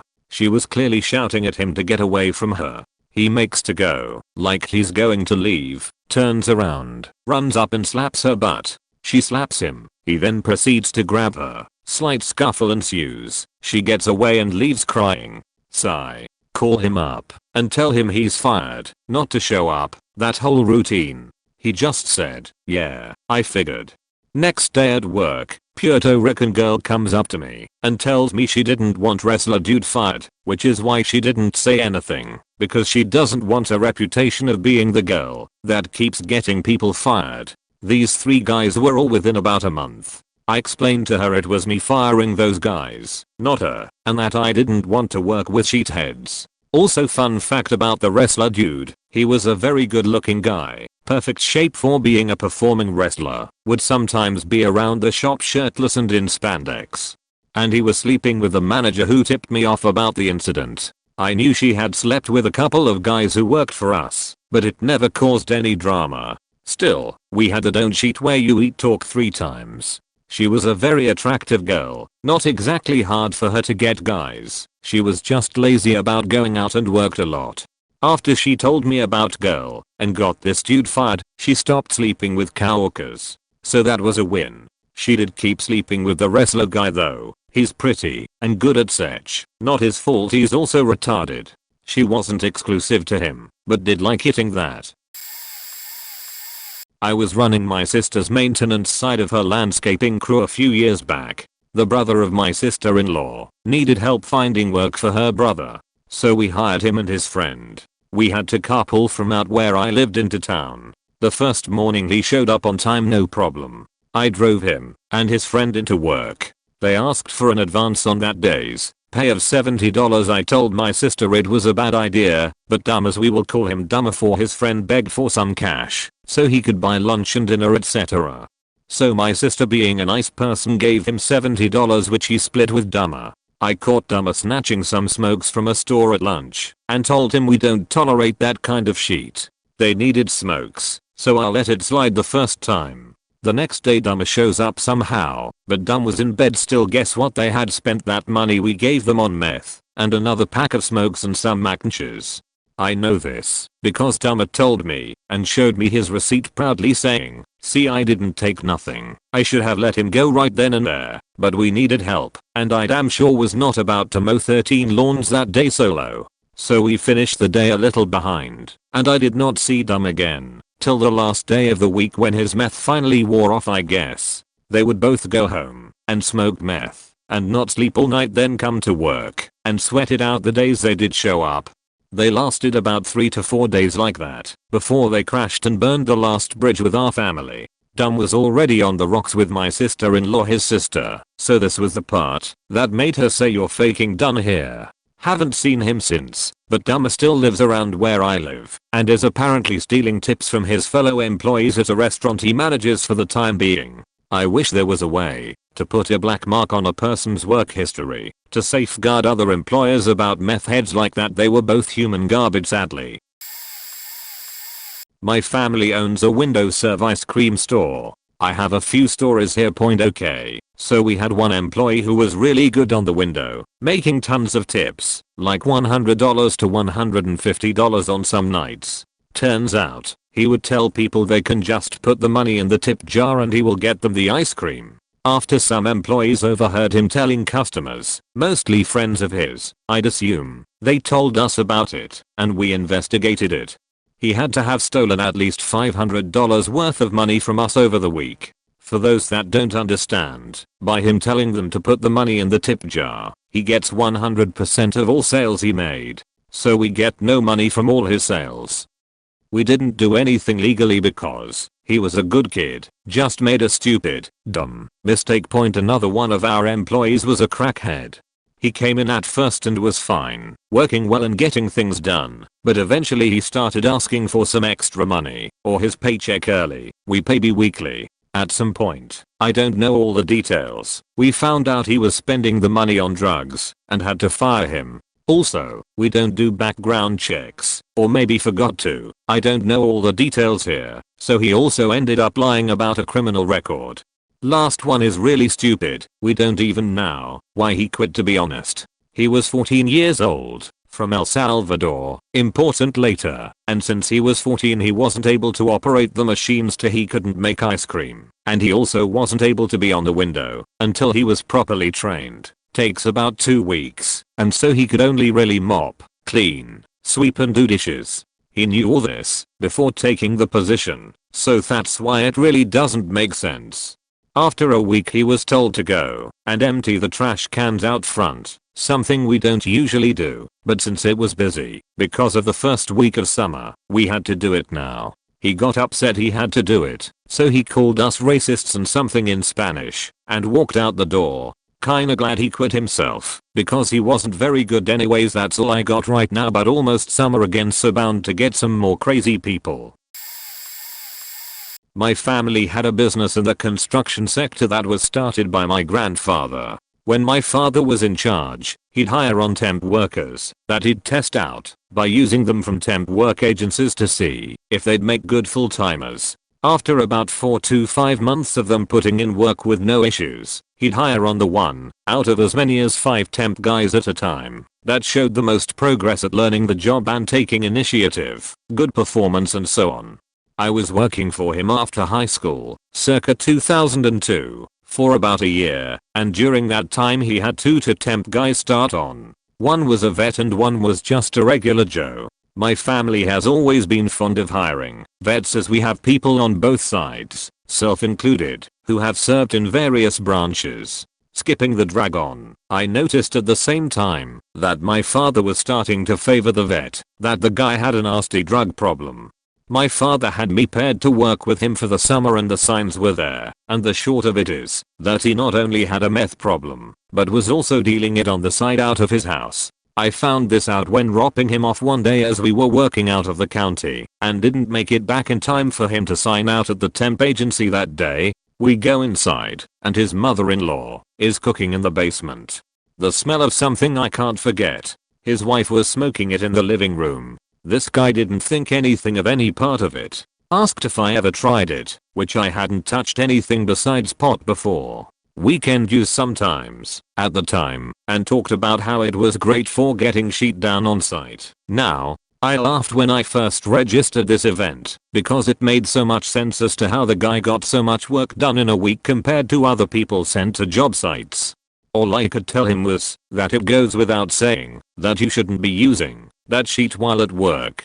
Personally, I don't care what you do at home, man, but I've been hurt at work by people who were high before. Which was true. A guy was using a cherry picker style lift to hang pipe at a site while high and dropped his tool bag on me about 35 feet below him and then drove it into the wall in a panic while trying to lower the lift. Next day in the office, my father says he's going to hire the guy on. I explained what I'd seen the night before and was convinced the guy was using all this time at work. Originally just though he was a geeked out dude from Desert Storm that just had odd body habits from trauma or something. Not at that point. Father didn't really listen to me. I got the "you must have just been tired from working all day" garbage, which hit me all the wrong ways. The guy asked me if I told my father about his habit. I told him I did, and that I couldn't ignore it, since I'd been hurt on the job by someone like him a few months prior. He asked what my father said about it, and I half under breath said something along the lines of "he doesn't really care." That dude just laughed and said "progress pays the bills, boy," or something like that. I left a few months later, having joined the Marines. In the short time I was gone at boot camp, the vet had been fired for getting caught doing meth on a job site at lunch in the work truck. I was told he told the general foreman on site that his boss was cool with it. Unfortunately for my father, that wasn't the last style of incident for him, and he lost enough jobs over the next 2 years that he was partnered with a larger company before the end of my first enlistment. A lot of the solid guys went to work for other companies because of similar work issues with some folks that were hired. According to my father, it's no longer a family business, nor is it a problem I have to look forward to dealing with as a son. My story actually makes me a little sad whenever I think about it. When I was training to be a pilot, and during my ATPL exams, the chief instructor was looking for one of the lesson plans when he accidentally opened his Bourne folder that he kept on his work laptop whilst the projector was up. We all had a laugh and he went red in the face, but he kept composure, apologized and proceeded with the lesson as normal. I get that you aren't supposed to keep Bourne on your work laptop, but I can sort of sympathize because he worked/lived a long way from his family, and I figure he must have gotten lonely staying in a B&B for work. Naturally, all of the students talked about it afterwards, but it was all pretty lighthearted, and we all could sympathize with the guy. Unfortunately, there was an Arab bloke who really didn't like him as a teacher and reported it to the owners of the business. The owners didn't really want to do anything about it, but the student was insistent. He gets fired to the point where he involved his father, who was naturally paying for his studies and is quite strict about that sort of thing. So the owner's hands were tied. From my understanding though, the flight school gave glowing recommendations for the old CFI, and he got a job at another flying school closer to home doing the same thing, but for much better pay. So I suppose it worked out in the end. I believe he didn't go for that job in the first place because he was loyal to the company. Sad really. Maybe not the kind of obnoxious that the op was asking for, but I still think about how much of an asshole that student is to this day. Edit. Got rid of the name of the other flying school. Wouldn't want to get him in trouble if he still works there. I had a staff member who I found in our surveillance started disconnecting our cameras. Not the smartest guy, and then the machines started breaking down one by one. He was doing this for 10+ years and my father got a stroke when the company started its downfall. This staff member has been there for longer than my father and has been sabotaging our business so he could slow down production, thinking he can Robin Hood more money for him and his friends. He damaged $40,000 of inventory, hotel linen, by not following my directions, so I had to terminate him from the workplace. Of course I was an inexperienced idiot back then, So I did it all wrong, and he sued our family. We settled $35,000 and he also sued and settled my workers' comp co for an additional $35,000. This guy then proceeded to sell food out of his trunk to my staff members after being terminated and still waltzing in my property. I walked out there and went apeshit on him, verbally not physically, with my brother, and this guy proceeded to yell back saying he needs to make money and he is poor when I know he's got bank. He was so good at gaslighting. He has a wife and family in the US, and he has another wife and family in Mexico. His excuse to my family was always, I have two families and they don't know about it, please help me, I'm so tired and poor. My lawyer even asked if I wanted to deport him anonymously to get out of all this, yet I still said no to that option, and this guy is living his life thinking he is correct in every way. Not an owner or manager. Everything that happened here happened this last Friday through Sunday. I recently came home from my first year at college a couple hours away, and being a college kid, got a job at a restaurant washing dishes. The restaurant had also hired another dishwasher 3 days earlier. By the time Friday was over, I'd say he worked a total span of about an hour, leaving me to do most everything. It's from 8 to 3, so we had a moderate lunch rush, so there were quite a bit of dishes piled up for me, the complete new guy, to deal with. Saturday was a repeat of Friday, with the exception that at one point he grabbed something from a plate I was about to wash and ate it. Total health violation, and even though it looked unto shade, you can't be sure. Sunday rolls around, and Sundays are by far our busiest morning. The dishwashers start at 7 instead of 8, and we have a breakfast buffet out. We get absolutely slammed at around 9, and after the 2 previous days I had told him to just run the clean dishes from where they came out of the dishwasher to the salad/breakfast bar, because if we slacked on that, they'd run out of plates. Until now, I've glanced over what he's done, but what he did when we got slammed was par for the course. He would grab around 3 to 4 plates, these were all small plates, and around half of them are plastic to boot, and then say he needed to sit down or rest for a minute, then run out another batch of plates. After a few times, he would say he needed to go to the bathroom and take 10 to 15 minutes. Around 10, our manager who had talked to him yesterday about doing just that was hired of his sheet, so one time he walked off for a bathroom break, and I haven't seen him since. Fortunately the manager came over and helped me until everything was winding down, because I couldn't be gotten that done alone. On the plus side, a new guy started Wednesday when I was off, and has already done more than the other guy had. Not the owner, that guy's a billionaire, but was a pretty upper/mid-level manager. We were located on the literal top of a mountain, gift shop, visitor info, restaurant, high-end luxury art and jewelry. For some reason, my warehouse manager was unboxing and sorting an ungodly amount of cheap mugs in the basement, so it wasn't concerning when I hadn't seen/heard from him for a couple hours. We were rolling out a new set of merchandise, so there were so many mugs it took my team a full week to get them all sorted out. I called for him on the radio when a truck arrived, and no response. Kept calling him, and eventually found his radio sitting next to his work ID on a table. Looked in the time clock system and he'd clocked out a while ago. Several hours later he shows up at the office at the bottom of the mountain, claiming he was in the mugroom having a crisis about being a part of capitalism, and decided he had to leave right then and there, so he hiked down. Gave up dirt cheap housing literally inside a national park, just because he didn't like the idea of a gift shop being there. I have to point out all of the employees, myself included, were nature lovers and avid hikers/climbers, so none of us were particularly stoked on the ethics of the company, but understood it wasn't going anywhere, so if it wasn't us working there it would be some other lucky sellout. He didn't have any money either, so he ended up camping illegally aka homeless, in the park. Got caught by NPS and charged for breaking like 4 federal laws: illegally camping, defecating too close to the river, possession of marijuana, and something else I can't remember. This was a number of years ago. Dude was the obnoxious outdoor type that idolized Christopher McCandless, and every move was about sticking it to the man. I still know of him through some mutual friends, and last I heard he didn't have the money to make it back for his court date, so he's been living under the radar in a van somewhere in California. I still wonder if he regrets walking down the mountain that day, or if he feels like a martyr for all the suffering it's caused him.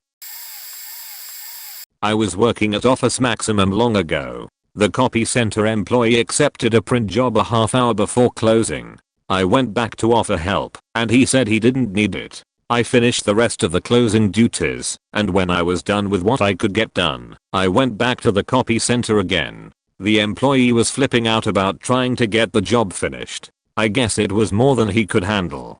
His temper got out of control when he said he was sick of it. This was a stupid print job, etc. 5 minutes later he said I give up out loud. The customer witnessed his temper tantrum. I told my employee, let me help you. He said no forget, add a few obscenities, and threw his hand up in the air and walked out. Embarrassed because the customer was sitting right there beside us with his small child less than 9 years old. I apologized to them both and asked him if he wouldn't mind helping me getting his print job done. It was a big job and the copy manager should have never stated he would get it done the same night while he waited. We are never supposed to be in the store alone, but I had no choice. About an hour and a half later with his help, we got his job done. I accepted payment with a significant discount for the copy manager's behavior. The next day I talked 2 hours about it, and the store manager about it. I was the sales manager. Due to his language and leaving the job with the customer waiting, he was fired. He lost his job as a manager because he didn't accept help, foul language in front of a customer, and leaving an employee, me, in a store alone. I wonder whatever happened to him. Some say he is still curled up in a fetal position underneath the copier at another office location or up store. Okay, this is my second story, but from the same company. We had a parking lot attendant who was fired for soliciting tips. When I say soliciting tips, I mean he was refusing to let people park unless they paid him. Again, we were a privately owned business operating as concessionaire on national parkland federal property. NPS found out before us, and they were not happy. I wasn't involved in the hiring process, but the manager I eventually replaced was notorious for not conducting interviews before sending job offers. I myself was never interviewed by the company. This guy, we'll call him Dak, because his real name was almost as ridiculous, apparently sent in a ton of applications under fake names. How he managed to get hired is beyond me, since we are supposed to conduct background checks.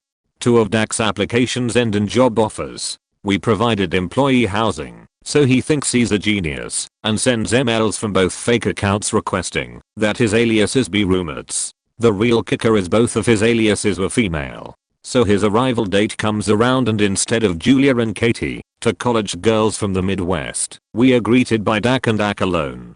This dude really believed so hard that his plan would work, and once he showed up we'd just let him work, that he spent the money on a one-way plane ticket from wherever he hailed from. We wanted him gone so bad we paid for a shuttle that same day back to the airport and told him he better hope he can find a flight to anywhere but here. It was also apparent that the several conversations we had with him about his personal hygiene on the job didn't stick because he was greasier than ever. I wish I was making this up for internet points, because then I wouldn't have had to deal with the stress of having to replace 2 employees that never existed on such short notice. Edit to say that I looked him up on Facebook. His still active profile says to this day that he's a current manager at this company. He was never even a manager. I wasn't the owner, but a team manager. A guy who worked for an adjacent team was an oddball. I think he had some mental health issues and was not super consistent in his medication regimen. Anywho, one day he sent an email to a larger dude on my team asking him to basically not come too close because being around heavy people makes him uncomfortable, and offering to refer my guy to several great weight loss options. He gets brought in to talk to the site manager and asked what in the world made him think sending that email was a good idea. His response, "You/salt off tree doesn't like me. So you think this manager of another team doesn't like you? How does that relate to emailing one of that guy's team members about his weight?" His next response, "I don't know how I can make it any clearer for you." They go back and forth and eventually he says he should just give his notice. Notice accepted. Heck, we'll pay you the 2 weeks and you don't even have to come in. Just leave now. But wait, there's more, because this guy was acting So nuts they didn't want him going back onto the main floor. They said they'd get his stuff for him and he could go out the exit by the management offices, and he absolutely refused to leave by a different door than the one he entered the building through. That would involve letting his craziers potentially disrupt 100 or so employees and customer interactions, so they told him no, you're going out this door. He wouldn't budge and was only willing to leave by the same door he came in, either due to some crazy OCD-like need or because he did want to start some shit. I'm not sure. Point ended up getting escorted out by the police, which is rare enough with firings here, let alone a resignation. Not a business owner, but I'm a staffing recruiter. Over the years I've heard plenty of reasons that employees quit, or I have to fire them. They're sick, car trouble, have to replace a tire for the 10th time this month, mom died for the 3rd time this year. But there have been a couple that really stood out. Point had a client call me one day saying I needed to let one of the people I had placed there go because she was weird. I didn't quite know what she meant because I had just hired this lady 2 days before and she seemed fine. Turns out it was time for her to go on break, so her supervisor went to tell her. This lady asked him if her friends could too. She was working on a machine, alone. She was asking if her imaginary friends could go on break with her. I felt kind of bad about this one after the fact when she finally told me that she was actually a little disturbed and was being treated for it. Had to fire one guy a week after hiring him because he took a water bottle of rum to work with him and tried to pass it around his line. Point this one I didn't hire, but I tried. It was noted that he had issues in the past with attitude, but I figured I'd give him a shot anyway. I had called him once in the morning to try and offer him a position and left a voicemail. Then later in the afternoon I called again and he answered, and the response I got was something along the lines of, I'm 250 faking feet in the air, I don't need you people calling me over and over again, fuck off. So he didn't get hired. Couple days later he came in asking about his position and I reminded him of this call and he told me his phone had been stolen and he had to go get a new phone and number. So I called the original number and his phone started ringing in his pocket. He told me to fuck off and I left. Had to let a guy go for faking cancer. Fake scans showing tumors. Fake cough. Lots of time off with no discharge papers or doctor's notes. The thing unraveled when I asked him to talk 2 hours so we could prepare him for short or long-term disability if needed and to make sure he understood his insurance coverage. Point he said he didn't want to because he was embarrassed and didn't want to burden anyone else. Somewhat understandable, but I got curious and started to reverse Google search the images he sent me. My curiosity was satisfied. A few more questions from myself, them with ours in private, and the whole thing unraveled pretty quickly when, even though he had several very detailed scans and reports with graphic tumor pictures, he couldn't even come up with a hospital in the area, doctor name, or had zero paperwork to show he'd been treated. The final conversation went something like, I'm going to ask you a couple questions, and I want you to assume I know the answer, okay? Lots of tears, a stammering confession, and one long, awkward ride in the elevator as I walked him out. Point sad thing is, he lied about everything, because I think he was just really lonely. Had a bunch of weird trays, like ordering a pork chops and stir-fried breakfast with my team each Friday morning, and having puppet shows at his desk for the entertainment, creeping out of his coworkers. In any case, can't lie about cancer and keep your job. Not me, but my parents own a small business butcher shop that is poultry based, chicken, ducks, quail, etc. A woman, let's call her Meaty, had to be fired because she kept stealing whole bagged roosters every week and my mum knew it and would call her out for it every week. Every week she would have a bagged up rooster in the freezer where no one would check during the day, then shifted it in the cold room, hidden when the day has ended, and when everyone was cleaning up, she would take the rooster out and put it with her belongings. I helped out my mum every Saturday and still do when I'm free from uni, but she would steal not just roosters, but other types of chicken meat, and I literally see her doing it. It's so funny, lol. We even have security cameras that catch her, but she still steals it even though eyes are on her left, right and center. What a weird lady, but she's fired now and has $650,000 stolen from her because some old lady she knew kept asking her to borrow money, so Meaty would lend her money for rent. Thing is, whenever she would call the old lady, the lady would say, "Oh, I'm still in the hospital, I'm very sick."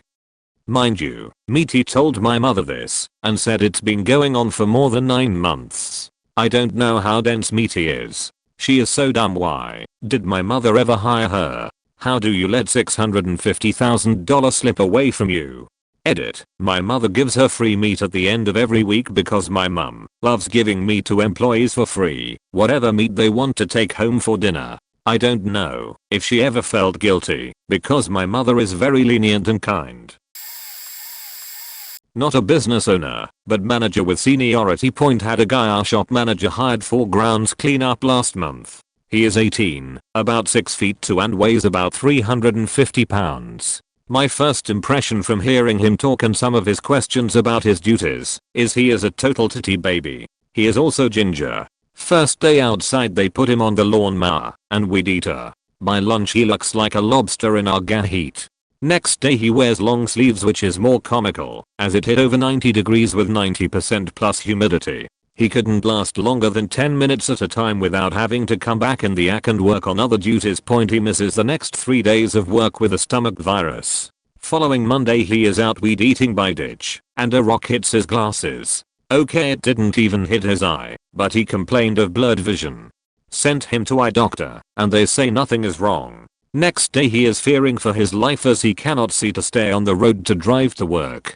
The next day same thing, so we send him to eye doctor again and they say he may possibly have a scratch and it will go away in 2 to 4 days. Naturally he takes the next 4 days off point, so we are now on 2s of his 3rd week, of which he has worked 3 days total.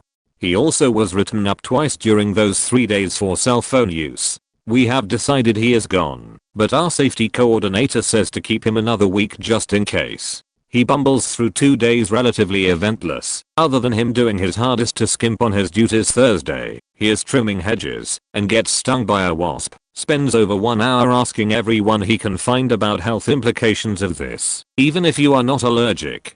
Friday, toward the end of the day he is supposed to be getting ready to mop, and I hear him coughing and gagging. He claims to have poured bleach on the mop, and then these fumes just appeared magically. I suddenly get a whiff and instantly recognize the smell. Chlorine gas, the dumb faker mixed hydrochloric acid toilet bowl cleaner and bleach. And he is sitting there, cannot breathe, coughing and hacking, trying to stand in the hallway, and I yell, "Get the fuck out now." He leaves, and I open doors, windows, and set fans up to clear it out. Then he comes in asking if I knew what kind of fumes those were and what they will do to you. Point we said nope, enough of this. You mixed those chemicals on purpose and lied, which he admitted after I confronted him. He was swiftly fired after that. Worked in retail with a really trashy employee. This was the only thing they could get on paper to fire her for, because despite being an awful employee in every respect, slow, poor time management, rude to customers, she always seemed to talk herself out of the situations when we would sit her down by being super nice or throwing a pity party about how she needed the money. For whatever reason, her boyfriend was always in the store, either hanging out with her in her department or watching her from another. When we chased him off, if he wasn't doing those things, he was accosting other employees and refusing to leave them alone. He was one of those guys that couldn't read social cues and never stopped talking. He also claimed to have a right to be in the store because he was helping us keep the aisles recovered. Merchandise straight and pulled to the front of shelves. All in all, they weren't particularly bad people, just creepy and socially nightmarish. Either way, we gave her a lot of chances and time to straighten up her act at work and get her goober boyfriend to hang out somewhere else, but neither of them listened, and he kept showing up. Finally got fired when she tried to sneak him in after hours to help her do recovery in her department. Huge security risk for unauthorized personnel to be inside of the store after hours when the doors are locked, and that's always been a big, understood no. We even gave her a warning on that, and she'd still try to get away with it when other managers were closing. Point still have no idea why he refused to just go home or go somewhere else while she was at work. They weren't homeless, and he didn't beat or control her or anything like that. I think they were just catastrophically codependent.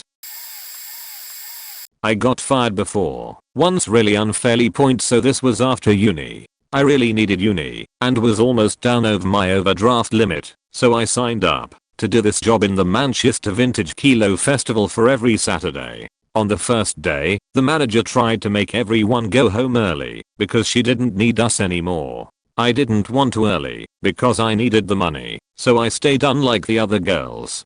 Since we work there, we get to take a kilo of clothes home for free, and I was actually about to take something for the homeless. She saw me trying something on once in the changing room because there were no customers and we were not really doing anything, and because of that she asked me again to go home early and didn't let me take the kilo of clothes. She was such a silly bitch. Hated me for no reason, even though I worked so hard. When it got busy, only lasted 4 hours at that job.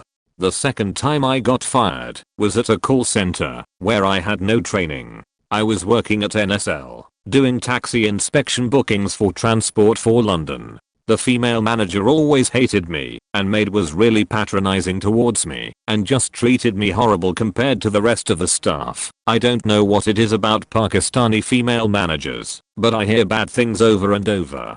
One week she wasn't in, and a customer was being rude about the company and I agreed and called the company dodgy. Luckily it was the other manager that fired me, so she didn't get that satisfaction. I hated that job anyway, but I felt like a failure, so was sad, but then got over it. I felt like a failure because I couldn't please anyone and keep my job, but then I realized what is true failure is pleasing the wrong person and keeping a job I was mentally abused at. That job was torture. I got double fired because the agency did not want me either. I'm glad I left. I had a job after that where I made friends and was fun. What hurt was trying so hard and being made to look like an idiot, and in the end I crashed, but it was worth it. I want revenge on the manager for the way she bullied me. If you have any ideas on what to do, let me know. So my friends, parents own a business which is a garden center. It's been in the family for pretty much 30 years or so. Anyways, we used to play in the back of it where the workers would help grow the plants, fix machinery, create expansions, build tunnels for the plants to grow, etc. We were like 8 to 10 something like, and we were climbing this massive compost heap that was pretty much 12 high as kids do. One of the workers, W, who was working at the side of the heap, was collecting stray plastics for the trash. Because I was a fat little kid, my foot slipped suddenly and this mound just slid down onto him. Honest mistake as kids, this guy goes full schizo at me and starts launching bits of pipe and tap handles at me. They hit me and it hurt pretty bad. So M jumps onto him from this heap, grabs a massive piece of piping like guttering and smacks him with it. Pretty much shatters on the guy and he starts punching him. We were both diving on him at this point as we figured he pretty much just started onto kids from an honest mistake, and man was he punching, no holds barred. I got caught in the face, which made me start crying because I was a kid, which drew the attention of my mate's brother, B. There's an age difference of about 16 years between them. So when he comes around to see the noise, me with a gash across my face and crying, he yells what's going on and runs over to see M and W shouting at each other. Then W face plants M into the compost heap, actually forcing his head so he couldn't breathe. Point B pretty much throws this guy back a couple of feet. He motions to me and M to him and makes sure we are okay. W gets up, starts screaming about how he was working and we just attacked him for no reason. B just points to the office and said, wait in there, if you shout anymore you are off our property. I'm going to get to the bottom of this. W starts to walk away as B asks us what happened and why were we fighting, pretty much stressing how serious it is that we are basically assaulting one of their employees. He's pretty mad, but not a dick about it. So I composed my tears and just explained what happened about how the compost fell on him and from nowhere he threw stuff at me. M explains that he only attacked him because I was attacked, and B gives this weird smile at him. I know we told you to always stand up for yourself and your friends, bro, but if it's here always find me or mum and dad, okay? He goes off to the office and goes sick at W. We heard pretty much about how could he attack kids, what's wrong with him, etc. B tells him to get straight off the site and he isn't welcome anymore. Also, he gave him the option of forfeiting his wage to us or he contacts the police with CCTV footage to prosecute him. W just shouts as he is leaving saying we are all against him. No one ever wanted him working there, etc. right past customers. Nothing bad was ever brought back from it. B also gave us a good lesson. We were grounded from playing that day after fighting with an employee, so he made us continue W's jobs. When we went to go home after his mum came back from town, B slipped me and M his daily pay. What kind of made us feel a bit bad. When B explained to his mum what happened, she explained to him that W had a disability of some sorts, which was why he was prone to aggression and triggered. B just shrugged and said no excuse for hitting kids.